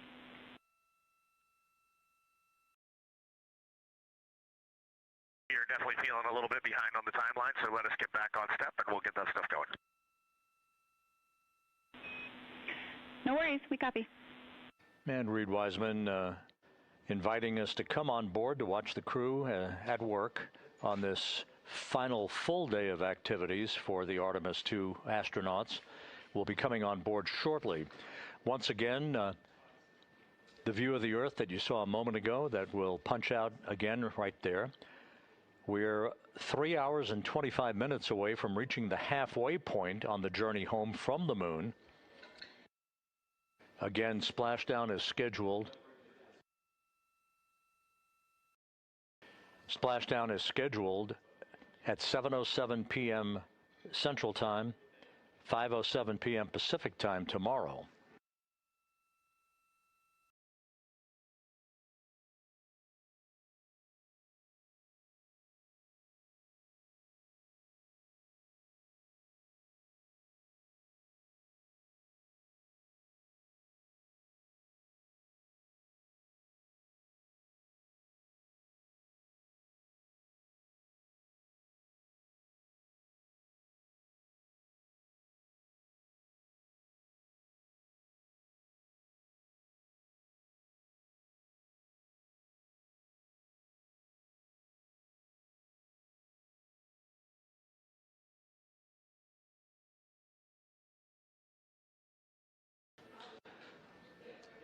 Once the crew completes its briefing with Entry Flight Director Rick Henfling to review all of the procedures associated with the entry and splashdown in the Pacific tomorrow, the Flight Dynamics Officer will provide the latest numbers and what's known as an entry pad.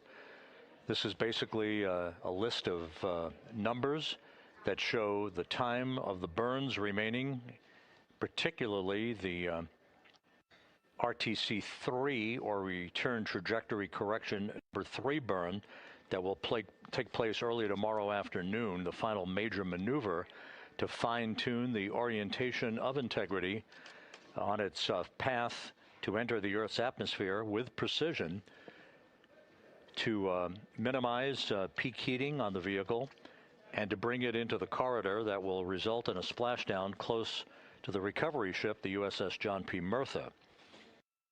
There is a second return trajectory correction burn that's scheduled this evening at 9:53 p.m. Central Time.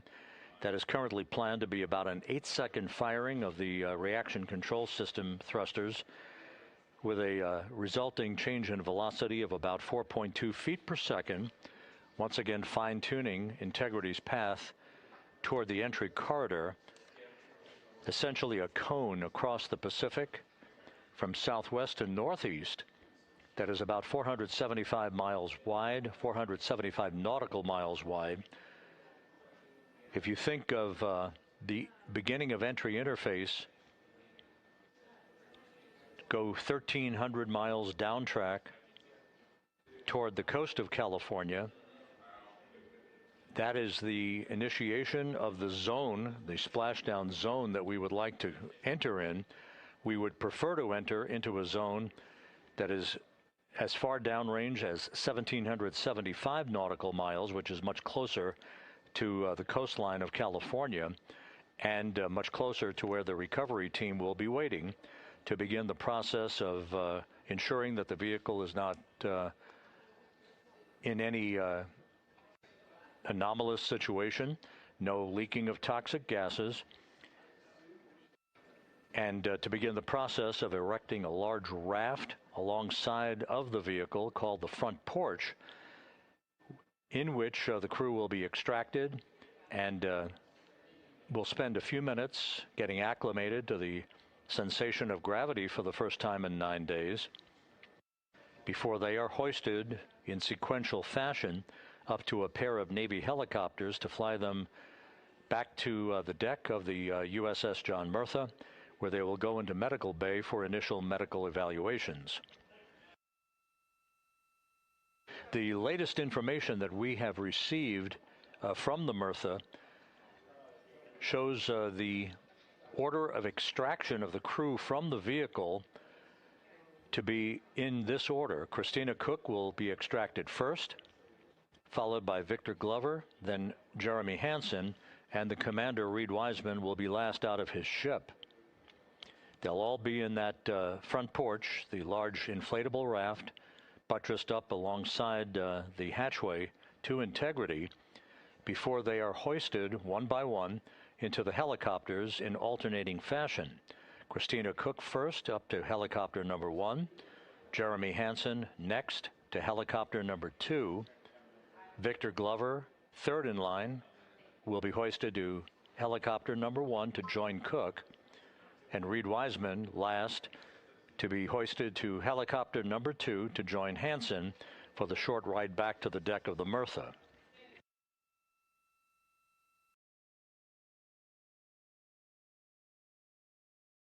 There have been a lot of questions regarding peak velocity and G-forces on the crew. We can tell you that the current prediction by Flight Dynamics indicates that the peak velocity for Integrity as it barrels back into the Earth's atmosphere will be just after we begin a 6-minute blackout in communications, which I'll explain again just a moment or two from now. We expect the speed to be about Mach 32, which equates to about 23,839 miles an hour. Now that could vary a bit based on trajectory, angle of attack, and other factors, but we expect the peak velocity to be about 32 times the speed of sound. The G-forces on the crew expected to be up to about 3.9 Gs, very much in limits to what you would see for a returning Soyuz or Dragon crew, even though the velocity entering the Earth's atmosphere is much higher for Integrity because of the distance that it is traveling on its way back from the moon. We'll run down all of the key times of entry events a short time from now, but for now, everything is going very well on board. The crew preparing to enter into a conference with Entry Flight Director Rick Henfling to discuss all of the particulars regarding procedures for tomorrow's homecoming to bring to an end this historic lunar flyby. At a mission elapsed time of 7 days, 22 hours, 12 minutes, 24 seconds into the flight of Integrity, this is Mission Control Houston.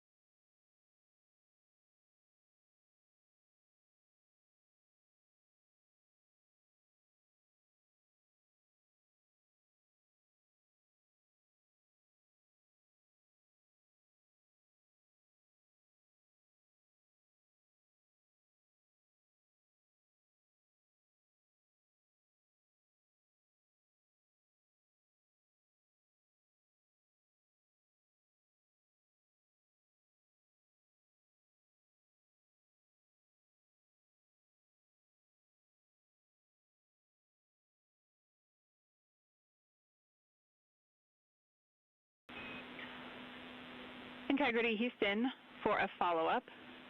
The false fire cleanup is complete, and your leak detection is re-enabled. Outstanding, Jackie. Thank you very much. Feeling good on here.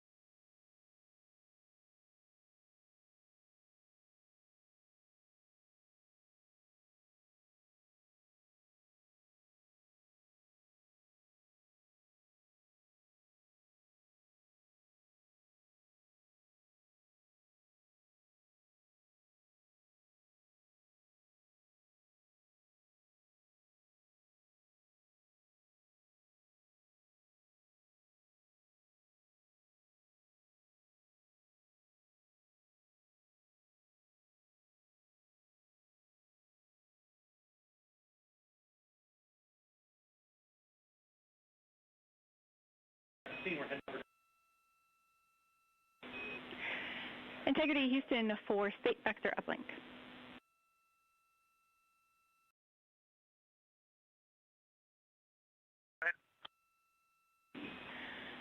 The pre-burn state vector has been uplinked. This means that your PCL slot 3 is no longer valid. Your PCL pointer is now pointing to your nominal slot 4.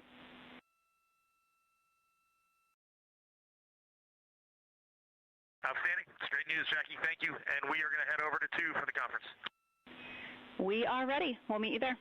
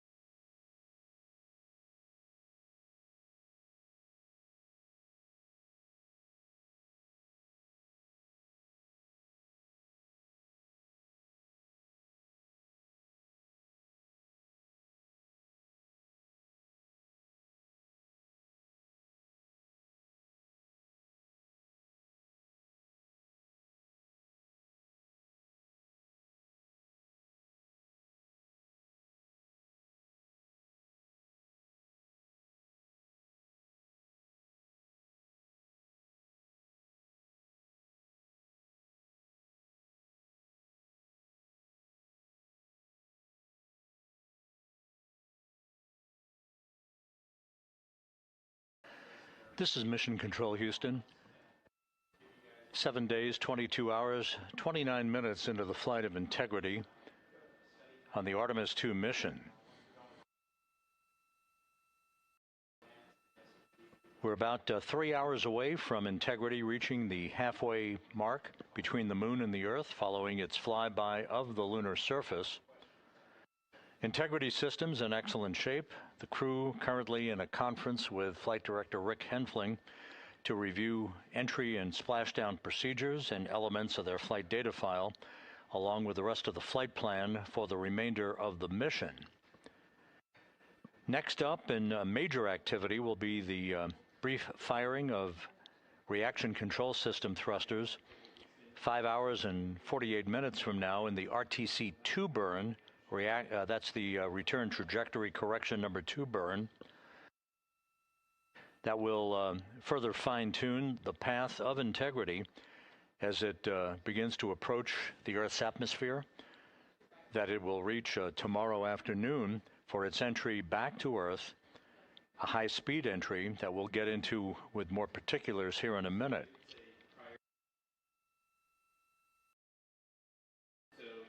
The crew tomorrow on entry day will wake up at 10:35 a.m. Central Time to begin their final day in space. They'll begin to configure the crew cabin, completing all of the stowage of items that they no longer will need. They have already begun that task. This is basically cleanup day today. They'll be configuring the cabin for entry and preparing their launch and entry suits.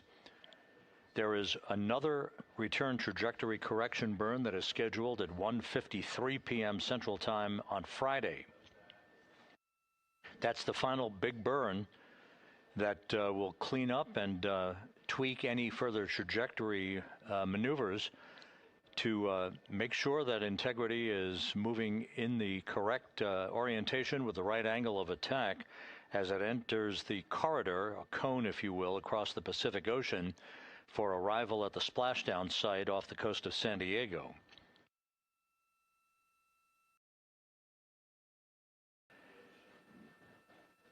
Although we are broadcasting 24/7 on the YouTube channel, continuous coverage all the way through the time the crew is on the recovery ship tomorrow evening, NASA Plus coverage will join in simulcasting all of this at 5:30 p.m. Central Time, 6:30 p.m. Eastern Time on Friday afternoon and evening. At 6:15 p.m. Central Time on Friday, we'll hand over communications links from the Deep Space Network to the Tracking and Data Relay Satellite System. Just 18 minutes later, at 6:33 p.m. Central Time on Friday, the crew module will separate from the European service module. And just 4 minutes later, at 6:37 p.m. Central Time, the crew module thrusters will fire for about 18 seconds to nudge the aft end of the vehicle upward, basically reorienting the vehicle for the most favorable angle of attack as it enters the Earth's atmosphere.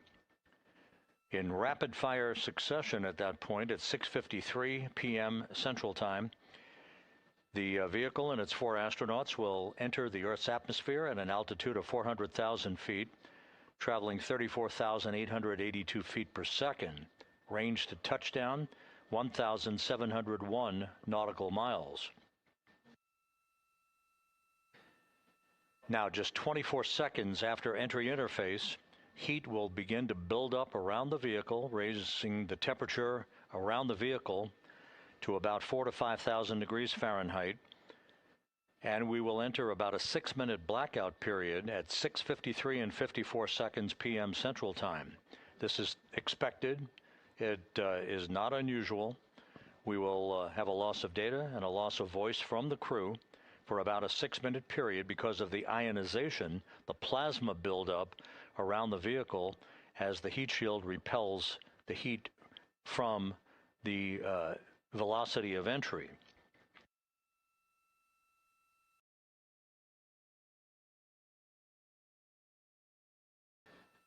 During that blackout period and the period of peak heating, the G-forces on the crew will build to about 3.9 Gs, which is well within the limits planned for this mission.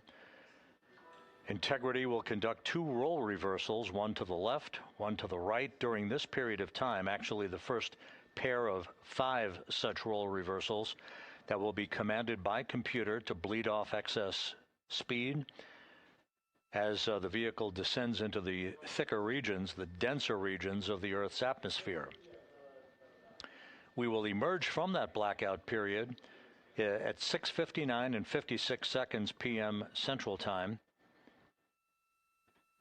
And the blackout period ending should result in a resumption of communications with the crew. We'll be calling them to make sure that they can hear us, and we'll be waiting for their response. And at that point, we'll be just 7 minutes away from splashdown. The chute deployment sequence will occur in several stages. There are a total of 11 parachutes for Orion to slow its speed from a peak velocity of about 32 times the speed of sound to a splashdown velocity of just 19 miles an hour in a 14-minute period. So it's a pretty quick deceleration that will be felt by the crew on board Integrity. First up will be the deployment of 3 forward bay cover parachutes to pull the forward bay cover. That's essentially the top cover on the vehicle that must be pulled away from the rest of Integrity to ensure the deployment of the rest of the parachute system. So 3 forward bay cover parachutes will be deployed at 7:03 and 22 seconds p.m. Central Time. Each one of these chutes is 7 feet in diameter, weighing about 8 pounds apiece, 100% Kevlar. Those chutes are deployed at an altitude of about 24,000 feet when the vehicle is traveling at about 350 miles an hour. That'll be followed in quick succession by the deployment of 2 drogue chutes, and you'll hear all of this in real time. 2 drogue chutes will be deployed to stabilize the crew module during descent, establishing the proper conditions for the main parachute deployment that will follow imminently. The drogue chutes will deploy at 7:03 and 23 seconds p.m. Central Time, while the vehicle is traveling now just 473 feet per second. So you can see how quickly the descent rate will decelerate, and we'll be calling out altitude and rate of descent all the way through Integrity's transit across the Pacific Ocean. The main chute deployment following 3 pilot parachutes that are used to lift and deploy the main parachutes from the crew module forward bay. That's followed finally by main parachute deploy. That's the key thing we're looking for. These 3 large parachutes that will deploy at 7:04 and 44 seconds p.m. Central Time at an altitude of about 5,400 feet above the ocean. And at this point, Integrity will be traveling just 198 feet per second.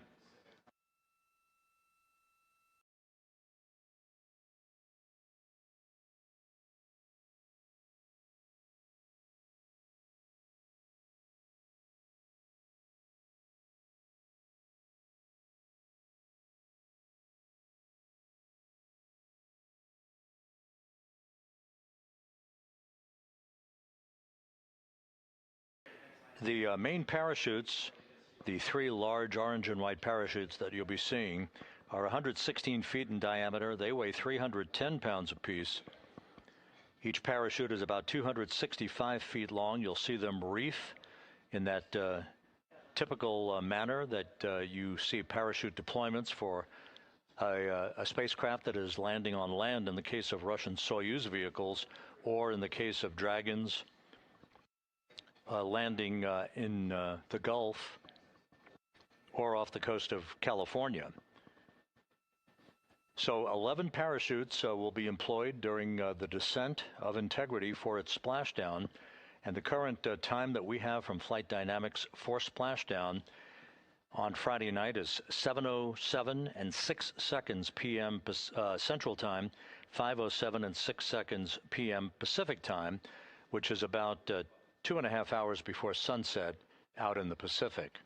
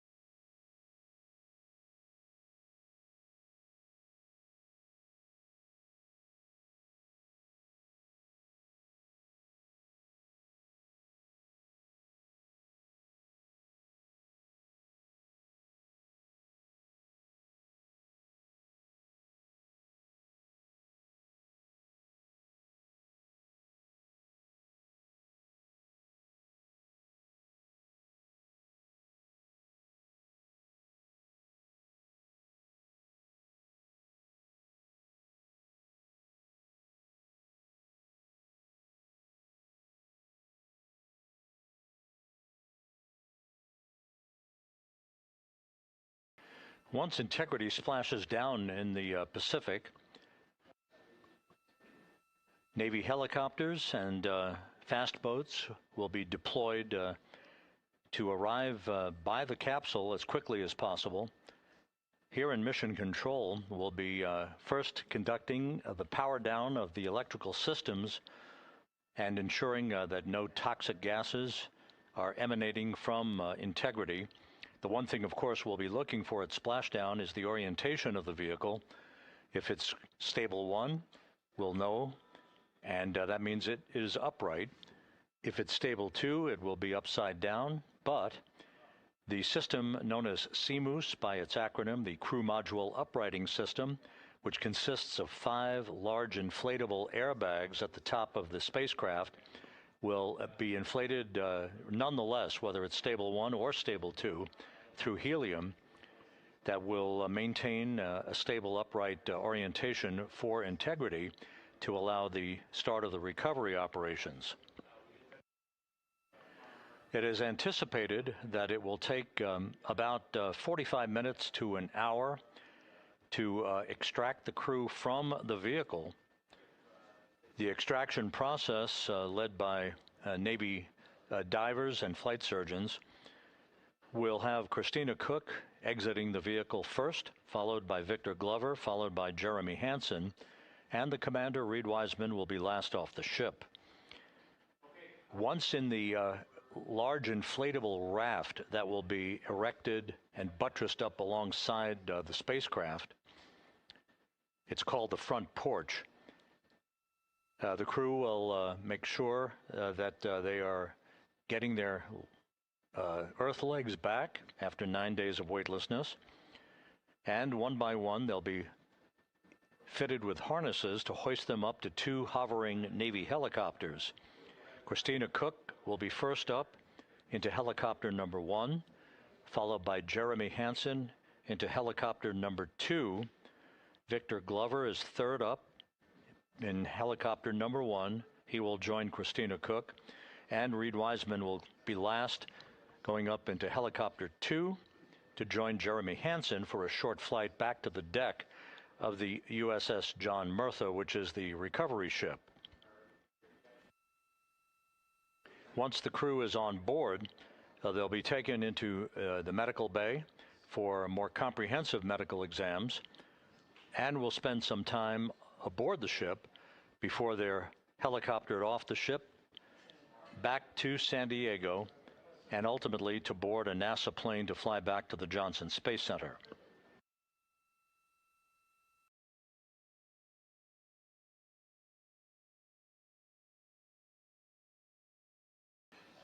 So that, once again, is a rundown of all of the key times that we have at this point. Any updates, of course, we'll bring them along to you.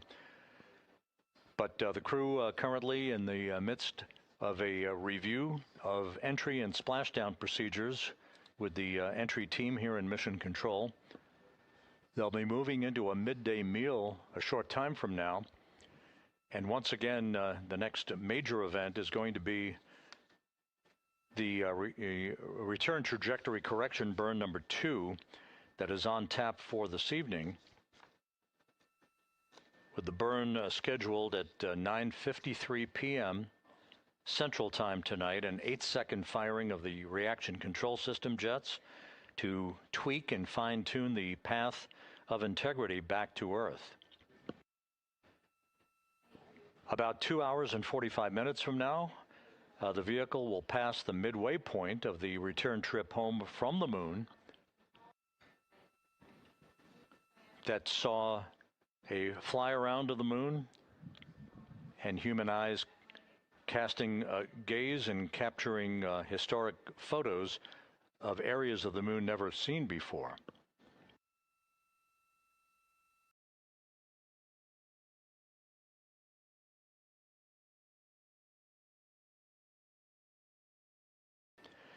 So we will continue our nonstop coverage of the flight of Integrity on the Artemis II mission, all the way through the point that the crew will be in the medical bay on the ship tomorrow evening. Once again, splashdown is scheduled off the coast of San Diego at 7:07 p.m. Central Time, 5:07 p.m. Pacific Time on Friday evening.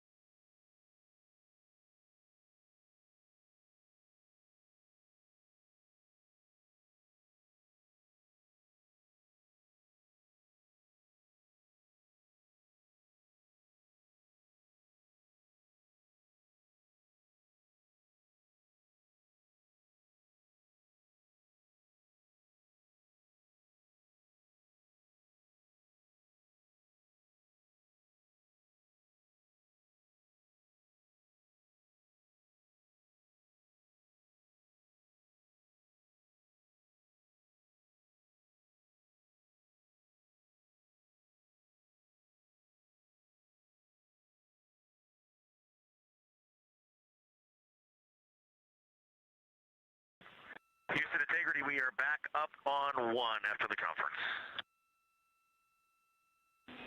We've got you loud and clear.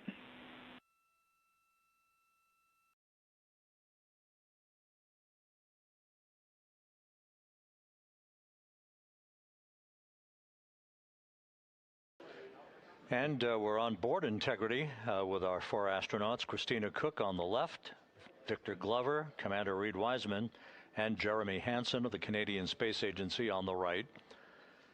The crew is continuing to stow equipment on board. They've concluded a conference with Entry Flight Director Rick Henfling to review procedures for tomorrow's return to Earth. And we'll soon be moving into a midday meal on this day before their homecoming to planet Earth.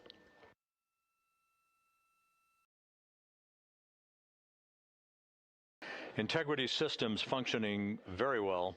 No issues being worked by the flight control team. No issues that would preclude a nominal entry and splashdown for the crew on Friday.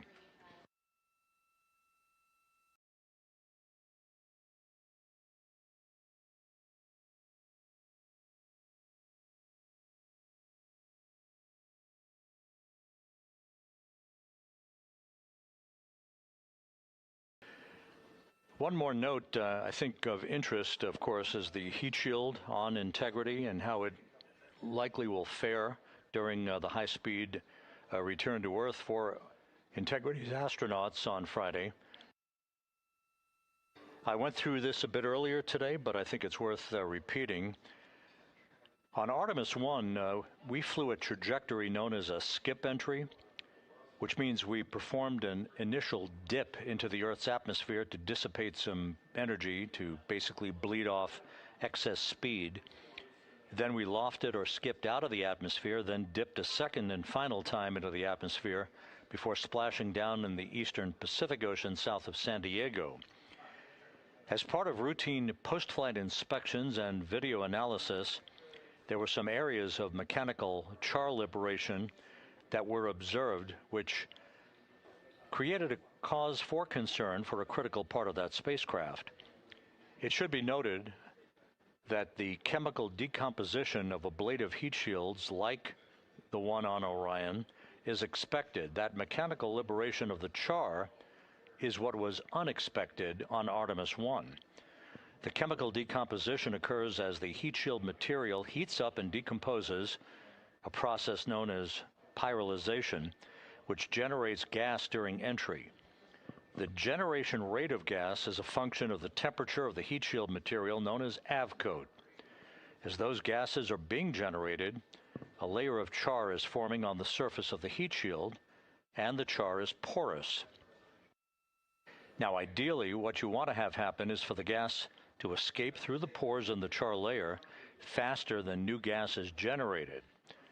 On Artemis 1, however, we found that the temperature profile experienced by the heat shield was such that this was not happening on areas of the heat shield with less porous avcoat. That resulted in a pressure buildup under the surface of the char layer, and when the pressure got high enough, portions of the char layer liberated from the heat shield. As a result of the post-flight analysis, and by the way, it should be mentioned that by all estimation and all analysis, had a crew been aboard Artemis 1, it would have been safe for them to return. However, this was an off-nominal occurrence. As a result, NASA gathered experts from across the agency and private industry, including establishing an independent review team to investigate that issue. All agreed with one conclusion. For Artemis 2, it was agreed to fly a shorter entry trajectory, in other words, a shorter amount of time from entry interface to a splashdown site, to avoid a temperature buildup or a temperature profile conducive to higher rates of gas generation as the aft coat chemically decomposes. Now, for Artemis 3 and beyond, we're going to redesign that manufacturing process to make the aft coat blocks such that we will have material that starts out more porous, allowing more efficient gas dissipation as that char layer forms, which will be a critical feature for longer skip entry trajectories returning from the south pole of the moon, which of course is our destination for lunar landings at the outset.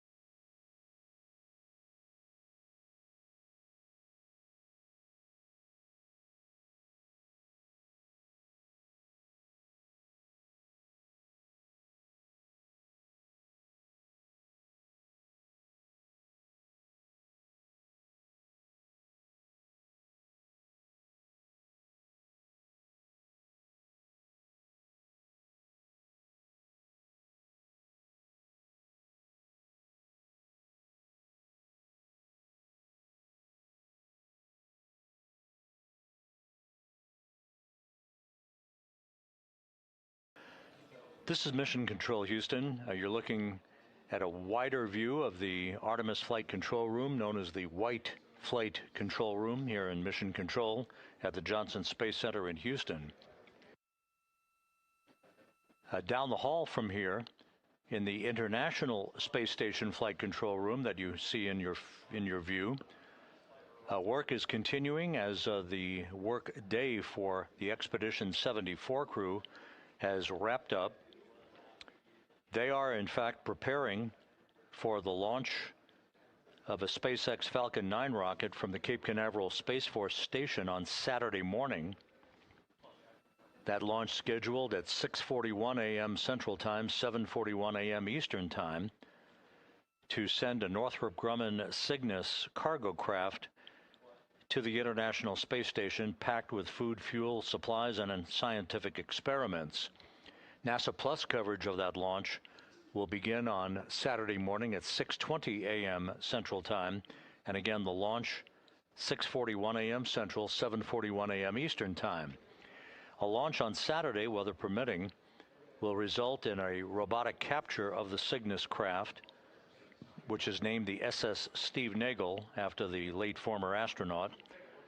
That mechanical capture by the robotic arm under the operation of Jack Hathaway of NASA, backed up by Chris Williams, is scheduled for Monday at 11:50 a.m. Central Time, 12:50 p.m. Eastern Time. That's Monday, with our coverage beginning at 11 a.m. Central Time, high noon Eastern Time on Monday.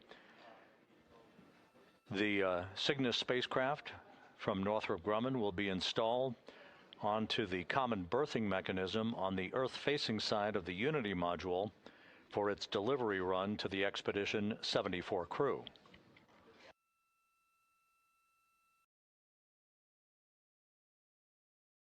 So there's activity in both rooms. The segue from Artemis's return to Earth to resumption of space station operations. The resumption, not actually an accurate word, because the space station operates 24/7, 365. But the focus of attention will shift from Artemis to a certain extent to the active operations aboard the International Space Station. We're about 2.5 hours away from reaching the halfway point on Integrity's journey back to Earth from the moon.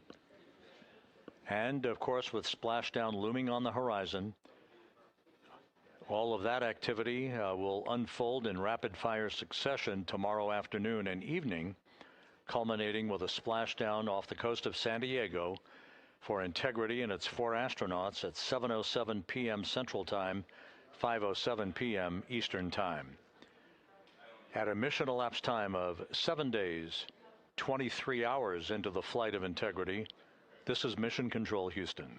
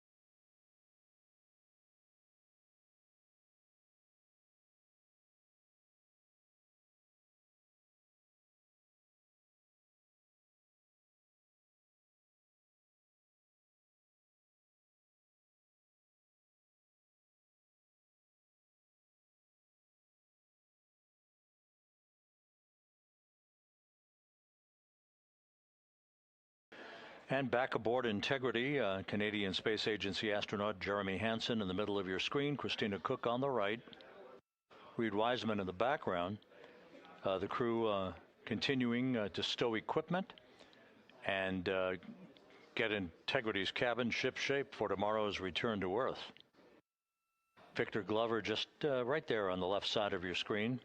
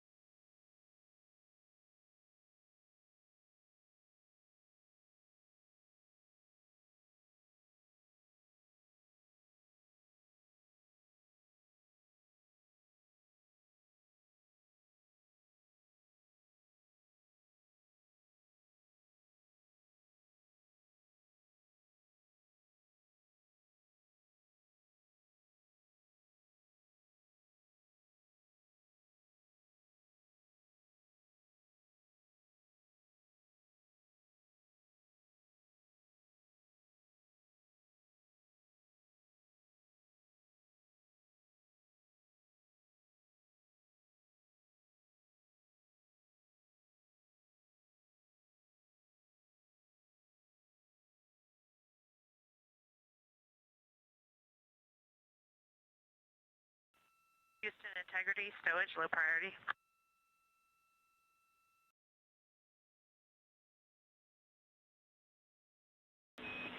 Christina, go for stowage.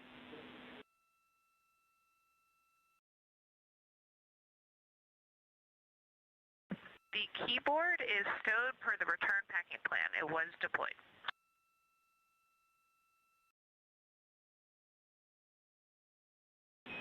We copy.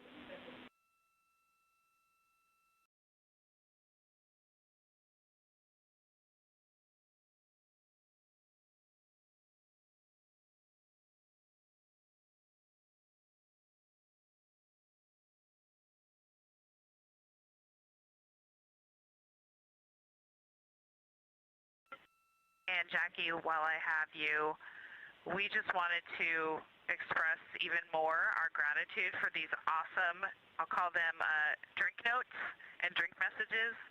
So many people wrote really cool, heartfelt messages on our bonus drinks, and we are just smiling ear to ear every time we look at one. So thank you so much. It was really fun to find these, and they're really giving us a boost for entry day. We will make sure that message gets heard by everyone who needs to hear it. Thank you.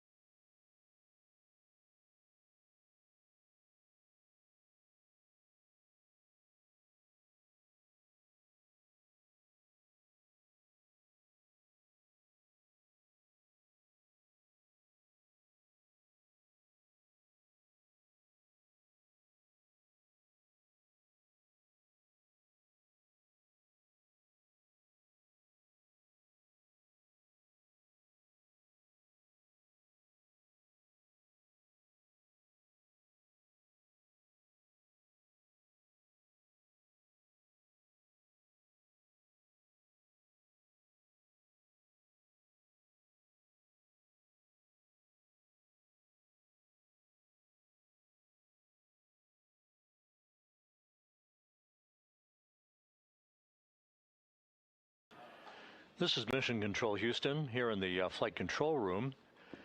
A welcome visitor, Charlie Blackwell Thompson, the Artemis launch director who kicked off this mission with the flawless launch of the Space Launch System and the 4 Integrity astronauts back on April 1st.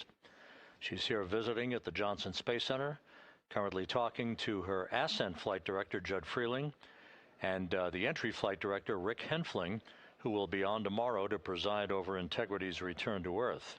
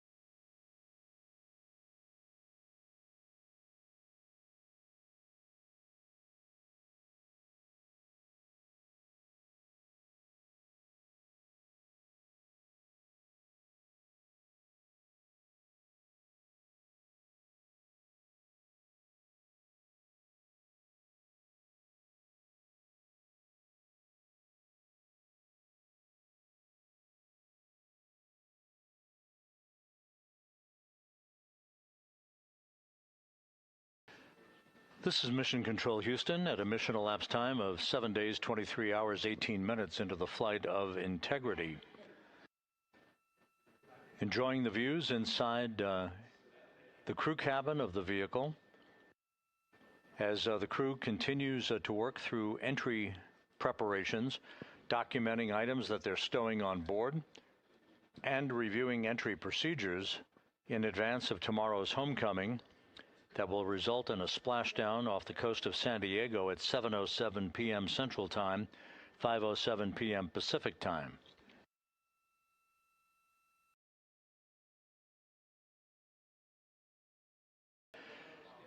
We are just under 5 hours away from the next engine firing. It's a thruster firing of the reaction control system jets on Integrity. That's the RTC-2 burn, the return trajectory correction number 2 burn. It will be a brief firing of the RCS system to tweak and refine Integrity's orientation as it heads toward an entry corridor tomorrow over the Pacific Ocean and its plunge back into the Earth's atmosphere.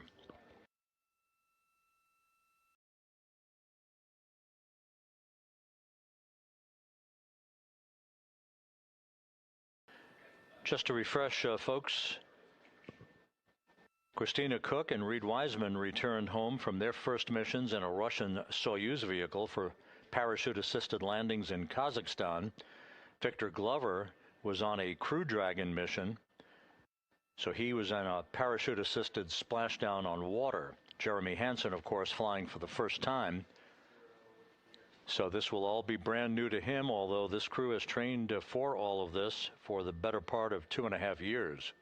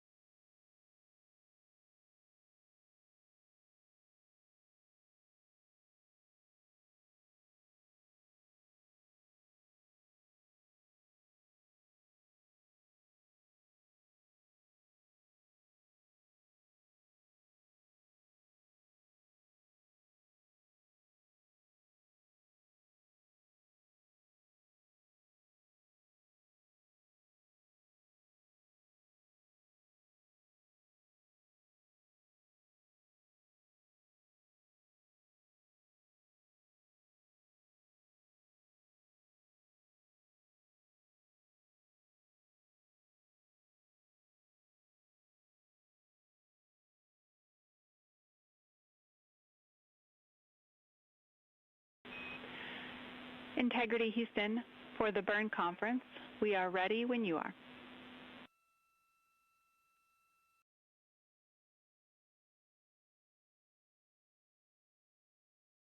Okay, Jackie, we're going to take 2 more minutes and then we'll call you back. Sounds good.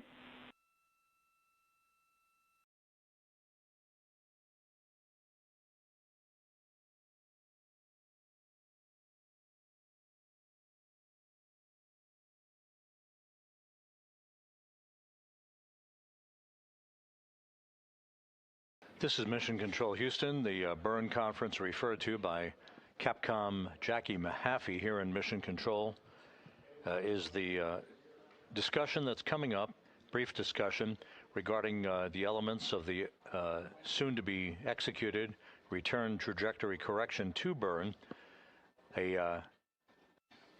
basically a burn of short duration from the reaction control system on the vehicle that will fine-tune Integrity's path towards its entry corridor over the Pacific Ocean tomorrow.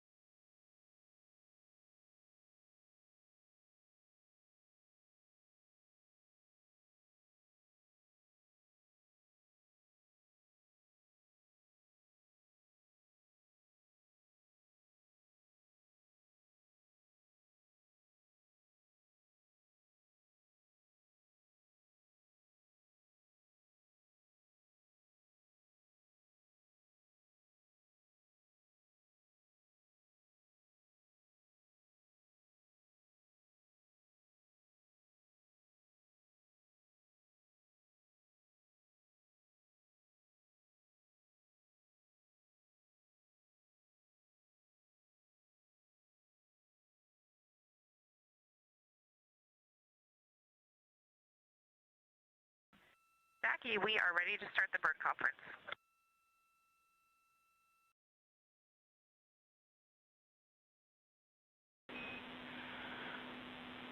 All right, for our RTC2 burn pad, we think you have V1 UTC of generation day 99, 11:30.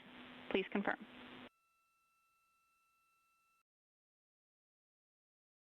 Confirmed. All right, just a couple of deltas for you in the guidance solution. Delta V tote will be 5.2, T-go of 9 seconds. Delta V components, X negative 3.2, Y negative 0.8, and Z 4.0. How copy?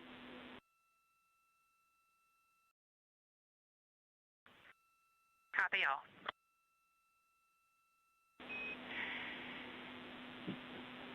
In the burn execution steps, there is no change, but we wanted to share the comment that if we determine interim targeting is required, we can run that from the ground. You all will be during your PAO event.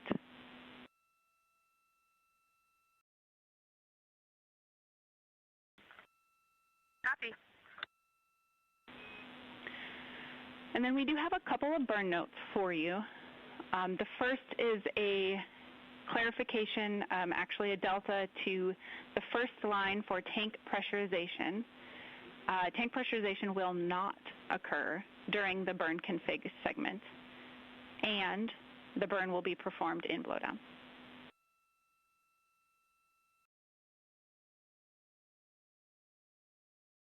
Makes sense. Copy.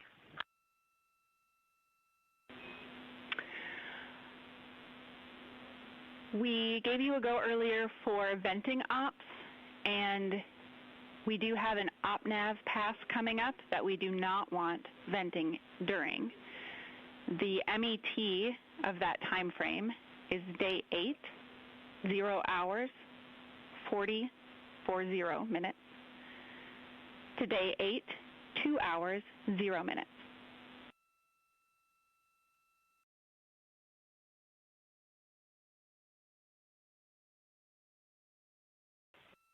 Copy. And then finally, this is a little bit of a contingency information for you, but if you were to lose comm before, during, or after this burn, we've got a couple of burn plan pointers for you. If for some reason the nominal slot 4 burn plan does not converge during any of the pre-burn targeting, we want you to use ground targets.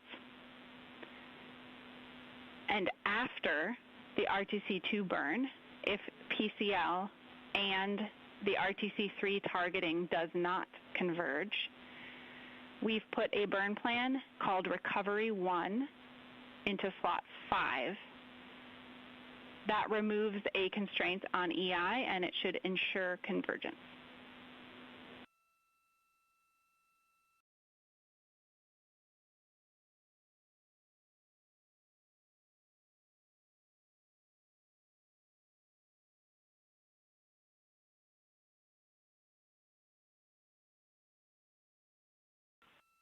Copy all. That is everything Houston has for the burn conference. Anything for us?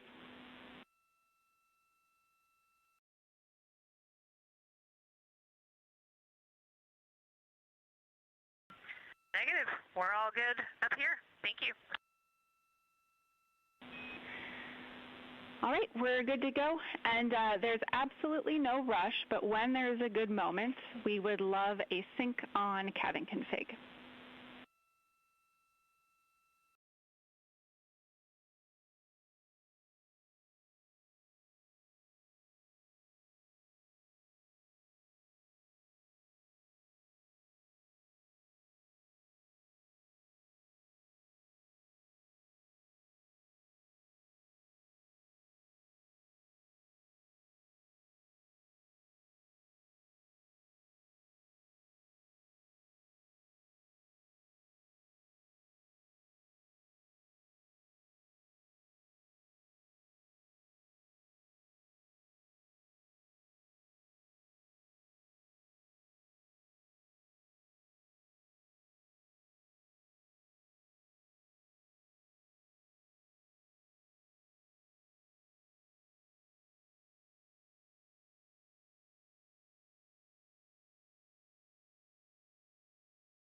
This is Mission Control Houston.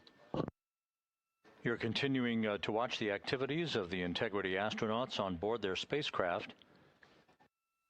Now less than 2 hours away from reaching the midway point on their trip back from the moon. Splashdown schedule for Friday night at 7:07 p.m. Central Time, 5:07 p.m. Pacific Time, at a point to the southwest of San Diego in the Pacific Ocean. The USS John P. Murtha, the recovery ship, is in place, and barring some unforeseen development, will be deploying Navy helicopters and Navy divers and recovery personnel to extract the 4 astronauts from the spacecraft within an hour after splashdown, hoist them into 2 hovering Navy helicopters and fly them back to the deck of the ship, where they'll undergo extensive medical exams before they're flown back to shore and ultimately back to the Johnson Space Center here in Houston. The conference you just heard between Capcom Jackie Mahaffey and the crew, involving the specificities of the upcoming return trajectory correction burn number 2 that is scheduled at 9:53 p.m. Central Time tonight. It'll be a 9-second burn now. And this, again, fine-tunes the angle of attack and the path of Integrity's trajectory to hit the sweet spot in the corridor across the Pacific Ocean for entry interface and the high-speed return back to Earth for a parachute-assisted splashdown.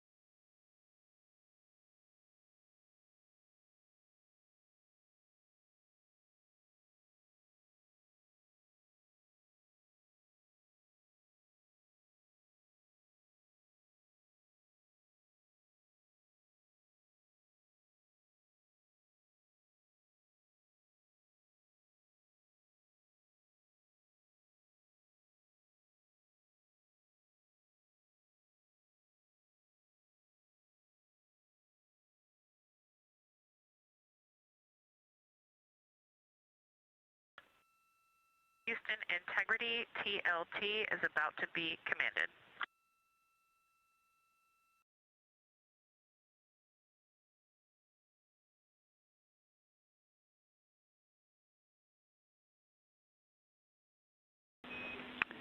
Houston copies.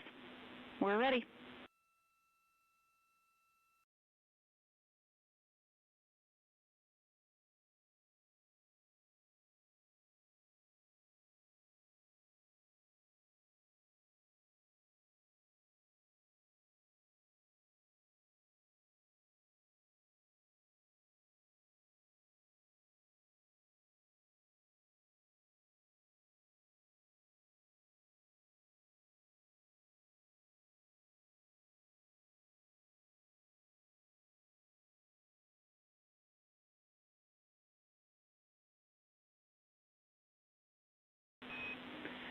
And Christina, we see a good solution. Thank you.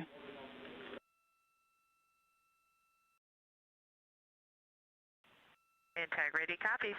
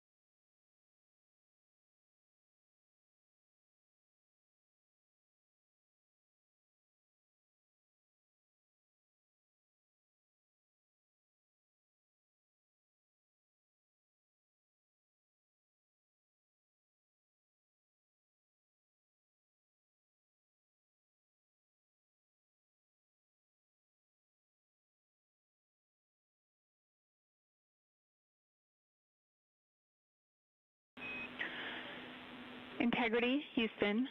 Please check the connection for PCD3 when able.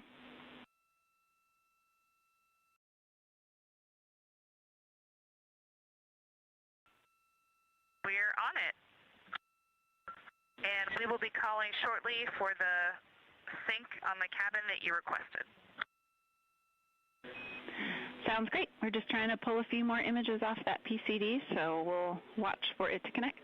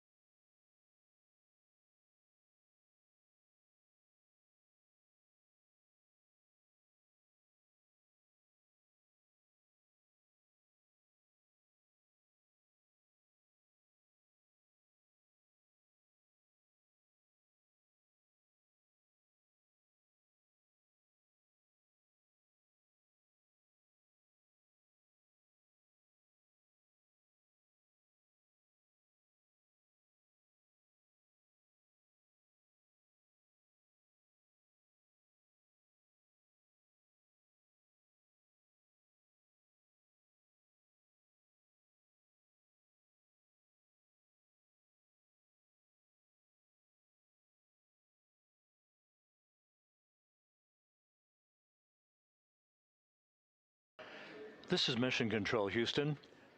7 days, 23 hours, 53 minutes into the flight of Integrity on the Artemis II mission, the lunar flyby of the moon that made history this week.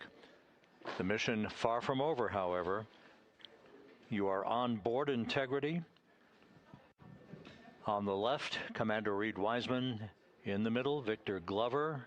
Just behind Glover, almost out of the field of view, Christina Cook, and Canadian Space Agency astronaut Jeremy Hansen on the right. The crew has been busy packing up their crew cabin today. They've been reviewing entry procedures for tomorrow's return to Earth. They'll move into a midday meal here just a short time from now. We will have a public affairs event at 6:50 p.m. Central Time, where the crew, a final PAO event in which the crew will have an opportunity to talk to a number of Congress people, members of Congress who will be gathered in various locations to have a chance to talk to the crew about their adventure around the moon and to offer their congratulations. Coming up at 9:53 p.m. is the return trajectory correction burn, RTC-2 burn. That'll be a 9-second firing of the reaction control system thrusters to further fine-tune Integrity's path toward an entry corridor, a cone, if you will, across the Pacific Ocean, in which they will enter tomorrow evening to begin the high-speed return to Earth and a parachute-assisted splashdown in the Pacific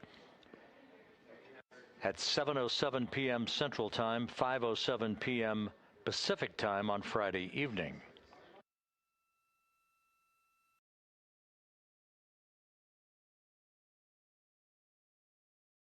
When Integrity and its 4 astronauts do splash down tomorrow night, the total distance traveled from launch to splashdown on this mission will have spanned 694,481 miles.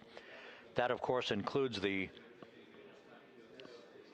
high Earth orbit that Integrity was placed in through the launch atop the Space Launch System and the interim cryogenic propulsion stage, the upper stage burn, that enabled Integrity to spend 24 hours in a high Earth orbit that reached about 43,000 miles at apogee, giving flight controllers here an opportunity to check out all of the critical systems, including the environmental control systems in the spacecraft, prior to the translunar injection burn that committed Integrity to a free return trajectory around the moon and its current trajectory heading back to Earth.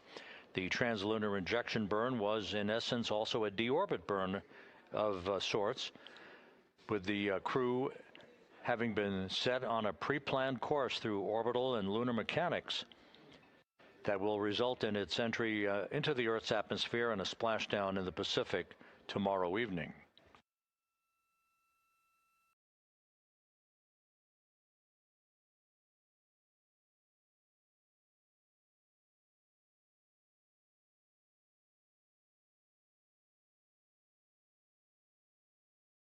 All of Integrity's systems are in great shape.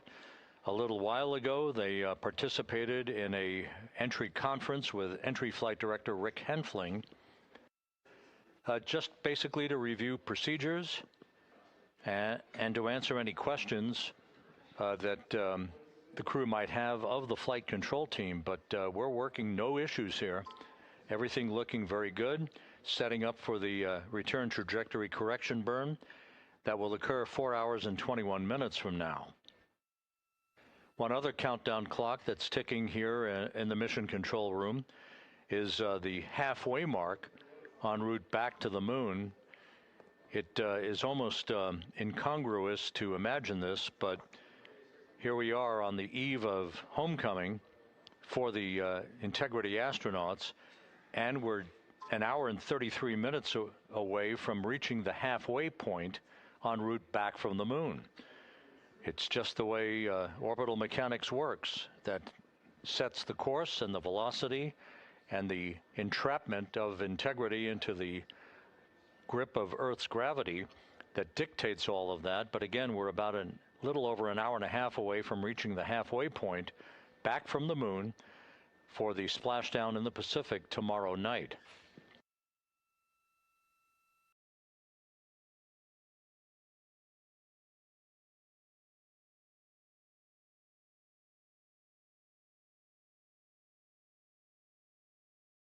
The 4 crew members are scheduled to begin their 8.5-hour sleep period at 2:05 a.m. Central Time on Friday morning.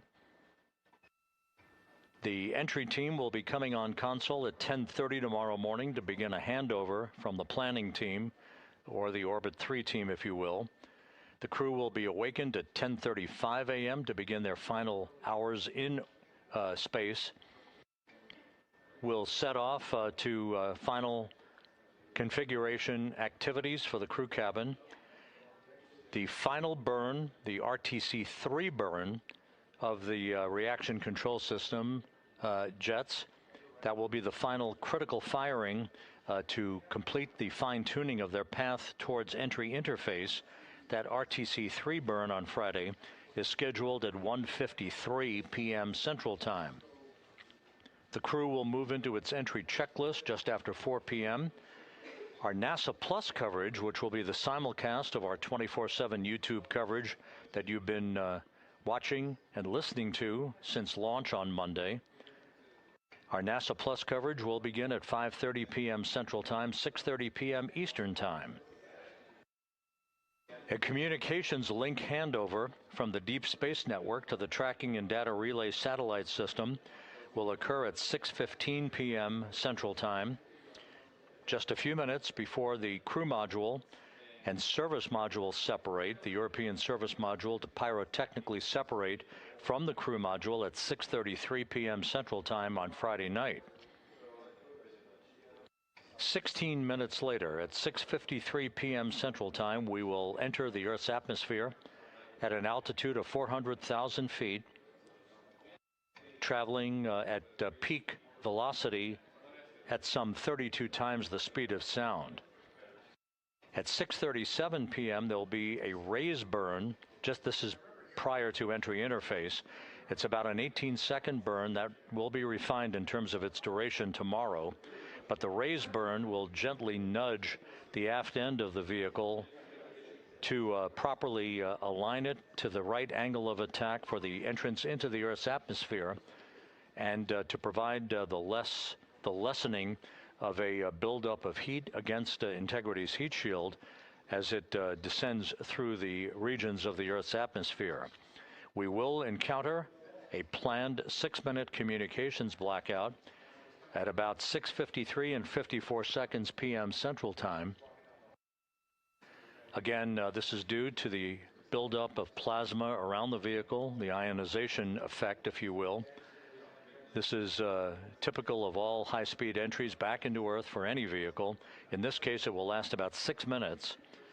Once we regain communications with the crew, we will be just 7 minutes from splashdown, and we'll be initiating a rapid-fire succession of the deployment of series of parachutes. First, the parachutes that will pull the forward bay cover off the top of the vehicle, then a series of drogue suits, and then finally 3 main parachutes that will slow Integrity's speed to just 19 miles an hour at splashdown. The USS John P. Murtha is on station, ready to begin recovery operations with helicopters, Navy divers, flight surgeons, crew surgeons, Navy surgeons, a whole flotilla, if you will, of recovery personnel.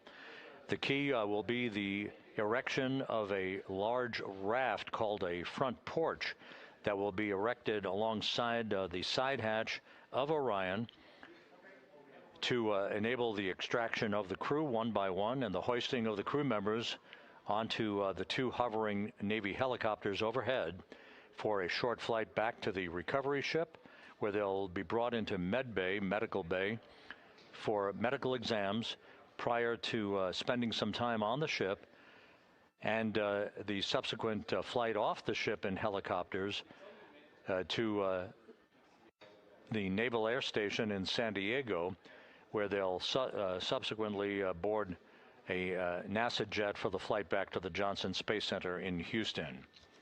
So all of that is upcoming over the next 24 hours or so. But again, everything is in great shape on board Integrity, all of its systems ready to support its entry back into the Earth's atmosphere and its splashdown off the coast of San Diego at 7:07 p.m. Central Time, 5:07 p.m. Pacific Time, 2.5 hours before sunset tomorrow night.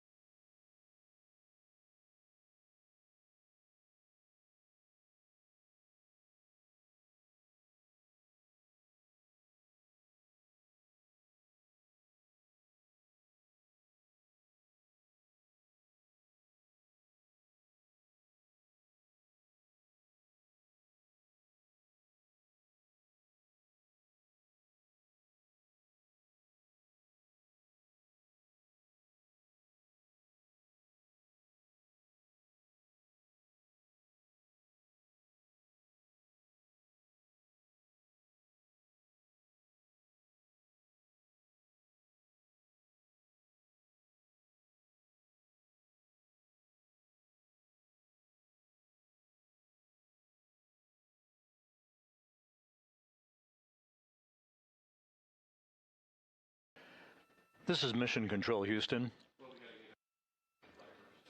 8 days, 26 minutes into the flight of integrity on the Artemis II mission. You've been enjoying the views inside the crew cabin. Christina Cook on your left, Victor Glover with his back to the camera, Jeremy Hansen on your right. Reed Wiseman is there as well. They've been working to pack up the crew cabin in advance of tomorrow's parachute-assisted splashdown of the Pacific off the coast of San Diego. Splashdown time scheduled at 7:07 p.m. Central Time Friday night, 5:07 p.m. Pacific Time.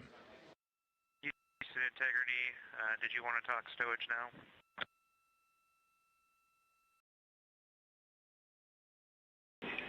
We are ready. And big picture, we're just looking for what IVA called a vibe check, how the day is going and how you feel going forward.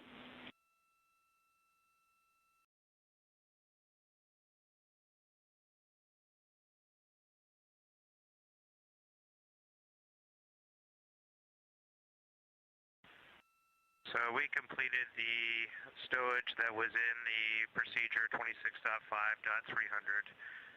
All of that went fine.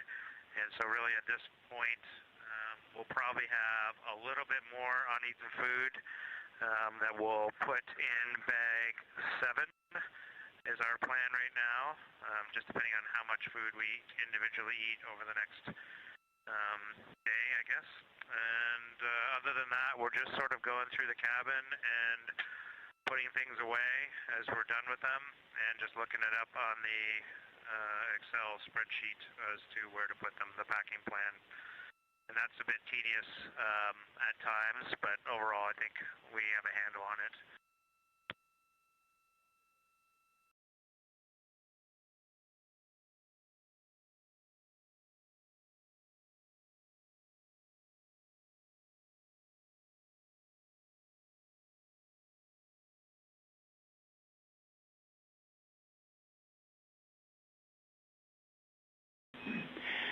Hey, Jeremy, thanks for the status.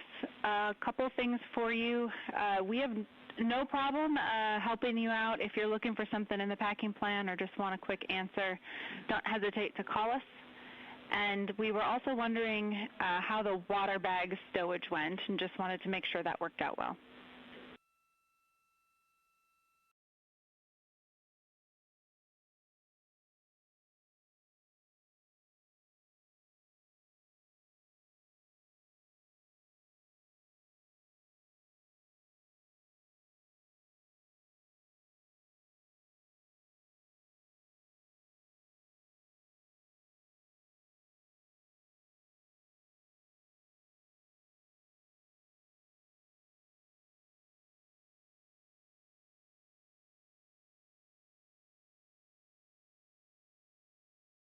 Okay, we just went around the group.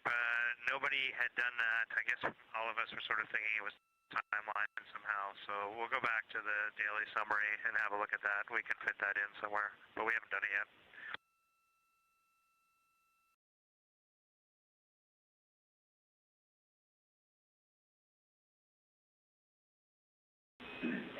Jeremy, in the entry stowage prep activity, there is a link to the message that talks about the water bag stowage.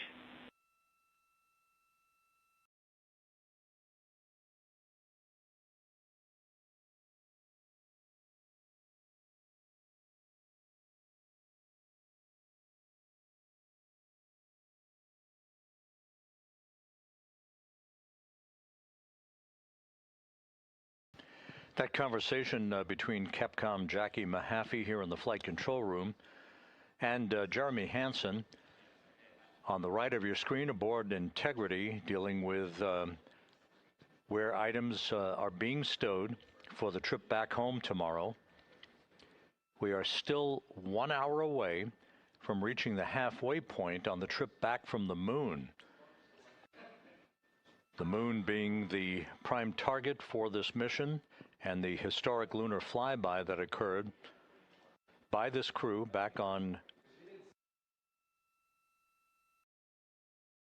several days ago, that carried the crew behind the far side of the moon, flying within 4,000 miles of the lunar surface before beginning the trip back to Earth. And then the other thing I have for you that just might simplify, as we take down all of the Nat Geo setup and the charging setup, where is there a simple way that just all of that stuff can go in one location? So I'm talking about the USB charger, the field recorder, the GoPro Max, the Bogan arm for that, the microphone. Can all of that just go in one location, or as opposed to us having to look up where each of these items go?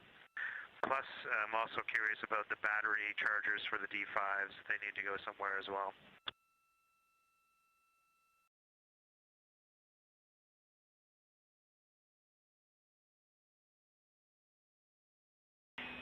Yeah, Jeremy, actually you have an activity on your timeline just after the midday meal block. Stand by. Hey, sorry. At the very end of the day, there is a Nat Geo stow activity, which, if you are done with that equipment, can be performed any time, and that should hopefully make that more efficient.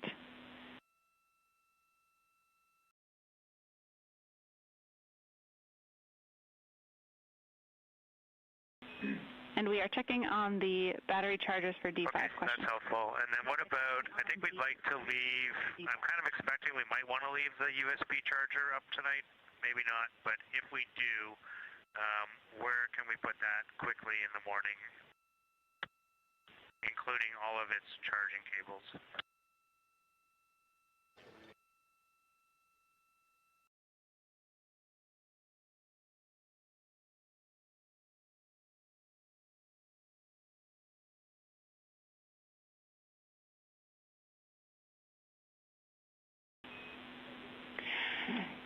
Yeah, Jeremy acknowledged the current location isn't conducive to last-minute packing, so feel free to leave it out, the charger and the cables tonight, and by the morning we will have a specific suggestion for stowing those items.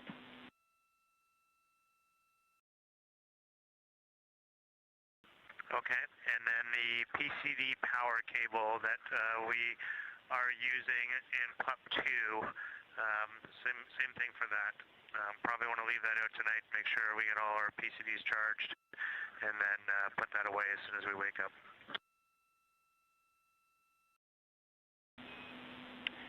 We copy.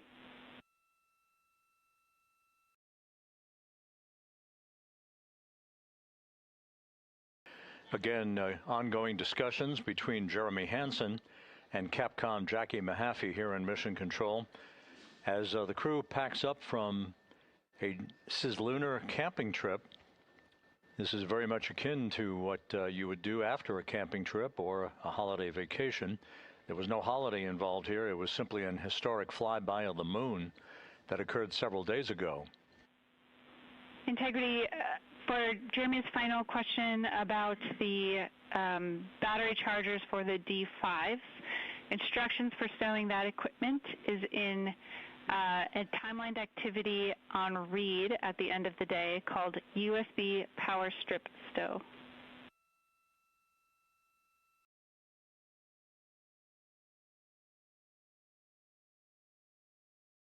Okay, thanks, Jackie.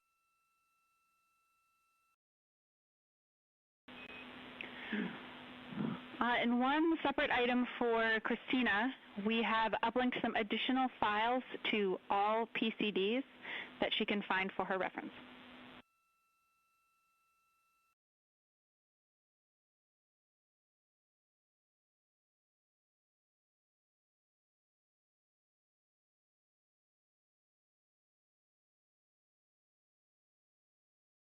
So with Integrity Systems in good shape and the crew nearing the halfway point between the moon and the Earth on its trip back to Earth,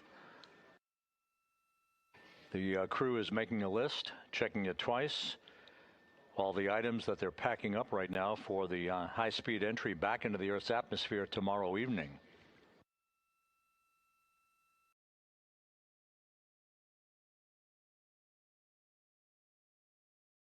Meanwhile, we're about 40 minutes away from a public affairs event where members of Congress will have an opportunity to talk to the crew, ask them a few questions.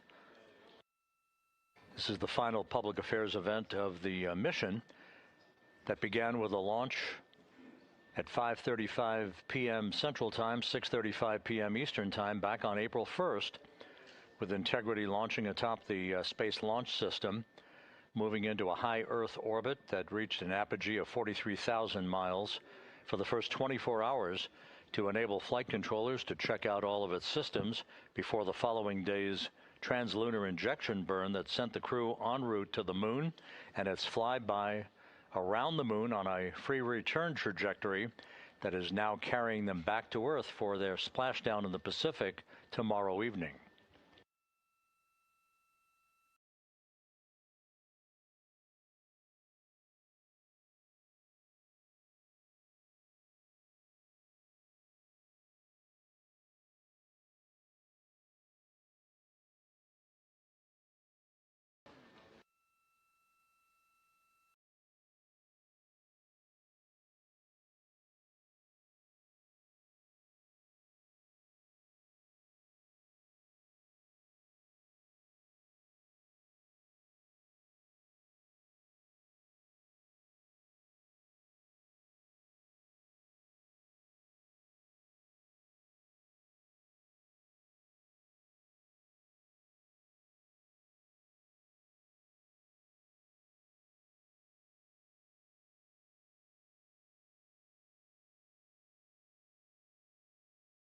Less than an hour away from the midway point between the Earth and the Moon, there is the destination for Integrity's astronauts, the home planet of Earth.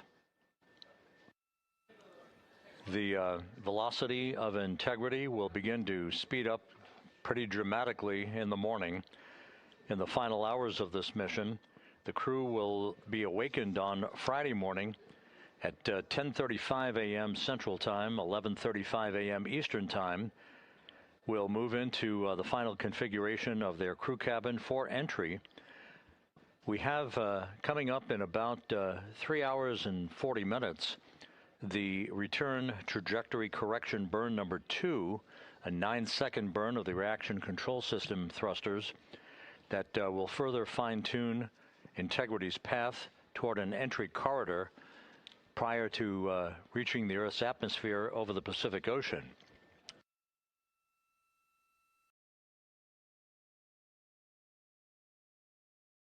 There is a final RTC-3 burn, a return trajectory correction number 3 burn, at 1:53 p.m. Central Time on Friday afternoon. That will be a few hours before we get into the critical events that will lead towards splashdown. The separation of the crew module from the European service module at 6:33 p.m. Central Time, an 18-second raise burn that basically will refine the angle of attack heading into the Earth's atmosphere for the crew. That will occur at 6:37 p.m. Central Time. Entry interface, the point at which the crew will reach the first traces of Earth's atmosphere and feel the tug of gravity for the first time in 9 days. That's scheduled at 6:53 and 30 seconds p.m. Central Time on Friday evening.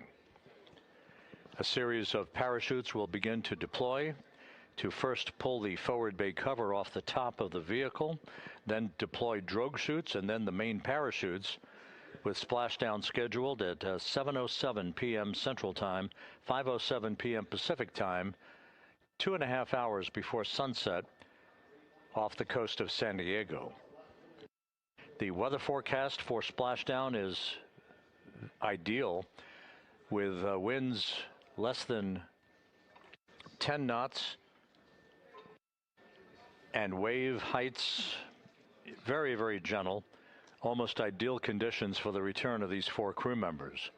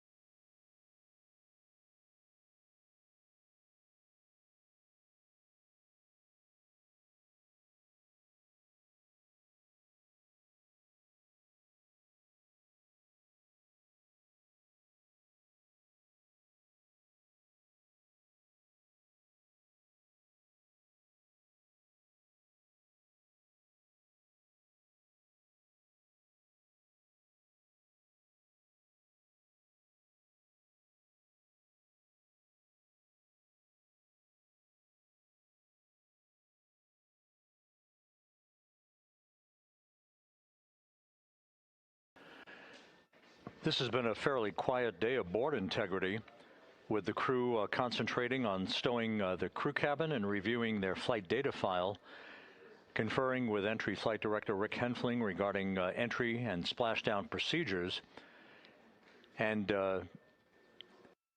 making sure that all the equipment they need for their final hours in space and their high-speed entry back into the Earth's atmosphere tomorrow, that everything will be at their disposal.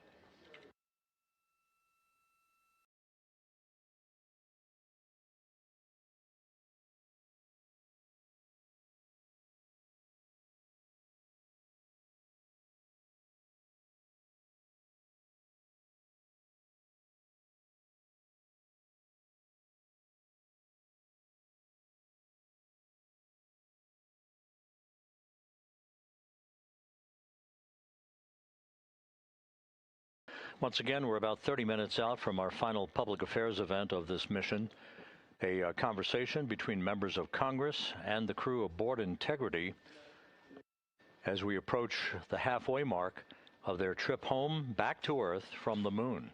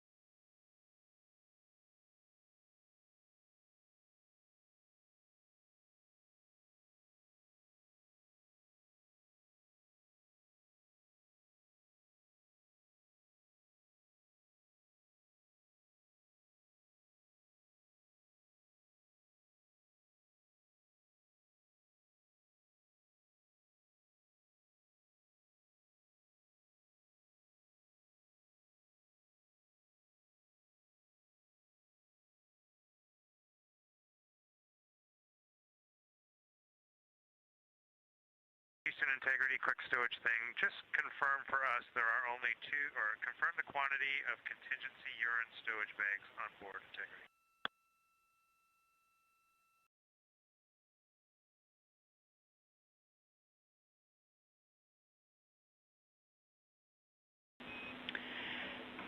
Jeremy, there are 3 total. You used 1 for potable water on the first day. We think you've used 1 for urine, and we think you have 1 empty.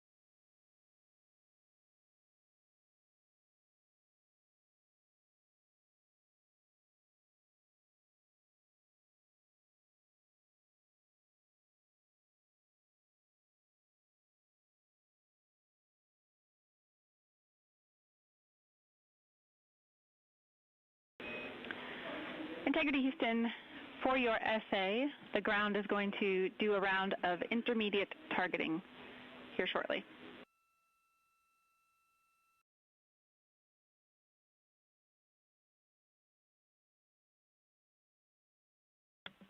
Okay, thank you for that, Jackie.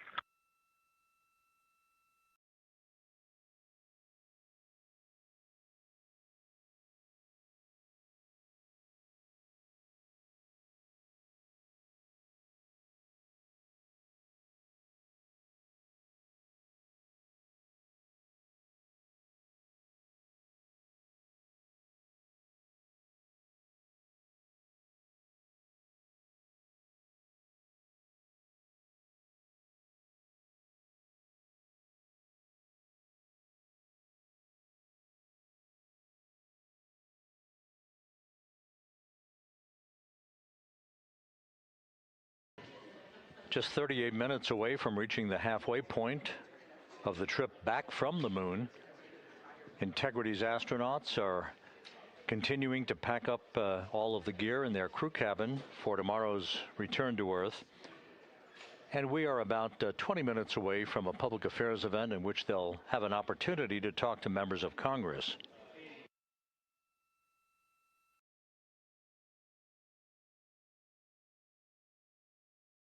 All of Integrity's systems are operating in great shape. No issues being worked by the flight control team here in Mission Control. The day is beginning to wind down. However, there is one more critical burn on tap for this evening.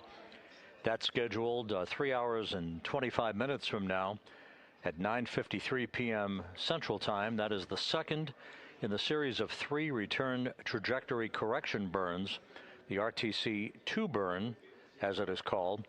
This will be about a 9-second firing of the thrusters to fine-tune Integrity's path and angle of attack, simply tweaking its orientation towards an entry corridor that will take it toward its splashdown point off the coast of San Diego on Friday night.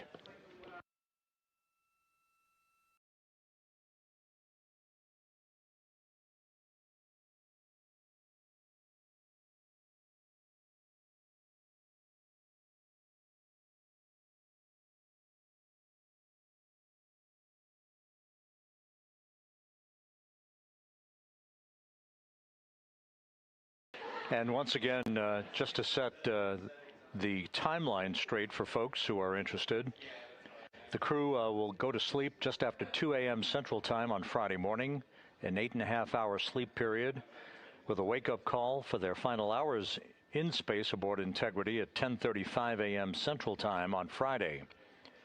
At 1:53 p.m. Central Time, the final return trajectory correction maneuver, or burn, will be conducted.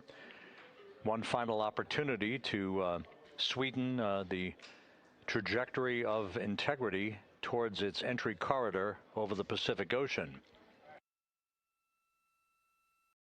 We will move into a communications handover from the Deep Space Network to the Tracking and Data Relay Satellite System at 6:15 p.m. Central Time on Friday night. And a few minutes later, at 6:33 p.m. Central Time, the pyrotechnic separation of the European service module from the crew module will take place. Within 4 minutes after that, there'll be a so-called raise burn. This is an 18-second burn of Integrity's thrusters to tilt the angle of attack ever so slightly upward. The aft end of Integrity will be tilted upward, and that will complete the trajectory refinement for Integrity's path through the Earth's atmosphere.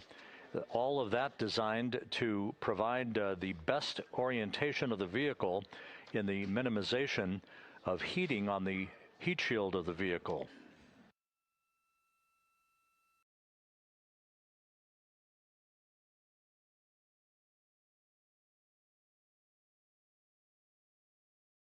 If all goes as planned, Integrity will enter the Earth's atmosphere at an altitude of 400,000 feet at 6:53 and 30 seconds p.m. Central Time on Friday night. Just seconds later, we'll enter a planned 6-minute communications blackout because of the buildup of plasma around the vehicle that will block communications and data transfer from Integrity to the flight control team here in Houston. Once we emerge from that communications blackout and reestablish comm with the crew, then we're just minutes away from the series of parachute deployments, 11 parachutes in all, first to yank the forward bay cover off the top of the vehicle, then to deploy drogue chutes, and then finally the main parachutes that will slow Integrity's rate of descent to a gentle 19 miles an hour at splashdown.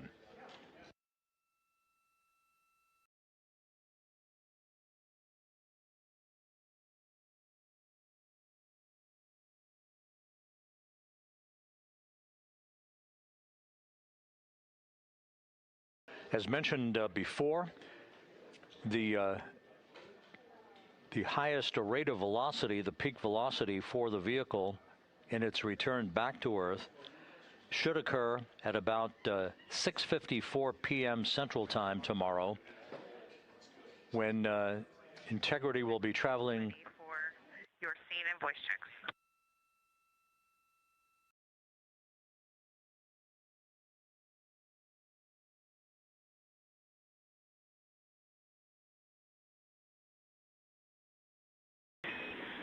We are taking a look, and we'll take a 10 count.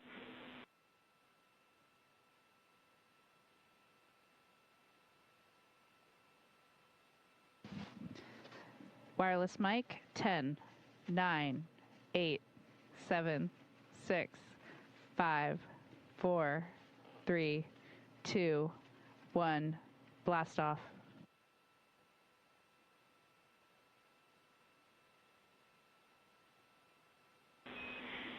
Copy, blast off. Good scene and voice. We'll be ready on time.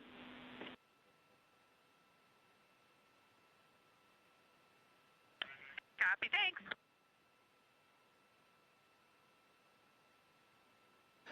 That scene and voice check, part of the routine procedures to set up for our public affairs event coming up in about 16 minutes, where members of Congress will have an opportunity to talk to the crew aboard Integrity.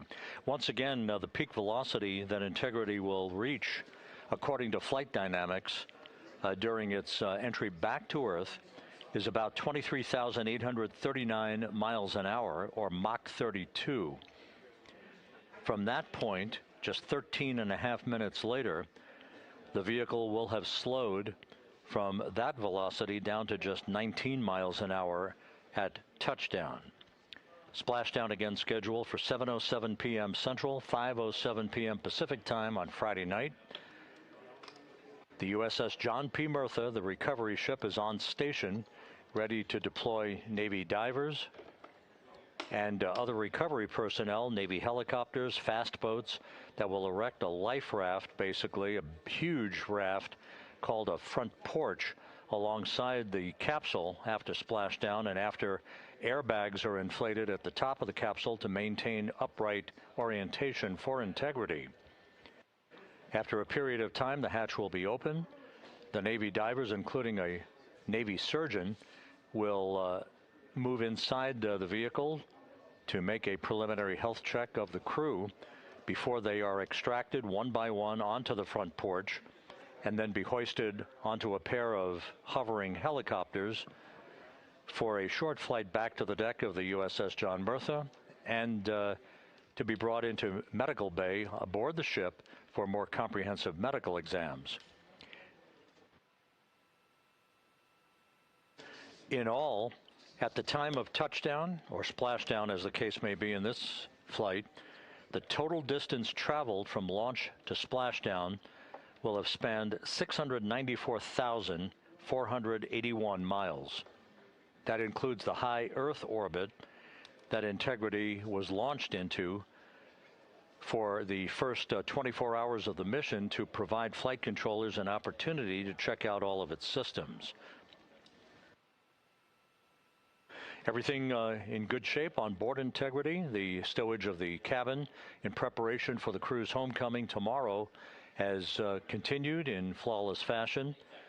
No issues being worked here in the flight control room as the Orbit 3 team, or the planning shift, comes on to begin a handover. Integrity, for that stowage for the water that we've just been working on, it says nadir. So can you just confirm you want it on the bottom underneath the other CTBs?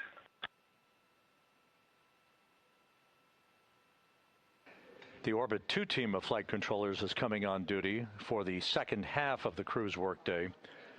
They'll hand over overnight to the Orbit 3 team, which is the planning shift. It's on the bottom underneath the other bags. And if you're looking kind of naturally at the lockers, it's the bottom left of Delta.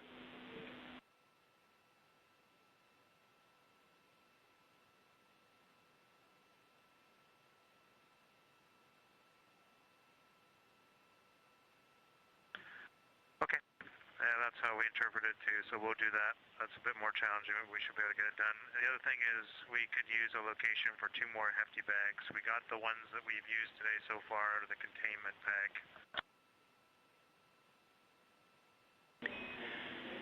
Checking on the hefty bag location, and while I have you, just some vehicle essay.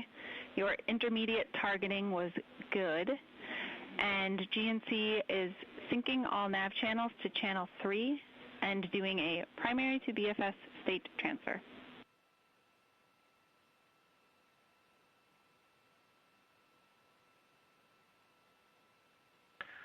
Okay, Jackie, all that tracks.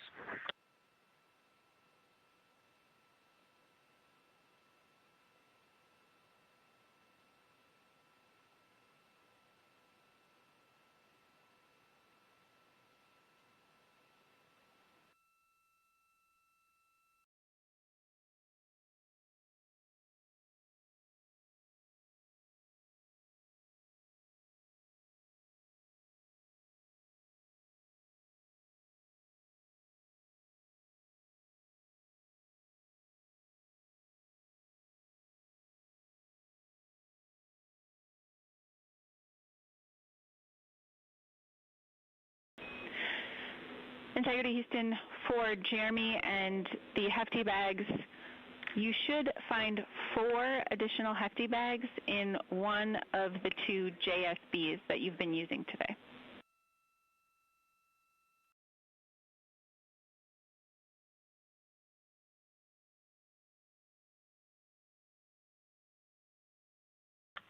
Okay, we'll have a look.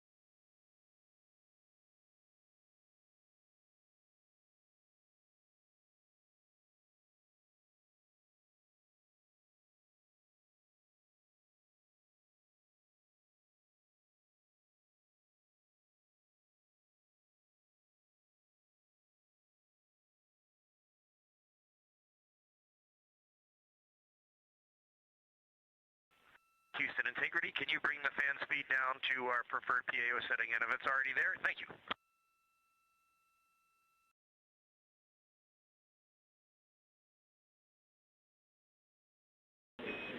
It is there.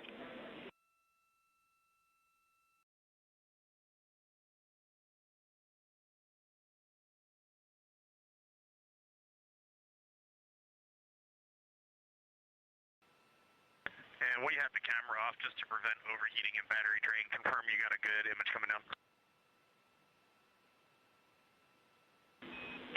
We do have an image coming down.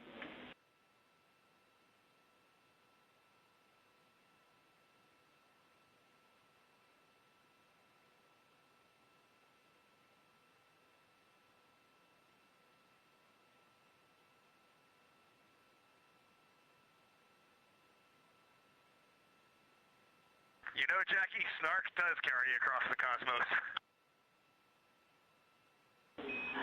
That delayed smile made me feel very good.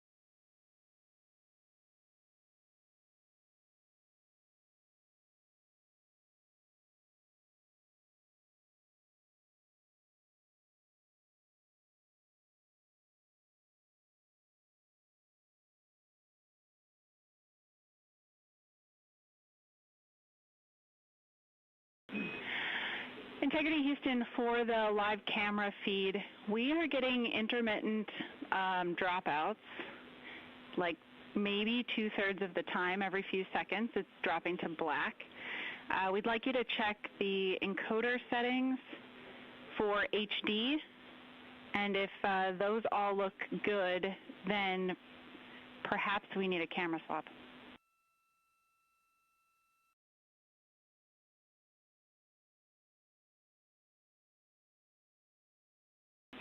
Copy, thumbs up.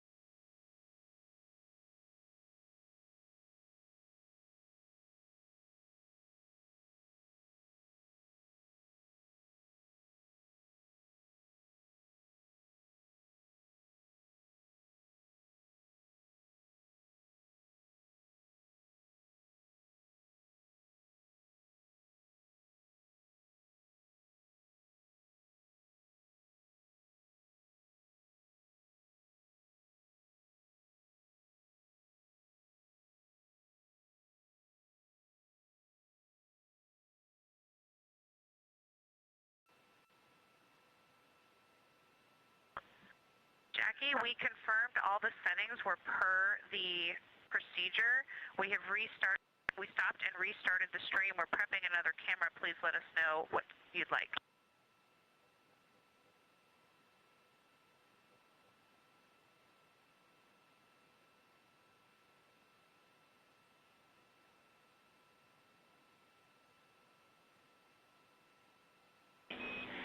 It does not seem to have helped the situation. We'd like to try the camera swap.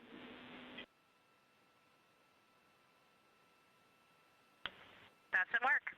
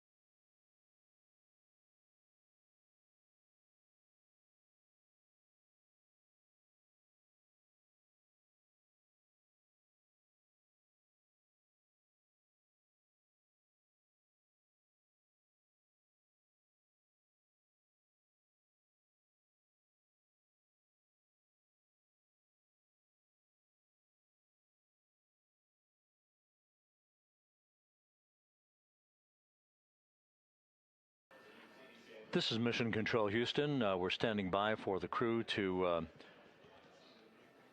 complete the setup for the upcoming PAO event, in which they'll have an opportunity to talk to members of Congress. All this happening as we're just 17 minutes away from Integrity reaching the halfway point en route home from the moon, with splashdown scheduled off the coast of San Diego on Friday evening.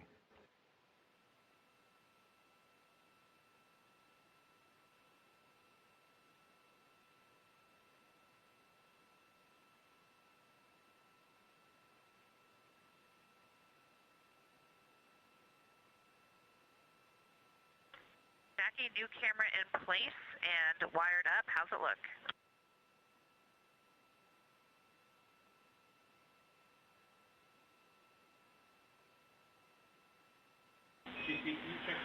We are checking.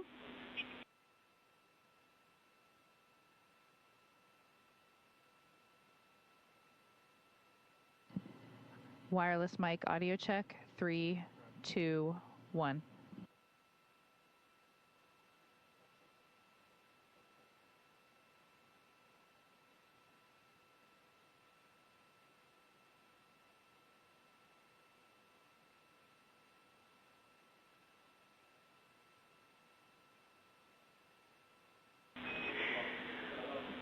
Okay, Integrity, the audio from the mic and video are looking good. We'll be ready to start the event.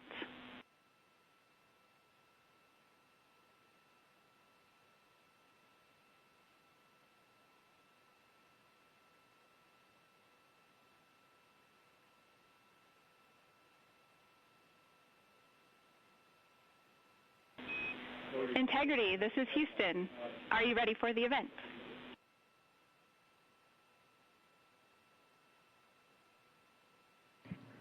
Houston, this is Integrity. We are. Administrator Isaacman, this is Mission Control Houston. Please call Integrity for a voice check. Check.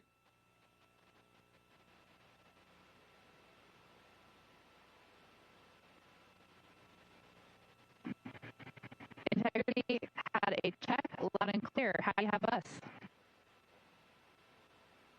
Integrity, Jared, you're about 5x3 right now, but it's looking like it's stabilizing. It's great to chat with you again. And good evening, Artemis II crew. As you all approach your final day on this historic journey around the moon, the people of Earth remain inspired by your mission. They are energized by space exploration, and most importantly, they're eager to have you all home very soon. Now, NASA couldn't execute on our important mission without the steadfast support we received from the United States Congress. We work with the agency to make sure it has the right direction to expand American leadership in space and the necessary resources to execute on our world-changing mission. Now, we have several NASA congressional supporters online today, and they have a few questions they'd like to ask you on behalf of their constituents across the country. Our first question is coming from Senator Ted Cruz of Texas, who spearheaded our One Big Beautiful Bill historic investment in America's leadership in space. The chairman is with me now at Johnson Space Center, and over to you, Mr. Chairman. Well, thank you, Jared. Integrity, this is Ted, comms check. It is, I feel very official now. I will say I feel particularly profound. This is the first and only time in my life when I've stood next to someone who is speaking on behalf of the people of Earth. That's a heck of a statement, and I know that you guys are. I can only imagine the awe and wonderment you feel, but I want to just start by saying thank you. You are inspiring. That is not hyperbole when Jared speaks about the people of Earth across the planet. People are watching you and amazed, watching you put food packets away, as we were doing just a few minutes ago, watching you float around with the floating head, and you are bringing people together all across our globe. So thank you. Thank you for your good cheer. Thank you for your eloquence. Thank you for inspiring people. I have two questions. Number one, if you could go back in time and talk to yourself at age 10, what would you tell yourself about going to the moon? And then question two, if and when they make a movie about this, who do you want to play you?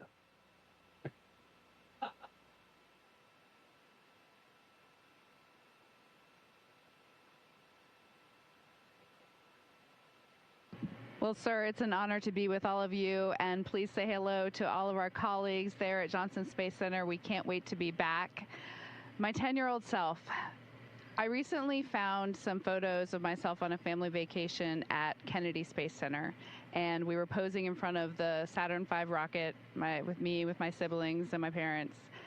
And if I could have told that little girl who took home a picture of Earthrise and hung it in her room that she would eventually launch from that same place to see that same view, I'm pretty sure she would not believe it. But even though I still can't believe it, and she certainly wouldn't believe it, she chased that dream, and it ended up happening. It's such an honor to hear that we've inspired. That's truly one of the top things that we ever wanted to do. And I am definitely not answering the movie question. That's going to be for Reed. Senator Cruz, it's great to talk to you, and thank you for visiting our friends and family there at the Johnson Space Center. That is fantastic. We've thought a little bit about the movie, and I think that's way out of our pay grade. So we don't know who's going to play us. That's up to whoever decides. But one thing we do know for certain is this guy is going to be played by Buzz Lightyear, 100%, no doubt. Thank you so much, Senator Cruz. Our next question comes from Senator Maria Cantwell of Washington. Hi, congratulations to NASA and the Artemis team. I want you to know I spoke to Ann McLean earlier today, and she said the 8 balls are all incredibly proud of you. This mission is a major investment in science and a testament to human achievement. The Orion thrusters were built here in the state of Washington, and I invite you all to come and see the innovation and the people that you've inspired. My question is, as Americans who've traveled the farthest and seen direct observations that are proving so invaluable, once we go back and land humans on the moon, what are we going to learn from the human eye that the moon rovers couldn't tell us?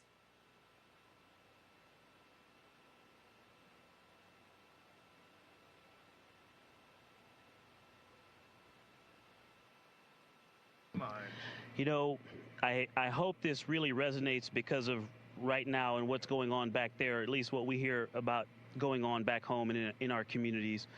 I think you all can feel the energy that this mission has brought. I really hope so. And one of the things that I was asked to talk about when I come back by one of my good friends, Tony Antonelli, he said, I want to know how it feels. There's going to be tons of pictures, but I want to know how it feels. And I think a rover can collect data a lot slower, but the human's going to be able to do it much faster. But then they're also going to come back and tell you how it feels. But physiologically, in a technical and medical sense, but also in an emotional sense, so that we can continue to have that human connection, not just the scientific and exploration, but the human connection.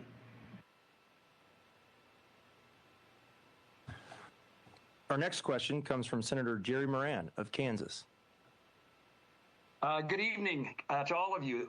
On Monday, Administrator Isaacman and I visited the Cosmosphere in Hutchinson, Kansas. Commander, it's the place you told me was the best space museum in the world. I've repeated that many times. I'd like to extend an invitation to each of you to come visit us in Hutchinson and be my guest. But I also want you to tell me how you can see the Artemis II mission as well as the Cosmosphere, inspiring the next generation for the well-being of the world.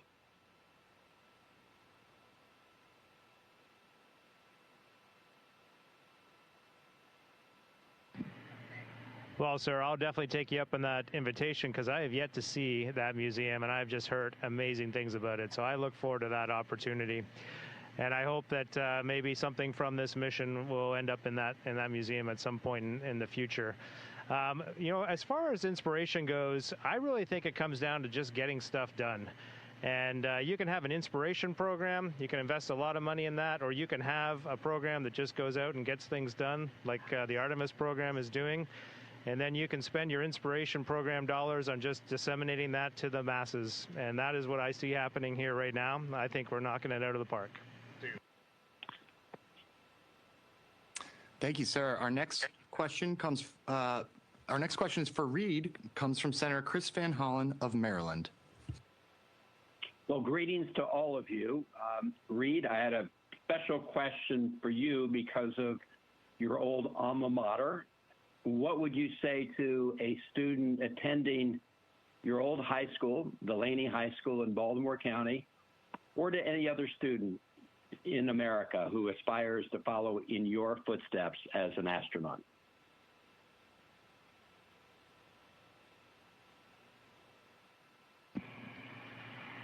Well, Senator, it's great to talk to you. It's great to talk to you, especially from my home state of Maryland there. Lots of love. And I mean, this could be a huge answer, but most simply, I think that the students of today, they've got to be willing to fail. They've got to be willing to take some risk in their school. Straight A's, that might be important to some, but really expanding your horizons, going out and doing things that are difficult, things that scare you, things that you might have to try a few times before you get them right. That's all well and good, and that's a huge part of the learning process. And one of my biggest takeaways from life is it's not how well you succeed, it's how well you fail. And when you have a tough spot, you got to get up and get back on the horse and keep on going. And I think that's so critical for the youth across the nation and across the world today. Just keep driving and keep trying and keep innovating. Thank you. Good advice. Thank you. Next up, we have a question from Congressman Brian Babin of Texas. Hello, Artemis II crew, Reed, Victor, Christian, Christina, and Jeremy. I'm so proud to represent the team at Johnson Space Center and supporting you every step of the way. The entire country is inspired by your work and your dedication. It's amazing. And my question would be, if you could relive one moment of this mission so far, what would it be?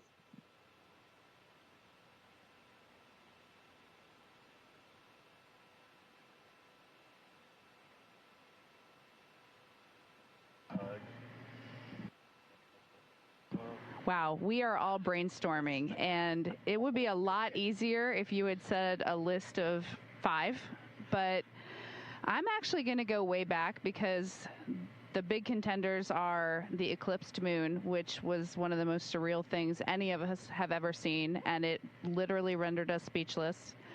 But I'm going to go all the way back to launch, because when we launched, it is such a quick experience. Our entire powered flight on the rocket was shorter than what we've done in this press conference so far. Yet it is such an incredible, important part of the mission, a dynamic phase in the mission. We train it so much. And if I could go back and replay it in slow motion to just imprint those memories even more, I would do it in a heartbeat. Outstanding. Thank you. Our next question comes from... Our next up, we have Congresswoman Zoe Lofgren of California.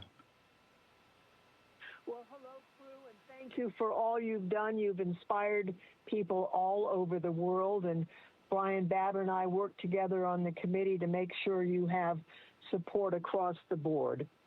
Your last 8 days have taken place in the Integrity Orion spacecraft. Now, integrity is a quality we all strive for and hope our leaders can live up to. This mission has been unifying in so many ways and captured a global audience. What do you hope humanity takes away from it?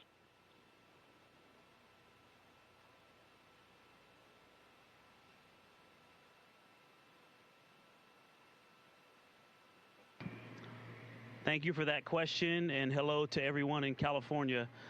I hope that we connect back to when we went to the moon the first time and we started calling big things that humanity accomplished moonshots, and we take ownership of this moonshot and realize that we can do it. And then we also think about the future and that this is just the beginning, and that there's nothing that we can't accomplish when we pull all of our differences together, not in spite of them, but when we pull them together and we work on something big for the good of everyone. All right, next we have a question from Congressman Hal Rogers of Kentucky. We're proud of you and proud of the tracking that's being done of your event at Morehead State University in eastern Kentucky.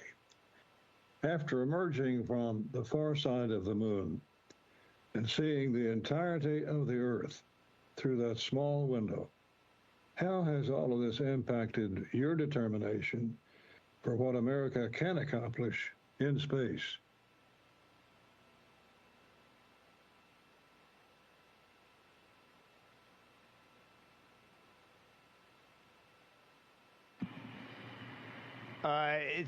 It reminds you, first, just being, right now we're 106,000 miles away from planet Earth still, and we'll be home tomorrow.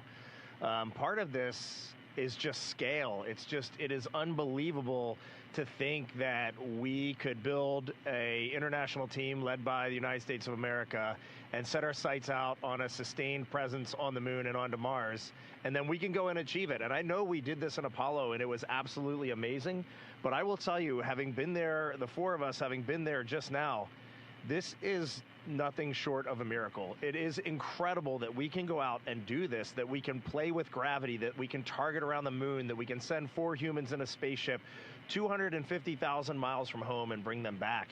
There is nothing this nation cannot do when it has a vision. It just has the capability to go out and get anything done we want to get done. All right, next up we have Congresswoman Grace Meng of New York. Hello to our crew. This is Grace Meng from Queens, New York. Thank you to the administrator, and thank you to our trailblazing crew. My question is, thank you for taking the time to speak with us. Our entire country has been following your journey with pride, and we're incredibly grateful for your service. You've spent years in simulators at Johnson Space Center that recreated every vibration, system failure, cockpit light with high accuracy, and most of you have even been to the International Space Station. Now that you're almost home, what is the one thing that has surprised you about this mission that your training and prior space experience did not or could not prepare you for? And we can't wait to welcome you back to Earth. Thank you again.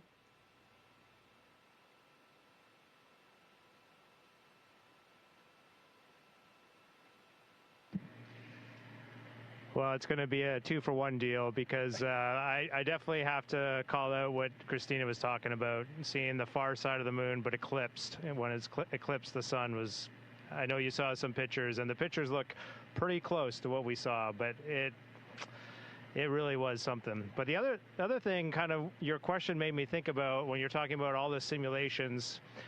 We simulate the first day of the mission a lot and the last day of the mission a lot. And near the end of the first day, we separate from the upper stage of the rocket, and then that's when we did the proximity ops where we flew around the upper stage as if we were docking to it. And in the simulator, you watch and you have all these things you're checking to see if you have actually separated from the vehicle. And if you haven't, you have a bunch of things you need to do because that's not good. And in space, it's nothing like that. We essentially got ejected off the top of that thing. We were all sitting in here waiting for that moment, and all of a sudden we're all pinned to the floor. Like, well, I guess we separated. All right, next we have a question from Senator Mark Kelly of Arizona.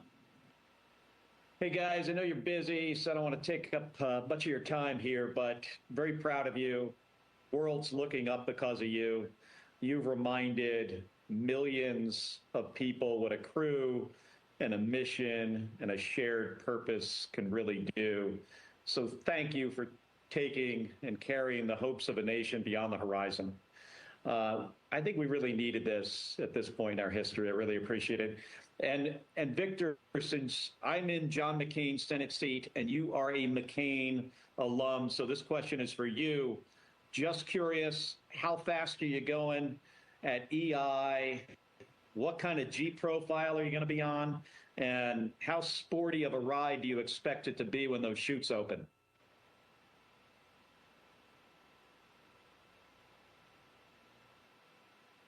Oh, Mark, thank you. It's great to hear from you. Thank you for your continued leadership and support and friendship. And the ride's been amazing. Jumping off the pad was awesome. And a lot of people think about rocket science and staging power versus weight. Well, slowing down from that speed takes just as much thought and practice. And so we're going to come into the atmosphere at about almost 40 times the speed of sound. And then we will slow down to a 20-mile-an-hour touchdown into the Pacific. But the G profile will actually be very similar to what it is on launch. We'll get up into the 3 Gs, just over 3 Gs on the way down for a normal entry. But if it was a ballistic, we could get up to as high as 9, 10 Gs, which is what you pull in a fighter jet. But we could be doing that for several minutes, for 8 or 9 minutes. And so the G profile is going to be pretty sporty. But when we touch down, the heat shield and the parachutes are going to get us nice and slow so that we touch down at a, what did I say, about a 20-mile-an-hour splashdown in the Pacific. And we can't wait to see the dive team and the Navy that are going to come and pick us up. All right, thanks, guys. All right, next we have Senator Katie Britt of Alabama. Hey, everybody. I know how proud we are in Alabama of the role that Marshall Space Flight Center in Huntsville has played in this incredible mission. So I can't even imagine how unbelievably proud your families are of you and how excited they are to see you soon and to welcome you back to Earth.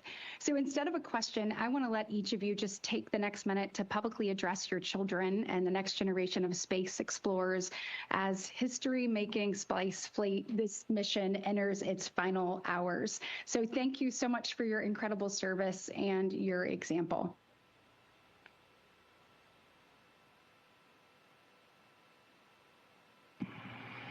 Thank you very much for this question. We are in a maneuver right now, so I hope we don't lose the signal briefly, but we just heard the thrusters firing on the service module to reorient us. We have a return trajectory correction burn number 2 coming up in just a little while. But I just want to look at my daughters, Ellie and Katie, and just say I love you, and their support has been unbelievable. I don't think they knew what this mission really meant when we launched, but they have learned through the outpouring of public support, their friends' support, and family support. Really, the world has come together. We have seen it, and we have seen it through their eyes, too. And it has been a very proud moment for me as their father to see the joy in their expression and the way they email and communicate when we have private conferences. It's still on. For my three children, Devin, Ashley, and Caitlin, I think it's worth pointing out, I learn as much, maybe more from you than you learn from me. But the one thing I'd remind you, and I think is worth reminding ourselves and other youth, is that all you have to do on any given day is just get up and do your best and try to find joy in your day and try to contribute in a meaningful and positive way. And that's it. And I think we as humans, we put too much pressure on ourselves looking for perfection. And if you look at what we're doing out here, it is far from perfection, but we are getting it done. Wait, that's us. The music. Genesis, Maya, Joya, and Corinne, as we are on our way back from this dream of a mission, your mom and I look forward to supporting you, chasing and catching your own dreams. We spent years coaching you, but we are very much in that transition to being cheerleaders and just rooting for you in life. And to the future citizens out there, the same sentiment applies. I hope this mission is giving you something that you can take and put in your pocket or in your heart and mind that you keep with you. But it's not because we want you to see what we've tried to show you. It's because we want you to take this and build a vocabulary to explain the world to us. Wow. Wow, Victor. Why do I ever answer questions around you guys? That was incredible. That was incredible. I'll take this second to say something to my 9 nieces and nephews, which is, I love you, and thank you for the amazing letters you wrote me, the amazing pictures you drew me. You had beautiful Earths and rockets, and they truly touched my mission, and I feel like you're here with me. All right, next is Congressman Mike Herodopoulos of Florida. Hi, crew. This is Congressman Mike Herodopoulos, and I represent Kennedy Space Center in Congress. And what a thrill to have watched you take off from Kennedy Space Center. It truly unified America. I have a question from one of our local voters here in Indian River County. Her name is Renee, and she said, what were you thinking when you were going around the moon, the furthest ever from Earth, on the dark side of the moon? We'd love to hear your thoughts as you made your way around the moon out of radio contact.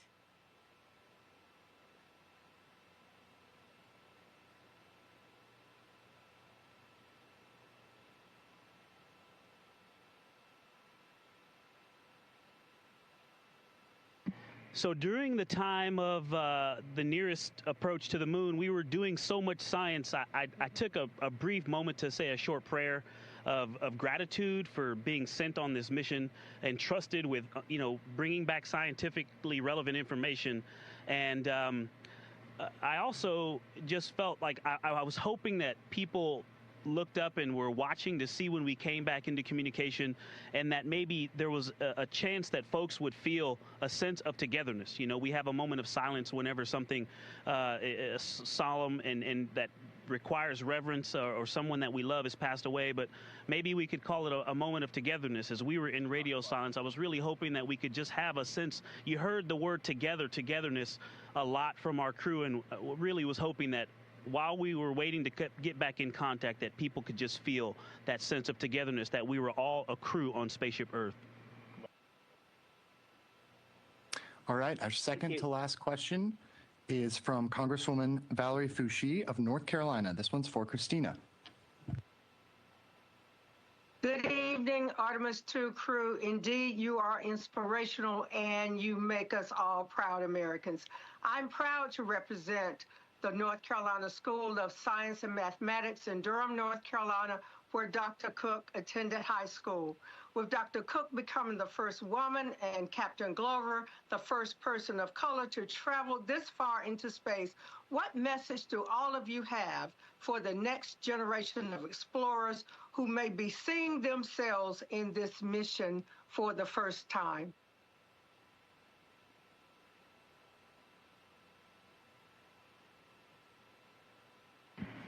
Well, it's such an honor to speak with you and that you represent Durham. All of my family lives there, and they're all flying to Houston right now, hopefully to watch our splashdown. So Durham is very near and dear to my heart.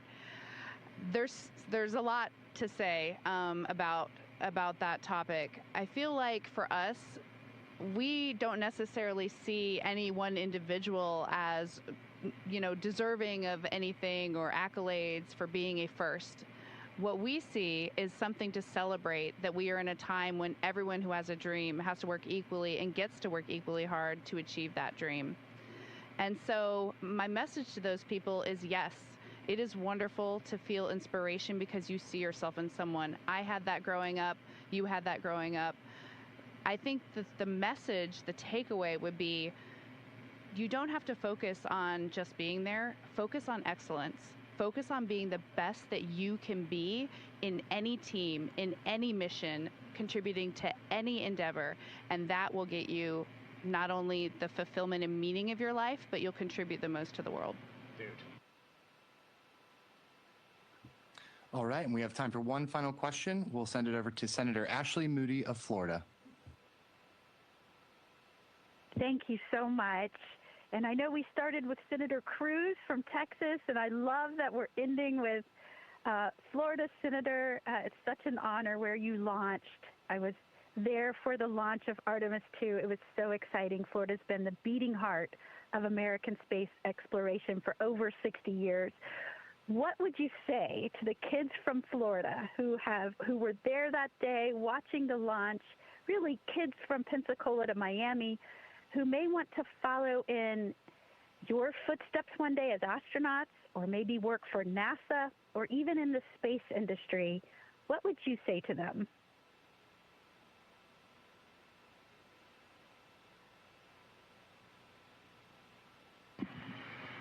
I would say we are in the golden age of space exploration right now, thanks to the leadership of Jared Isaacman and our political leaders, many of whom are gathered here right now.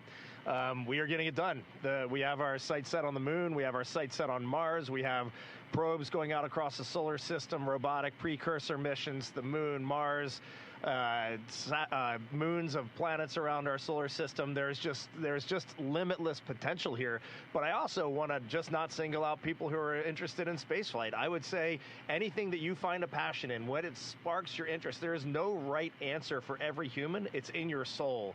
So Jeremy likes to say every one of us has a gift, and we need to share our gifts to be happy. And so if you want to be a veterinarian. If you want to help people, be a nurse or a school teacher, or a public servant, a police officer. There are so many things out there. And when you find that fire in your soul and you know what you're meant to do, just lean all in and go for it. And if some of you end up going and walking on Mars, the four of us, myself, Victor, Christina, and Jeremy, we will be in the front row cheering you on loud and clear. All right, we are out of time for today's event. That concludes the event. Thank you to everyone who was able to tune in, and thank you to our elected officials for joining us. Artemis II crew, we look forward to seeing you back home soon.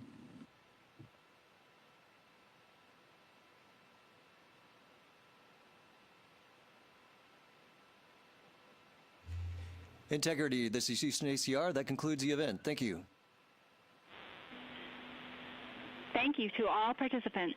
Integrity, we are now resuming operational audio communications.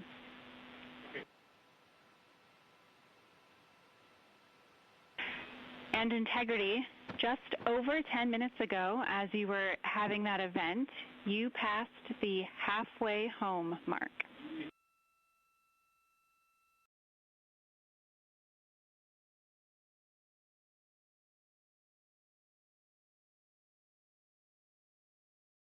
Okay, copy that, Jackie. Sounds like the next 24 hours we're gonna accelerate quite a bit then. Absolutely. This is Mission Control Houston. In Integrity, we are working to get OE2 into a private conference, and we'll be ready to start the flight director conference just a couple minutes early.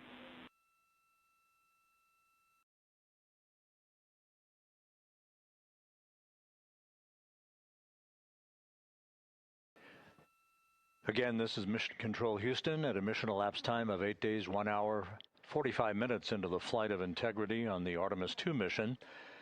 We just wrapped up that final public affairs event where members of Congress had an opportunity to talk to the crew members on board. Commander Reed Wiseman, pilot Victor Glover, and mission specialists Christina Cook and Jeremy Hansen. About 15 minutes ago, they passed the halfway mark on the flight home from the moon and their lunar flyby of Earth's closest celestial neighbor. They will begin to accelerate quite a bit over the next 24 hours, as you just heard, as they prepare for splashdown in the Pacific on Friday night at 7:07 p.m. Central Time, 5:07 p.m. Pacific Time. A shift handover has just been completed here in Mission Control, where the Orbit 2 team of flight controllers is taking over. They will be led by Flight Director Fiona Antkowiak, taking over from Entry Flight Director Rick Henfling. We think we copied the RHC as set up, but can you confirm?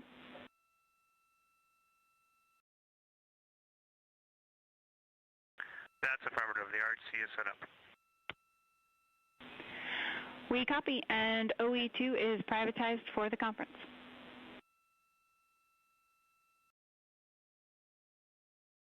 Entry Flight Director Rick Henfling and his team of entry flight controllers will be back on console tomorrow morning, and that will be the ultimate day of this mission, the final chapter in the Artemis II flight, and that will be entry and splashdown.